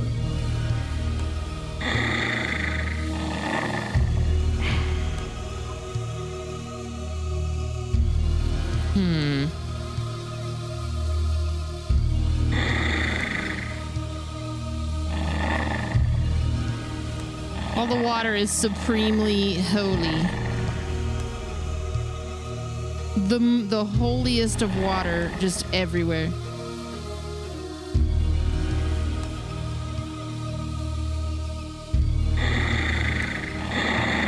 Ow!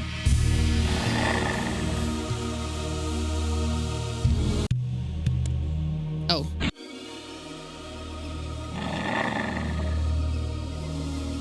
I think I can travel back to the crypt. I don't think I want to be here anymore. Because I can't reach any of that stuff up there.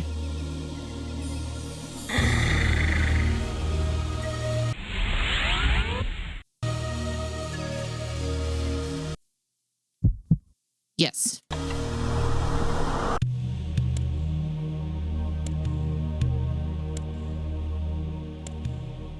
Okay.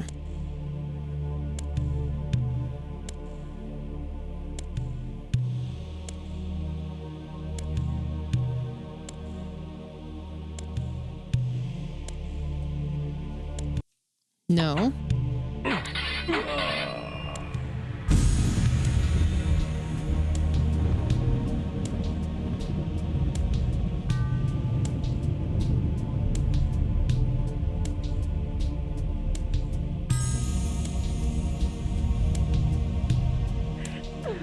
I really enjoyed playing it years ago. Like I said, it's been one that I've been thinking about for quite a while, in terms of like wanting to revisit.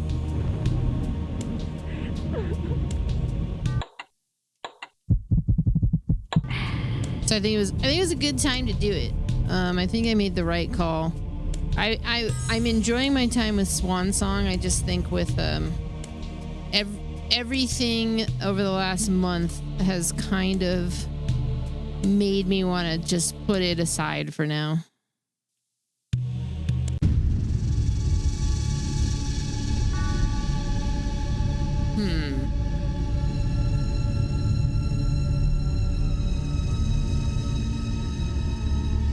Come back to it. Maybe I'll crack open a Bloodlines 1 playthrough before I do that.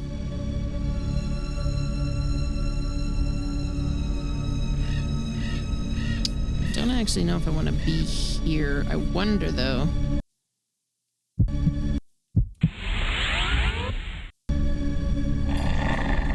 Oh my god, I can. Holy shit. Oh, okay.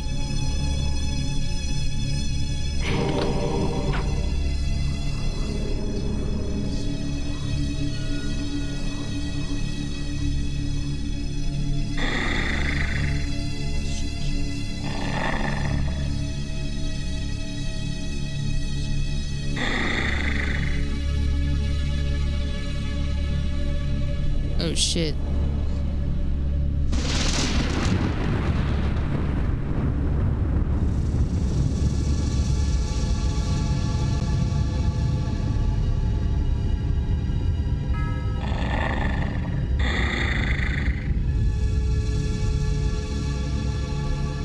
Nothing? Damn. Well, actually, it kind of looked like there was something over here. Oh.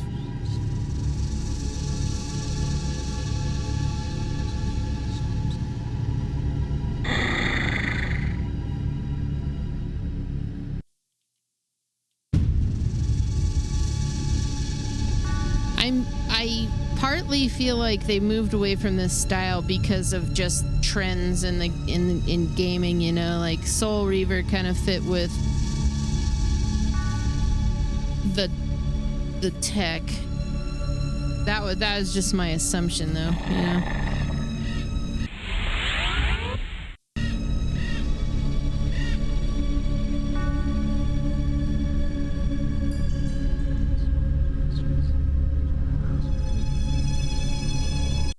No. Jeez. Victor! Have a seat, sir. If we put you down once, we could do it again. I think what trickery is this? I think we had talked about that too when I was playing Soul Reaver, that was originally going to be an entirely different Their game. sneering faces were forever etched upon my memory. I had crossed death for this moment. My mind was empty save for one thought. I would kill. There is no greater release than that from vengeance sated.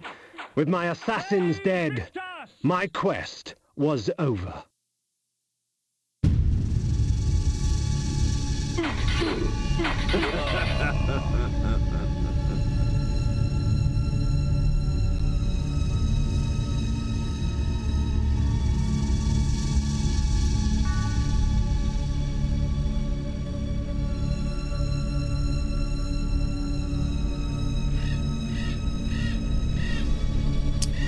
Okay,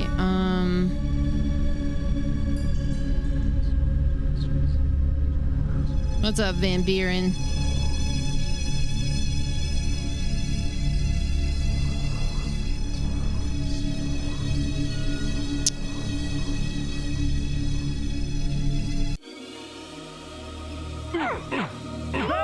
Victor! Yeah, I was just kind of thinking to myself that it was that because that was the type of game, like the platforms were going in the direction of like 3D games. It seems that they probably leaned into that for that reason.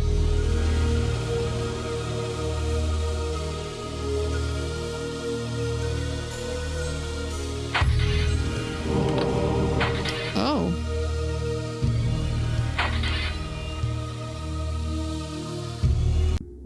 Neat. Oh, what the fuck? One must be wary in dealing with the spirit forges. The wraith and shades that inhabit them offer items beyond mortal dreams in exchange for a sampling of your blood. The wraithsmiths forge their items with forfeit souls.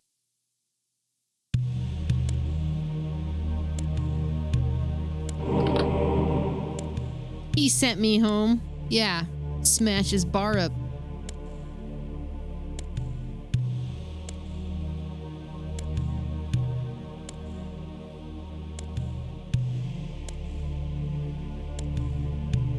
Shed your blood for me, and these artifacts will be yours. Imagine what power you could wield. Excuse me?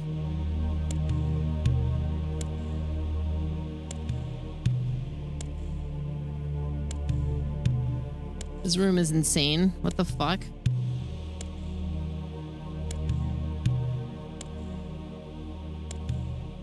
Imagine the power.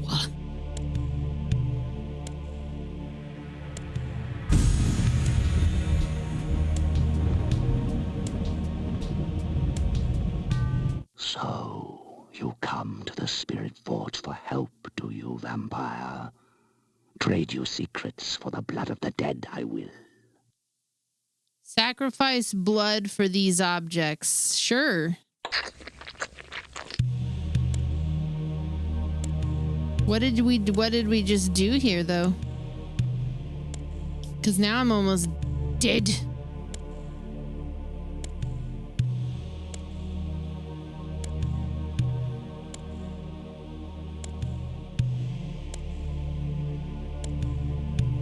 So, you come to the Spirit Forge for help, do you, vampire?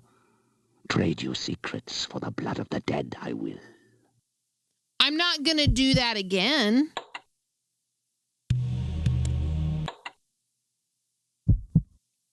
Shed your blood for me, and these artifacts will be yours. Imagine what power you could wield. Whoa. Oh, this!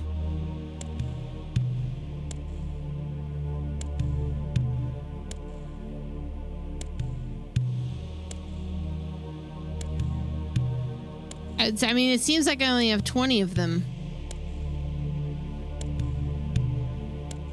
Limited power. Limited power.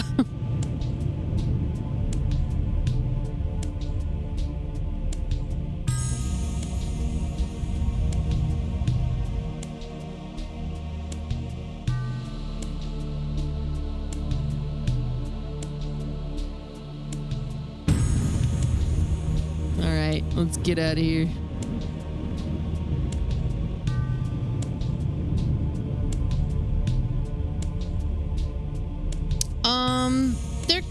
I mean, I didn't play the original, but I started to play 2 before those remasters came out, and yet I would consider them more updated. They're definitely janky.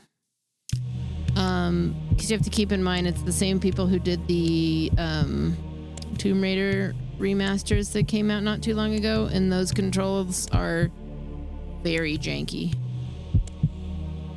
Yeah, I thought he gave me way more too.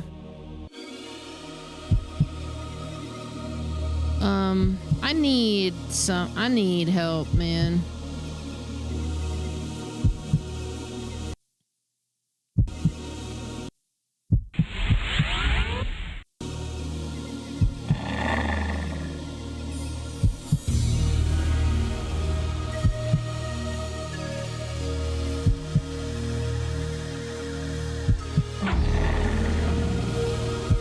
mean, I could TP back to my crypt.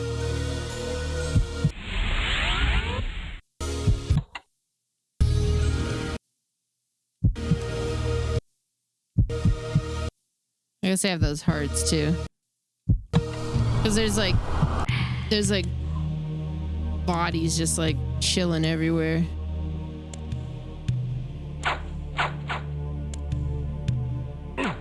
They Victus!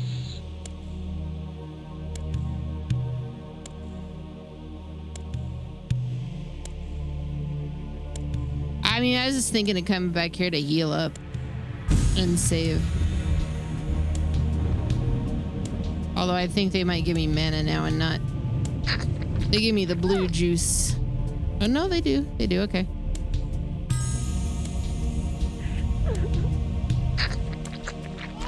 No, they give me the blue juice. All right.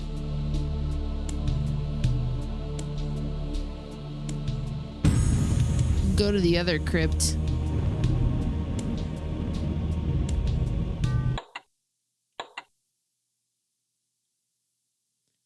I think Shadow Man was done by that's a night dive one, I think. There's like two companies kind of doing these like old remasters and shit, and it's like Night Dive and Aspire.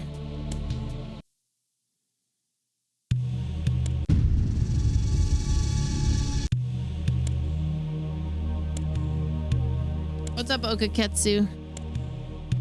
So I probably need to consult Bat Form to see what my next objective is because of the map.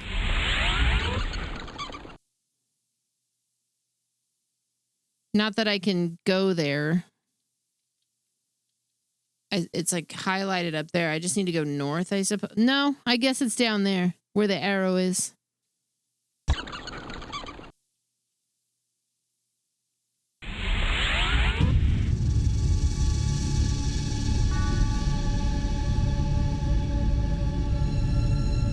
That arrow is where I am currently, so the blue would be where I need to go. Okay.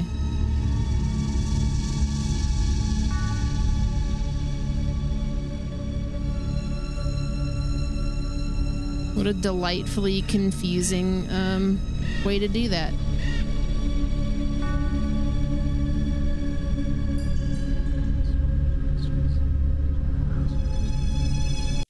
No, no, no.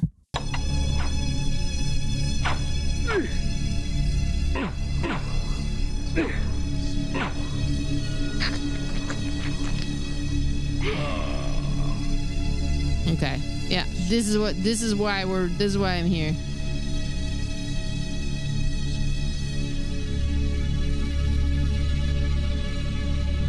Give me the juice.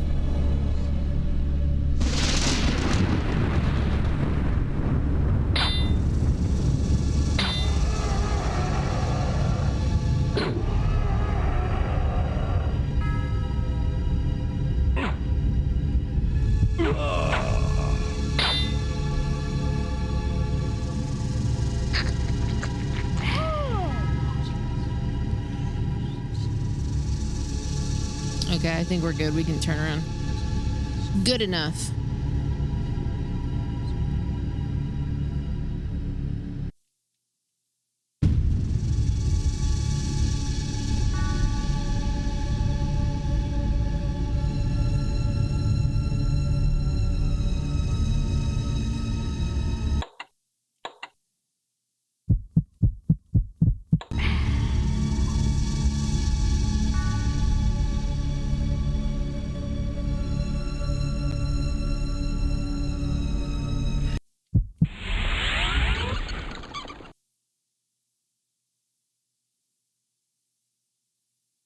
So I could travel to the pillars and try to move from there, because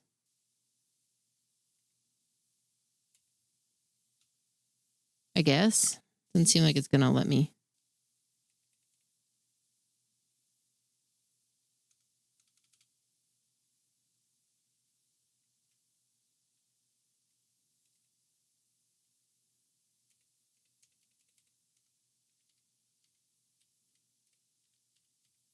You wanna let me?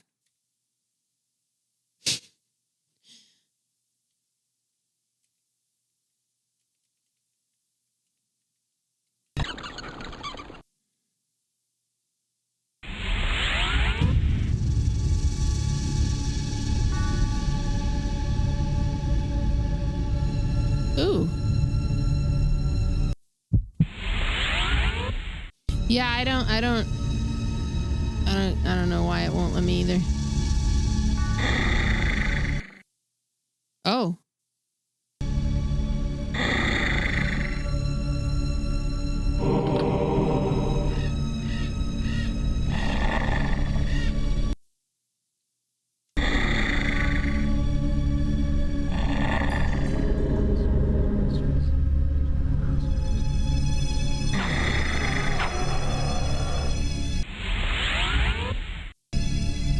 Suppose I could use the wolf form to get there more quickly. They Victus! Have a seat, sir. If we put you down once, we could do it again. What trickery is this? Their sneering faces were forever etched upon my memory. I had crossed death for this moment. My mind was empty save for one thought. I would kill. Victus! There is no greater release than that from vengeance sated. With my assassins dead, my quest was over. No, it's all good. I do have like a manual open off to the side, but it doesn't feel like it's entirely accurate. So I'm kind of pressing buttons that I know that it's been telling me to use for actions and whatnot. Save Victus! Oh, I don't care. The lines are so crunchy that I'll listen to them over and over again. That doesn't bother me.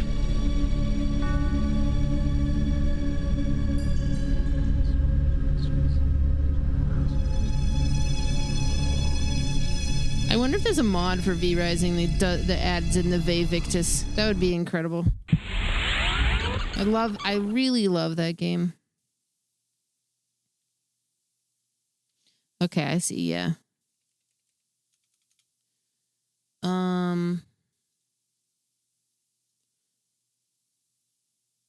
Jump, swim, menu, cycle spells, eagle eye map.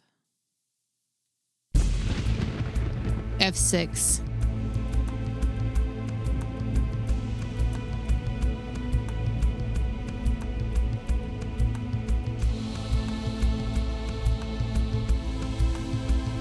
From that quaint era where everybody just tried to do something cute and different with the keyboard.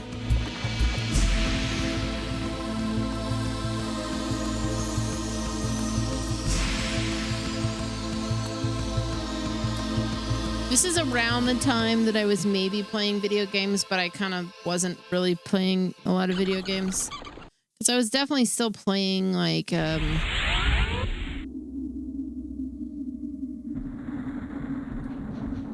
when did OG Quake come out? 96? I played Quake. I played the OG Quake. No. No.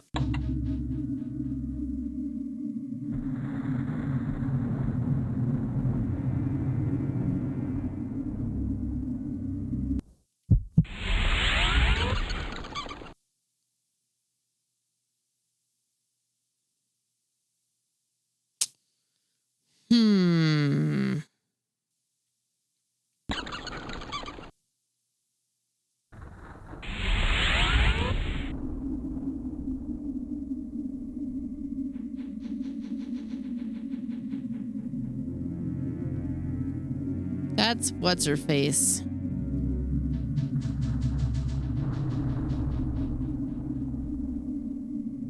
You know, what's her face.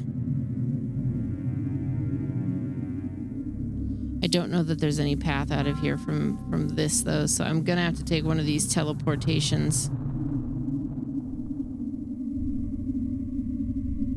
Hey, Tension, have a good one.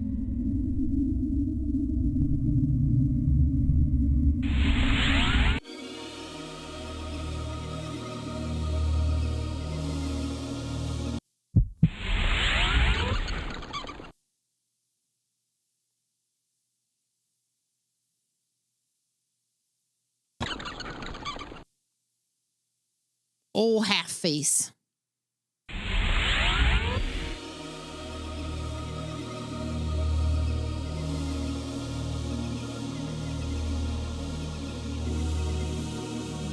This is where I lost track of things because we had to do a lot of hopping around. But this is where I got the lupine form, I think, too.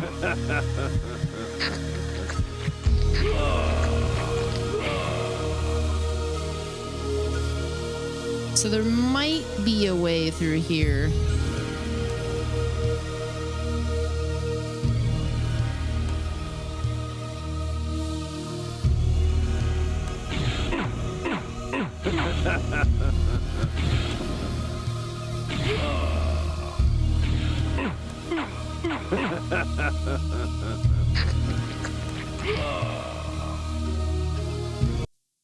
No. Ziegsterl. How do I get the world that map?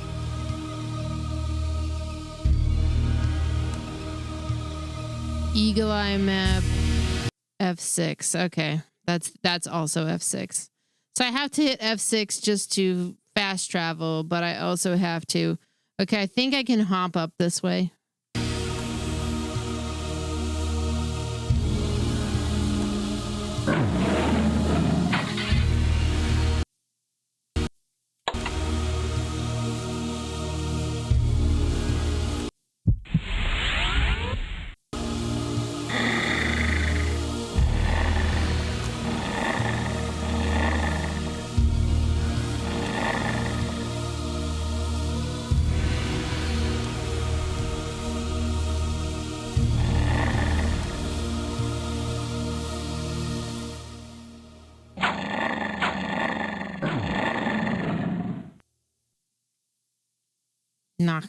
Nachtholm.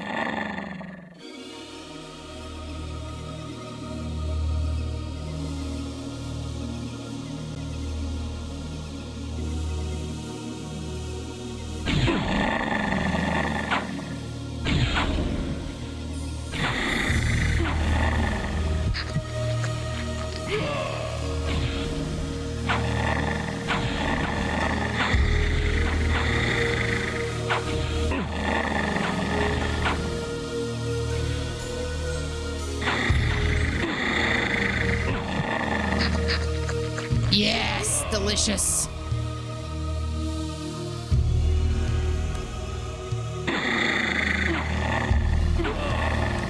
Kind of wish this had like a save mod, because like playing with this much reckless abandon is making me hella nervous.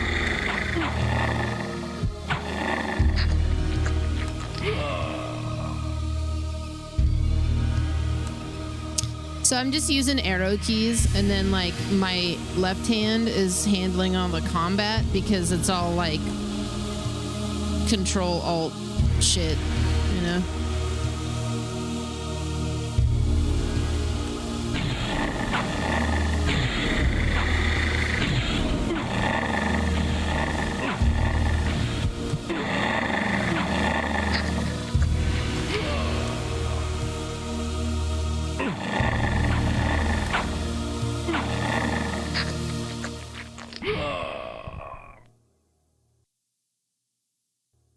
Don't know what mausoleum this is, so I'm gonna take a look at the big map.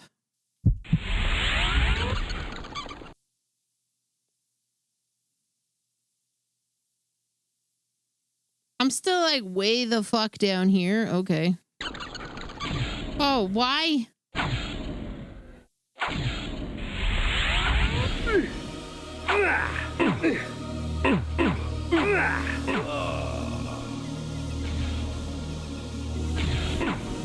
Hey, Victor! That's crazy.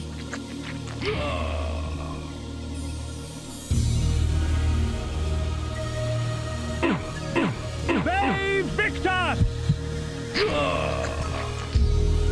This has to be that same place that I just got. No, I don't recognize this.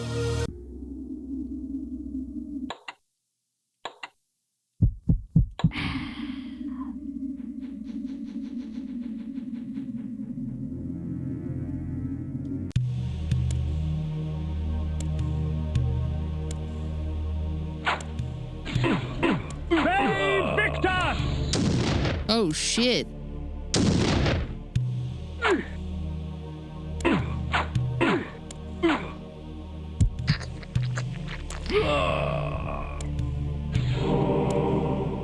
Yeah, I just recall I hit this brick wall with this living suit of armor that I could not beat at all. It was like the biggest pain in the ass. I just couldn't do it. The energy bolt employs magical force in its rawest form. A messy spell, but a potent one nonetheless. Okay.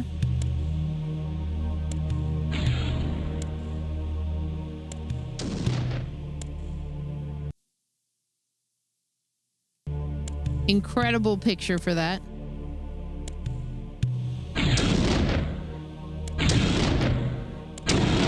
Oh my god, okay.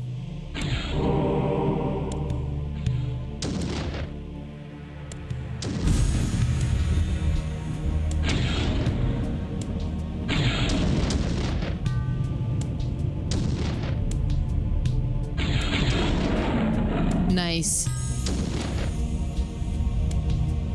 Its rawest form.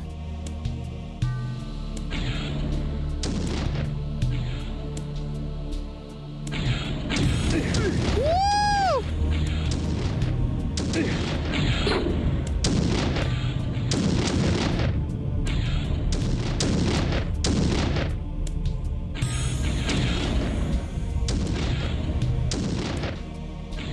Okay, you guys suck.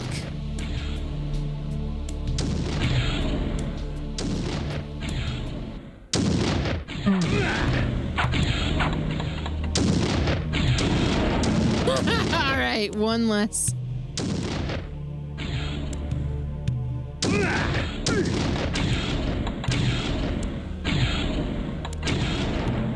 The way they fall apart is so satisfying.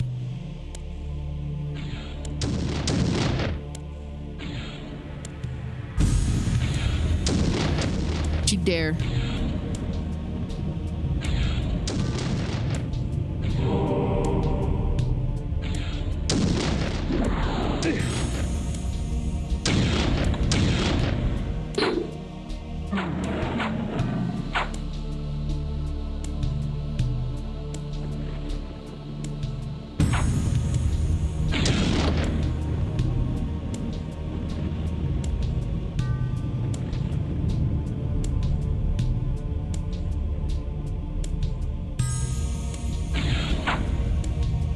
Oh god. I need that Capri Sun over there.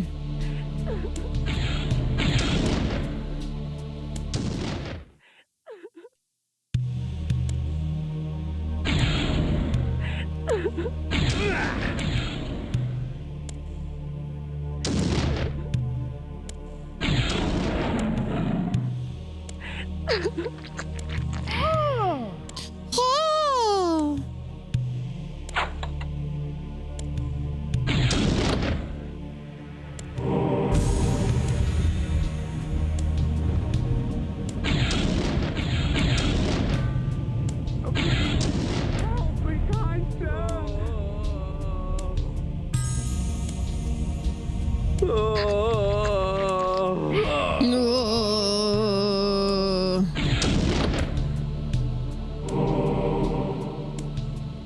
Please help me, kind sir.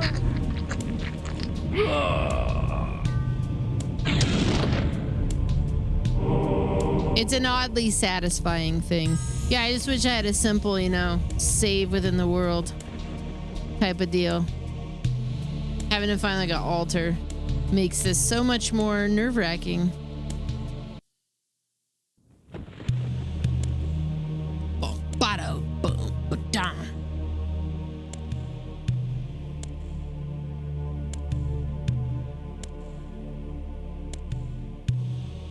Oh, did we not clear this? Dead boy, how's it going? Thanks for the 4 months at tier 2. How have you been?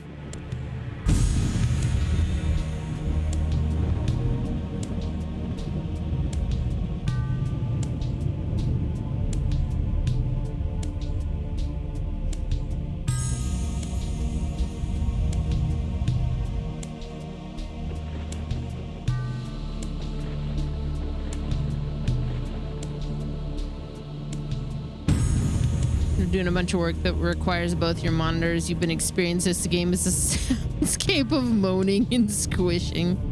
I love the crunchy sounds of like this type of retro thing. And I guess that's what, when I say they don't make them like this anymore, that's literally what I mean. Like the soundscape is so crunchy and old.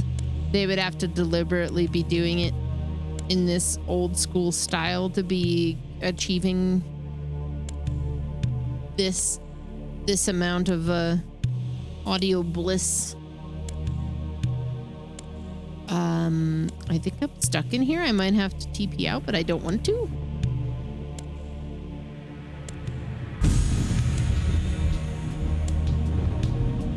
Maybe I gotta jump across something.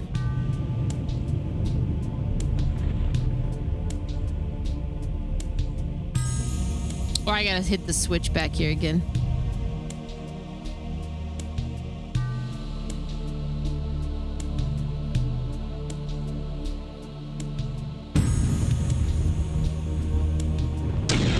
Nope.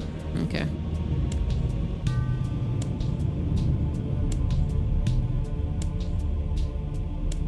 Boom.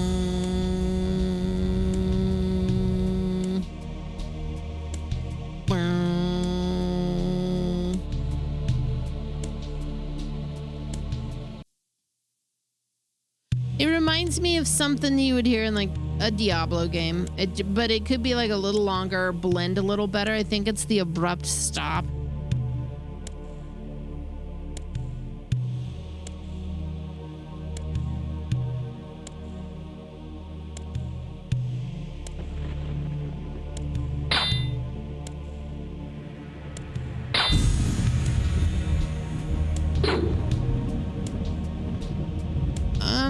You might be able to use controller for this PC version, especially because it's apparently a PS1 port. I don't think I would personally, but that's me.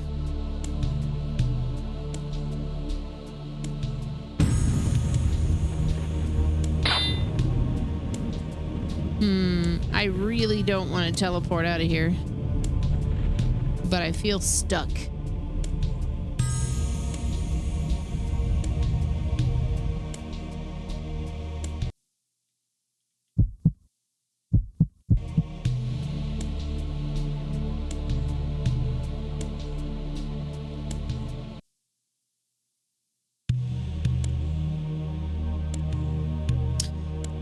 Well, I don't know if like plugging in a controller would do anything. I don't mind the controls for PC, I guess, personally, but I would have to feel how it feels to play on like a controller.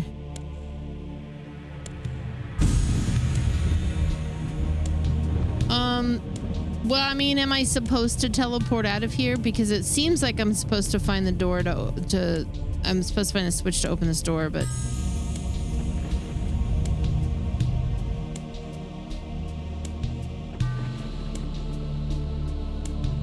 maybe I need to unequip that spell.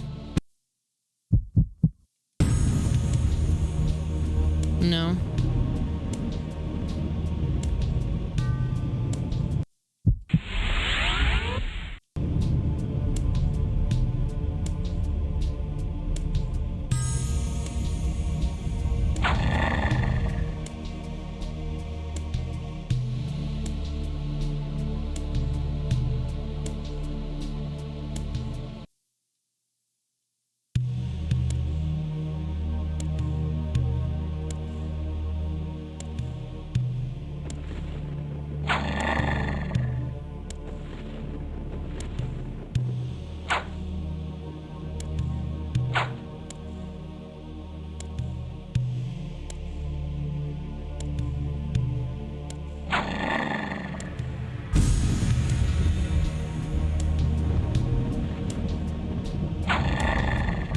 There's a definitive fan patch. What does that do?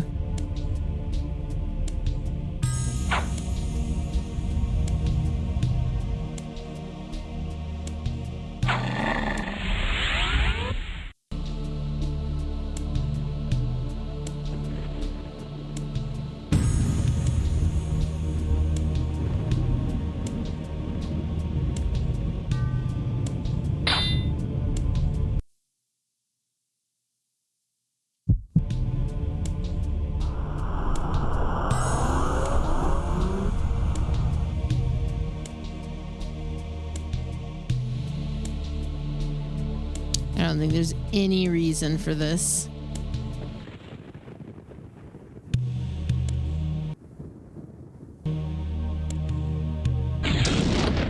Maybe I need to switch these back.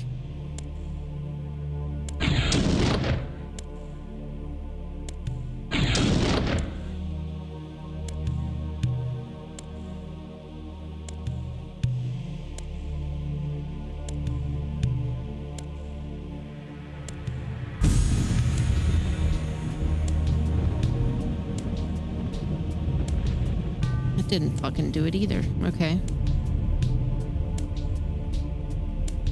Interesting. I wonder if that fan patch is already a part of the GOG version, since they're notorious for doing that kind of thing.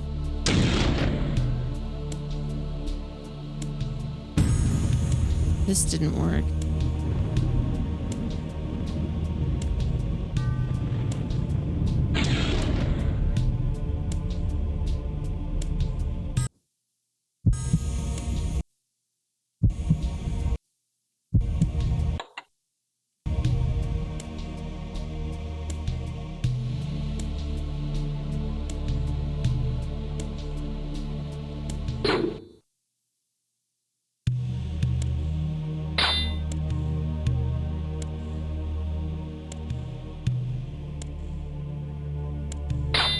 How do I get out of here?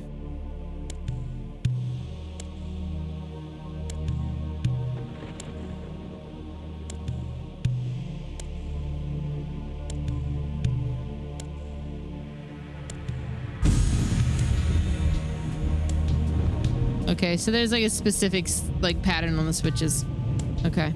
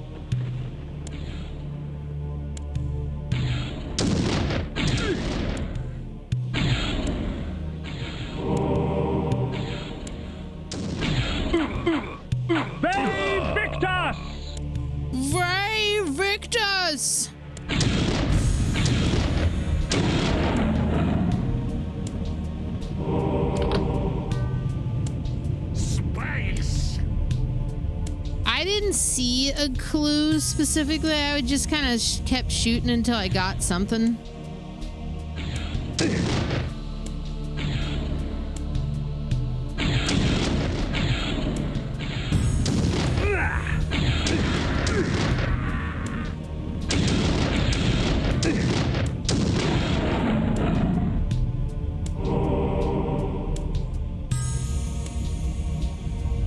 Okay, it doesn't have the patch. I don't know if it matters. It's running really well right now, so.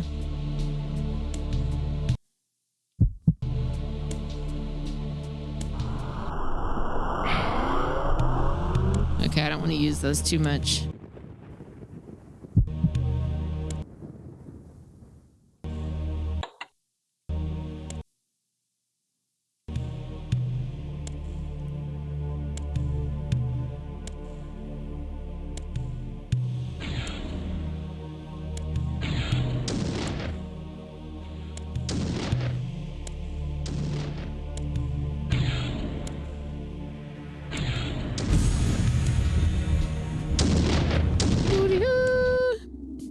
Out of there.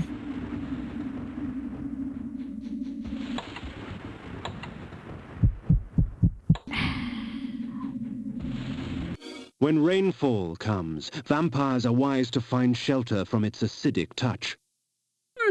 Oh no!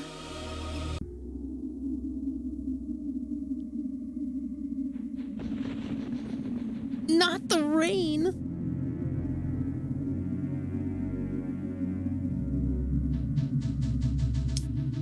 Lily. I'm gonna show everybody how pretty you are.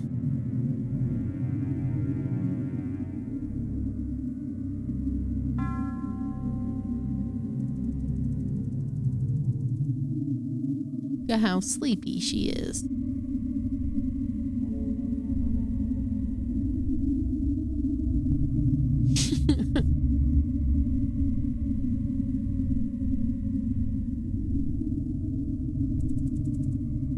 What the? The immediate concern.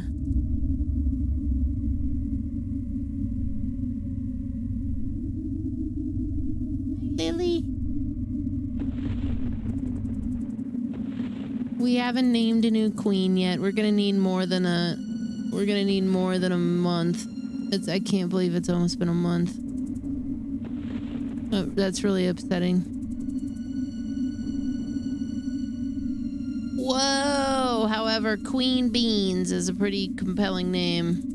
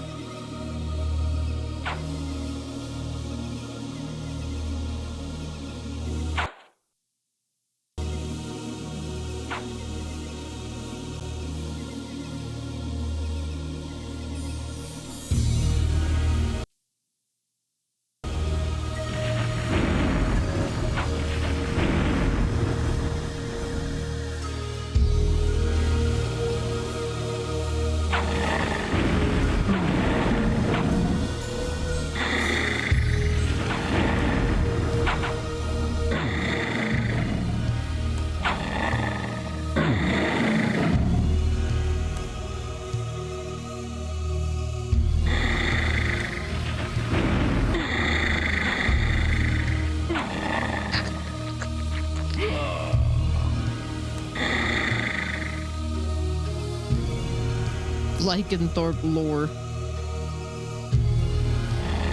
Lorcanthorpe. The village of Nachtholm was typical of Nosgoth peasantry. Yet amidst the farmers and smithies of the quiet country life prowled brigands and cut-purses. The goddamn... Ugh.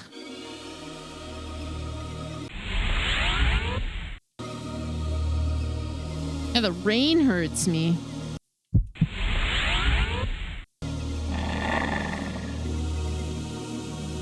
Can I not jump right now? Maybe I gotta be careful. No, it won't let me jump over that. That's crazy. That's fucking crazy. Can I blast it with my spell?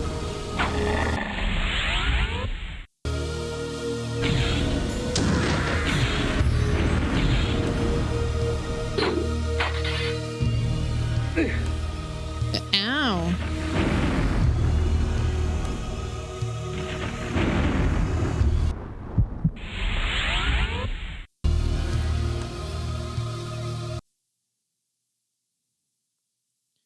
I know there's a way through this. I've been there before. The blood of ages flows so sweet. Come, drink from us. Oh. Don't mind if I do.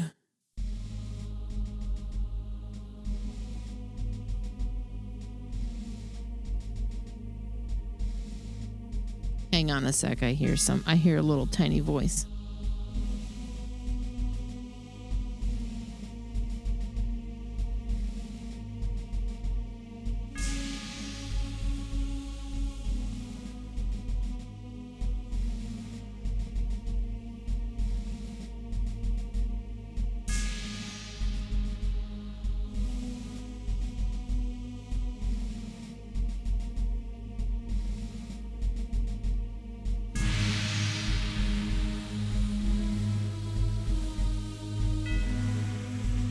Behold,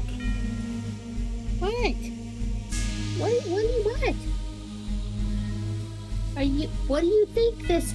I'm not going down there yet. Oh, Maggie. Oh my gosh! I didn't know you had so much to say. Hey, meow, Maggie. Okay, ladies. Not yet. Not yet.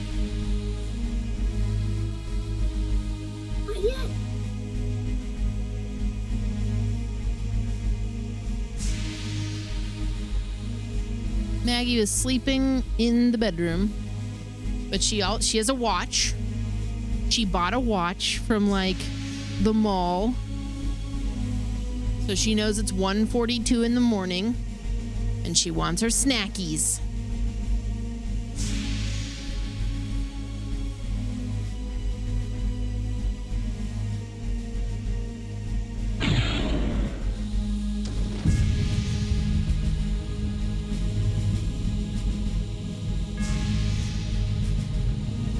Very important.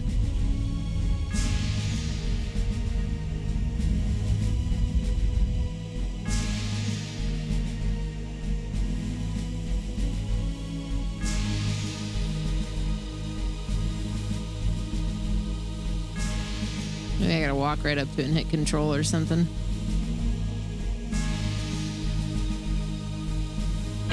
How do I drink from you?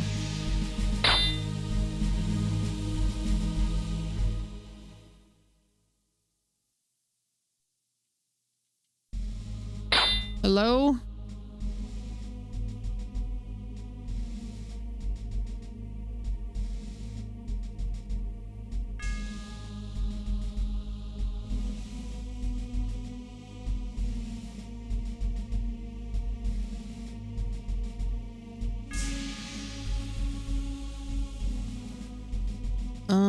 Maybe.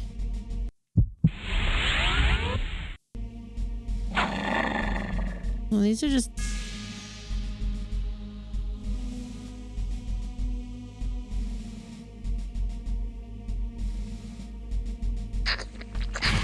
Oh. Your strength has increased, for our blood enhances. Okay.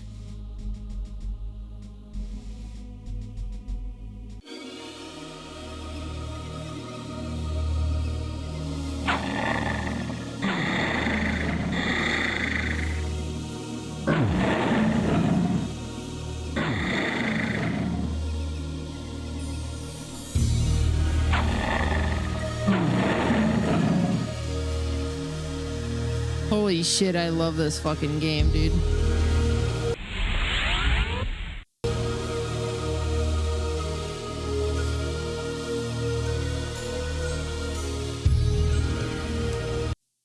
Ye Old Tavern.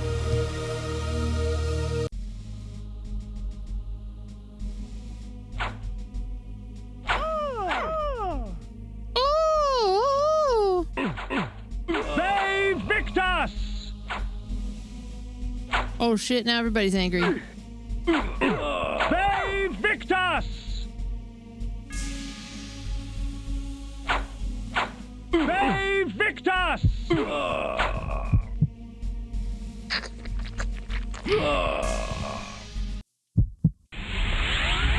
You know, I haven't checked on it in a couple of months, but I wonder where the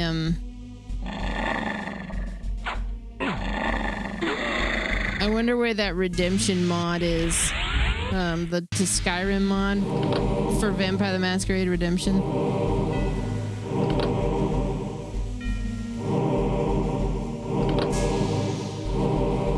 Okay, so now I have way more. Well, I only have 22. I had 22. Are you telling me I picked up one a pop in this? Wow. Never mind. I'm not very grateful anymore. Your breakfast this morning was a chocolate bar, 3 saffron buns with raisins, and an energy drink with orange and pomegranate taste. That sounds delicious. Limited power. Ow.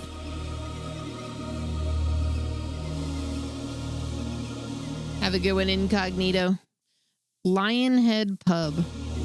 Tomorrow there will be a stream tomorrow. Unless Trav and I decide to do something in the afternoon, it might only be in the evening, but I believe I will be doing some sponsored stuff. A few things, but one of them will be like returning to Cyberpunk for some. Oh shit! Oh my god! I didn't even mean to do that. You know what? That was kind of worth it though.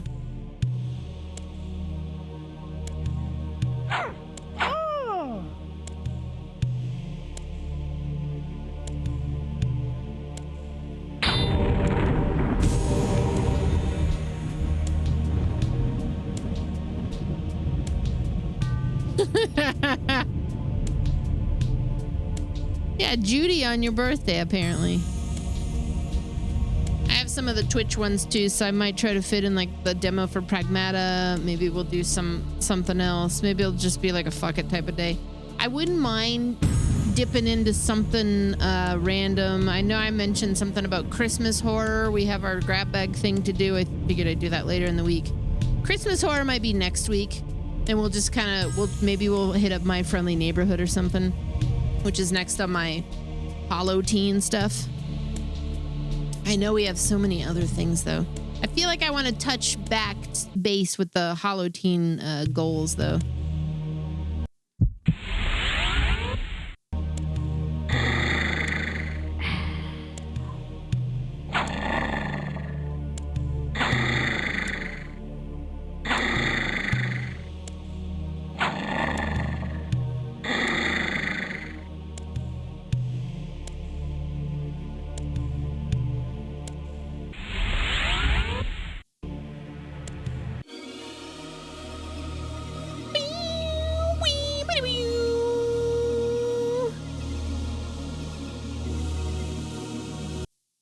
Noctome Armory.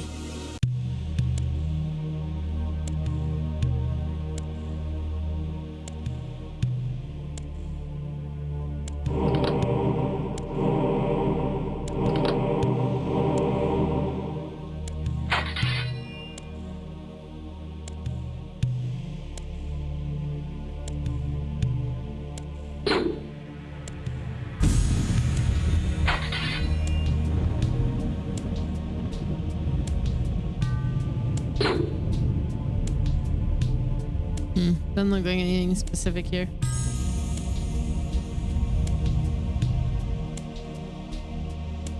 Really covering all the food groups this morning.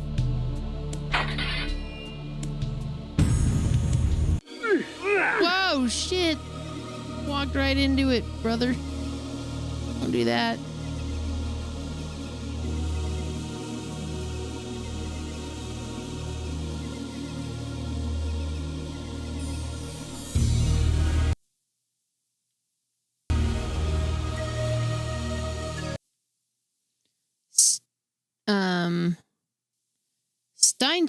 Steinchen Crew.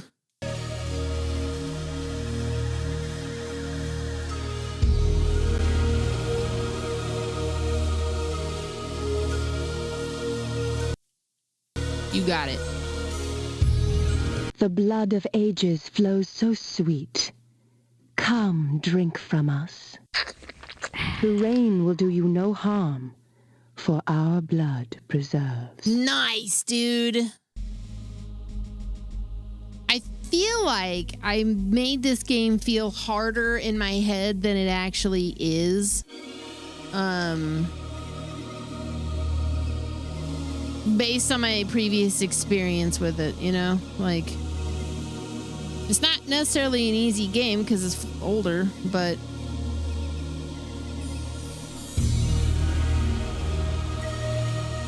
The town of Steinchenkroh bore with it the infamous aroma of its inhabitants. Steinchenkroh. In life, I would not have graced the place with my presence. In death, I merely added to the stench. What's up, mademoiselle?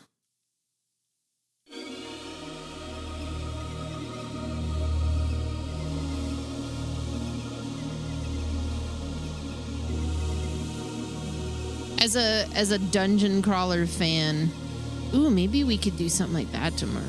I do have some random dungeon crawlers. Like there's a demo for like Queens something rather. We could check some of that shit out maybe. Hey, Victor!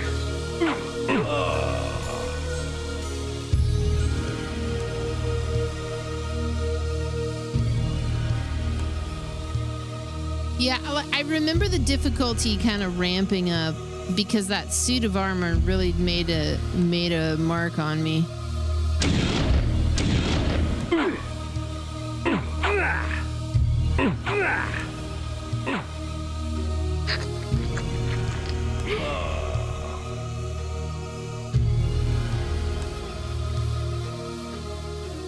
OG Diablo is so good, man.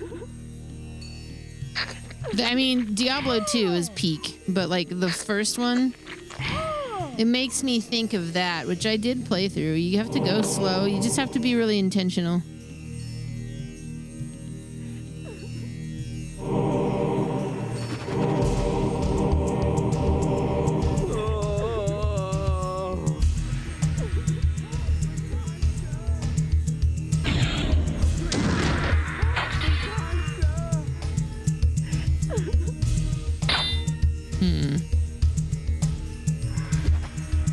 Please, help me, kind sir!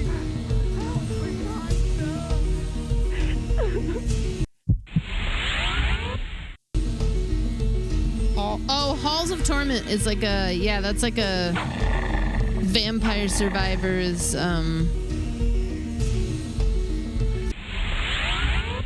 meets Diablo.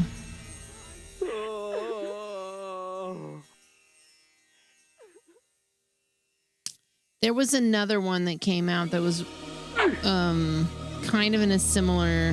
Save Victor!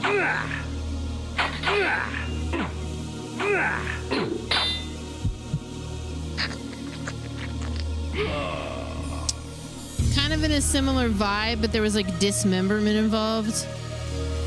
And I cannot remember the name of it.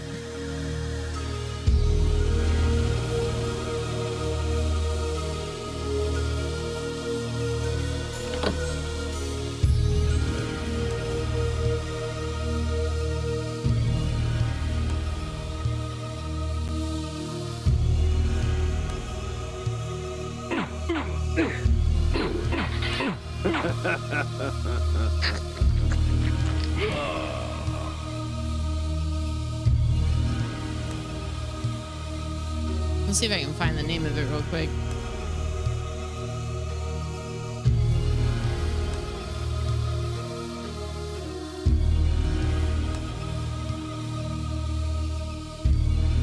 Maybe I should play Halls of Torment tomorrow. Ooh, that could be fun.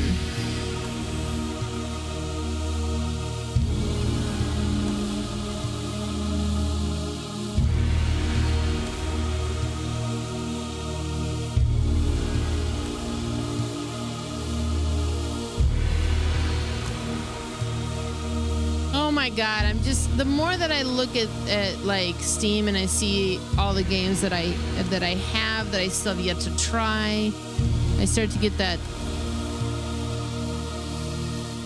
glazed over look.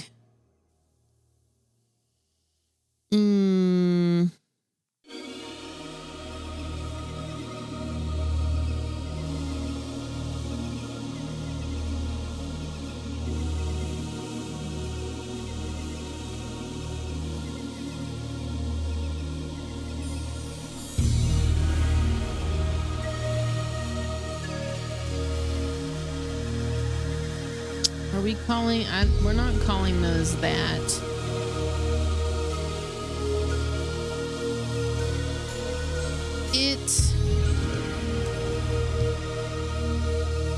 I don't remember. It starts with a C. That's as much.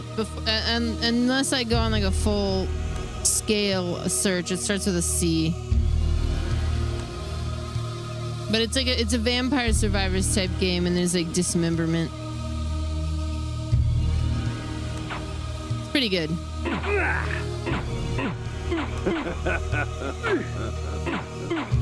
Save Victor!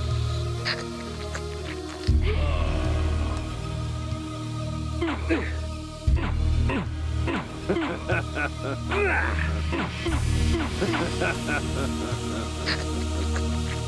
do. Well, I think because nobody really knows what they want to call that genre. Conquest Dark, that's it. Thank you. Wasserhunde.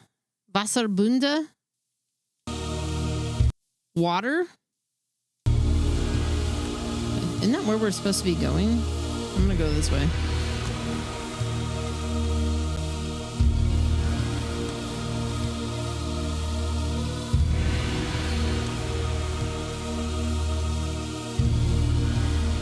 The gypsies, purveyors of distrust and superstition. Most of their babble should be taken with a pinch of salt, since the gypsies often tinker with weary travelers' minds. However, a few gypsies have something interesting to say. Yeah, some people call them bullet heavens. I've heard that before.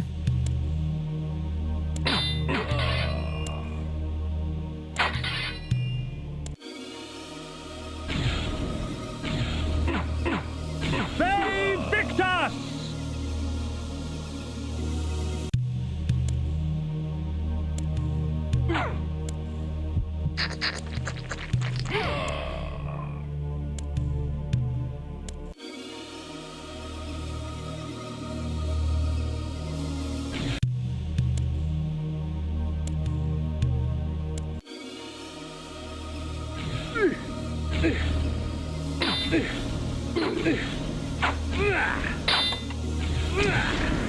Fuck you, man.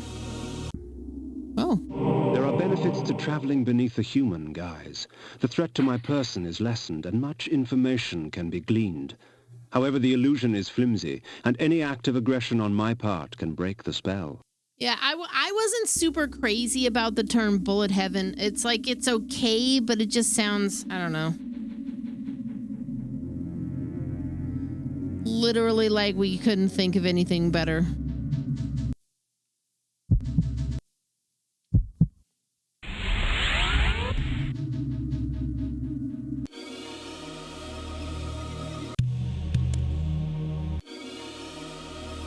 What's up, Demon Wolf? How you doing, man?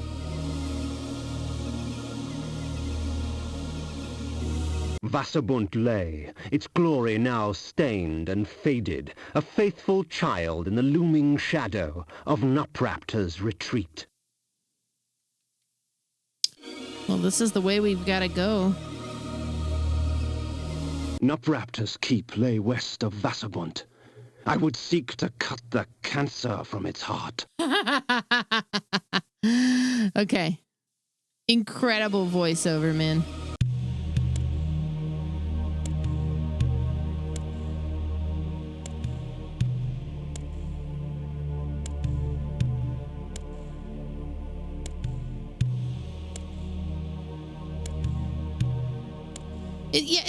It's not a terrible title. It just, I don't know if I like it enough to use it. I use it sometimes. I see it labeled a lot under action roguelike, but that still doesn't really work for me either. So I don't know. There's not really a better choice. So bullet heaven works. My magic extends into very exotic disciplines, such as the manipulation of time. I am able to slow time down so I can move about, quick as a wolf, while all others move as though they were mired in mud. Of all the methods I employ, this is perhaps the cruelest, causing my victim's body to shrink on itself, crushing bones and rupturing organs till the pressure inside bursts the sack of fleshy skin, spraying its contents for all to see. Dear God, okay. What the fuck? I guess I'll save that one for a rainy day.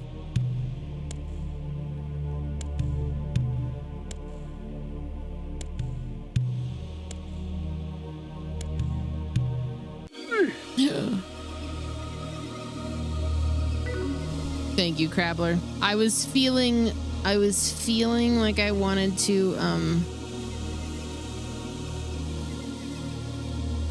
be a plumber. Cap bitter suds.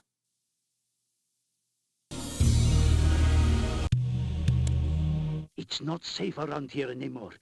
Damned brigands and thieves in the wilderness. Ouch! Hands off, you ugly oaf. A drink for your trouble, sir? No.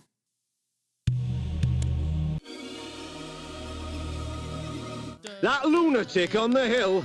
It's not right that we good people have to put up with his magic. Something has to be done.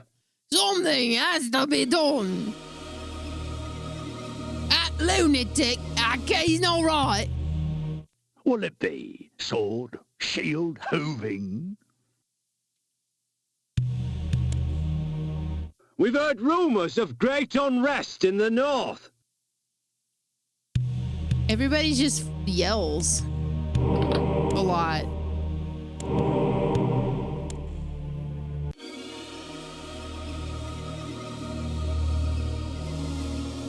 We've heard rumours of great unrest in the north. Village Smithy. You sound like you're from London. Uh-oh.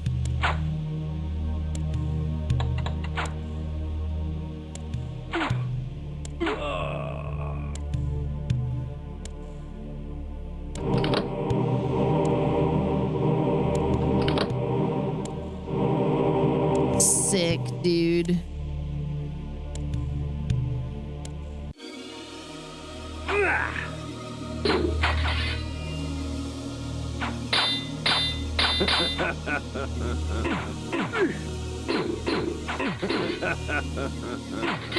Bay Victus!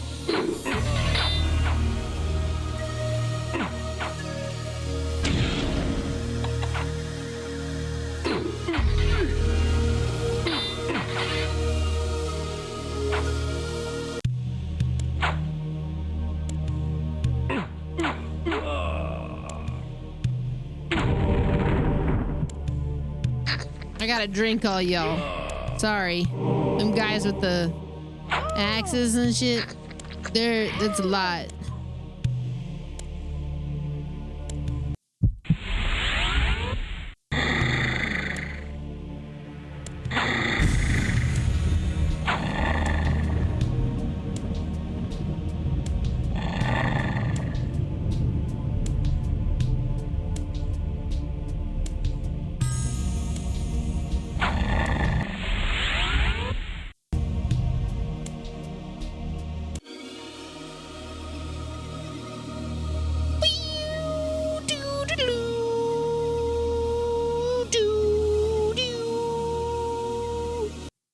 Chopping block.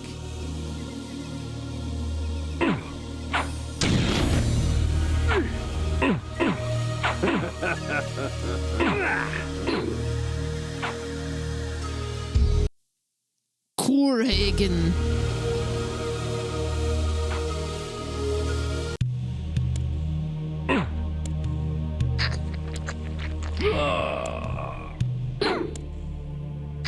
Should see what that one spell's all about, where he was like, I turn their insides inside out and then back again. Just on one of these guys, just for fun.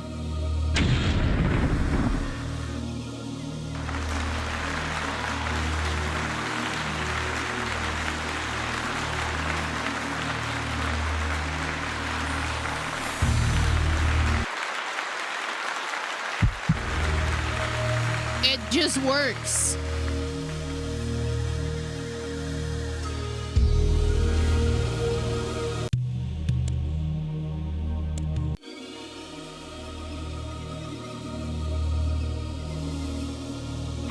Uh-oh.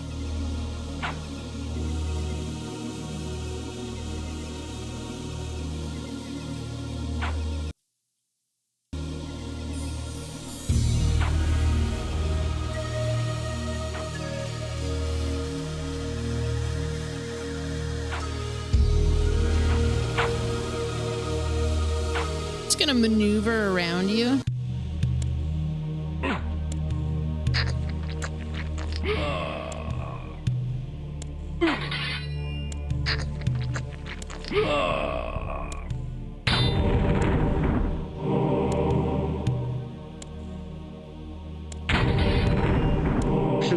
object strike an enemy, rot and decay would instantly eat their flesh and leave only a pool of blood and tissue.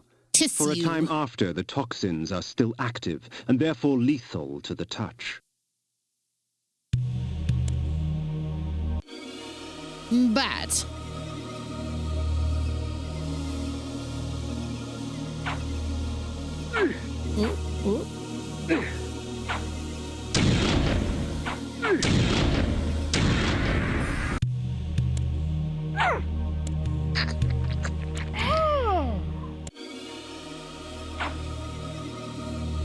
The wind carried screams from the west.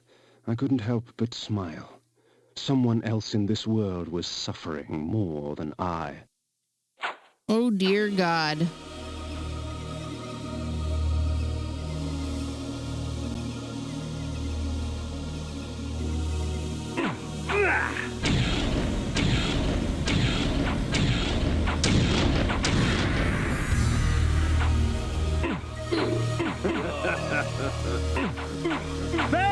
Victus! Don't want to use all those so quickly, but holy shit. Not leaving me a lot of choice here.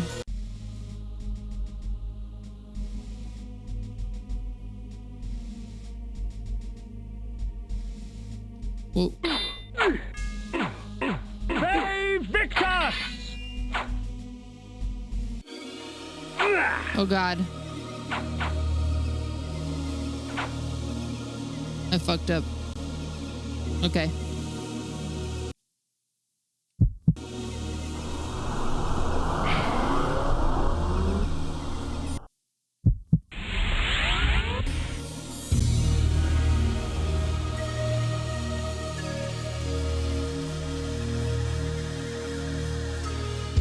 Hail, stranger. What can I get you today? I want to go into the gate.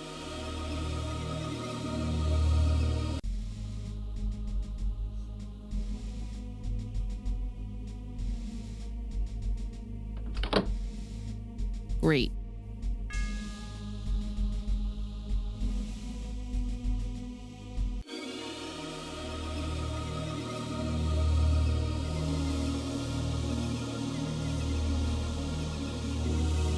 The gaping maw of Nupraptor's retreat rained upon Nosgoth all his pain and misery. The disease begged to be cleansed. Henry? She does not want you to do whatever you're thinking of doing. Oh shit. Okay, this is perfect. Because I got a bunch of hungry cats swarming me. And this might be the perfect place to put a pin in this. Nut Raptor. I'm super stoked to be back into this game though. Them hungry kitties. So I guess we gotta go fight Nut Raptor the next time that I do this, which is probably gonna be on Sundays because I've tried to do like a vampire themed Sunday. Seems like a nice, neat thing to do. Do I got some vampire music that I can just use for this? Maybe, possibly. Goth vampire vibes. Here we go. Tomorrow,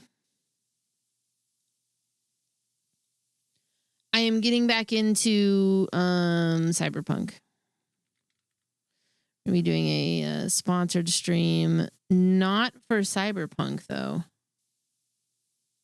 I'll have more information. Unless this falls apart. I don't think it's going to.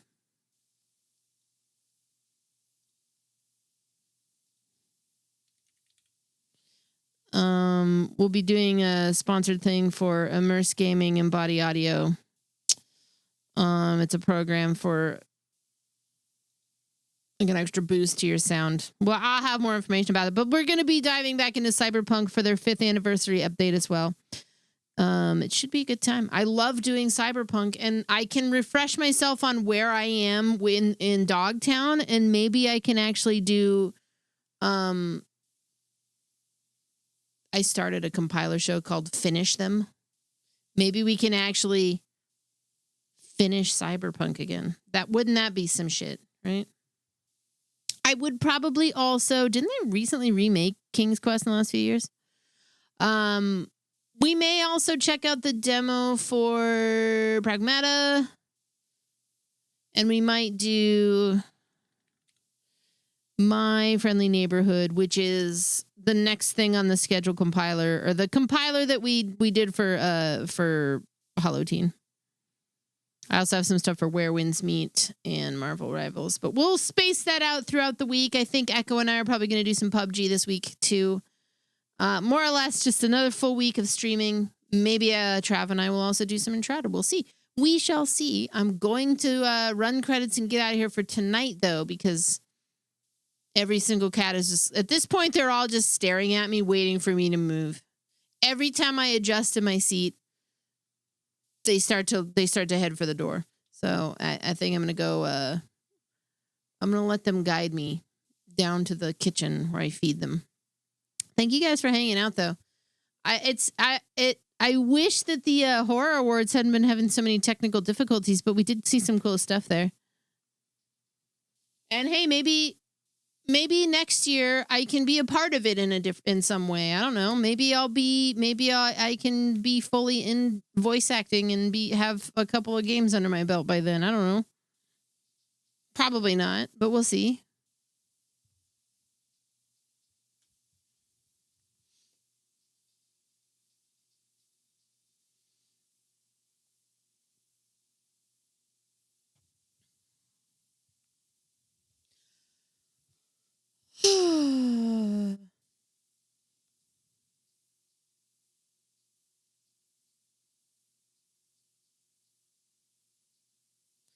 Kibba, if you're here tomorrow, unless you want your song right now,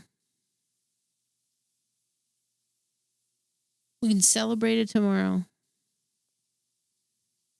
which is technically today.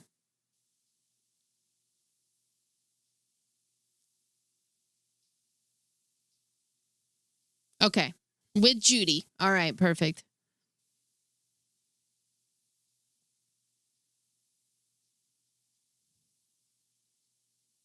Well, good night, everybody.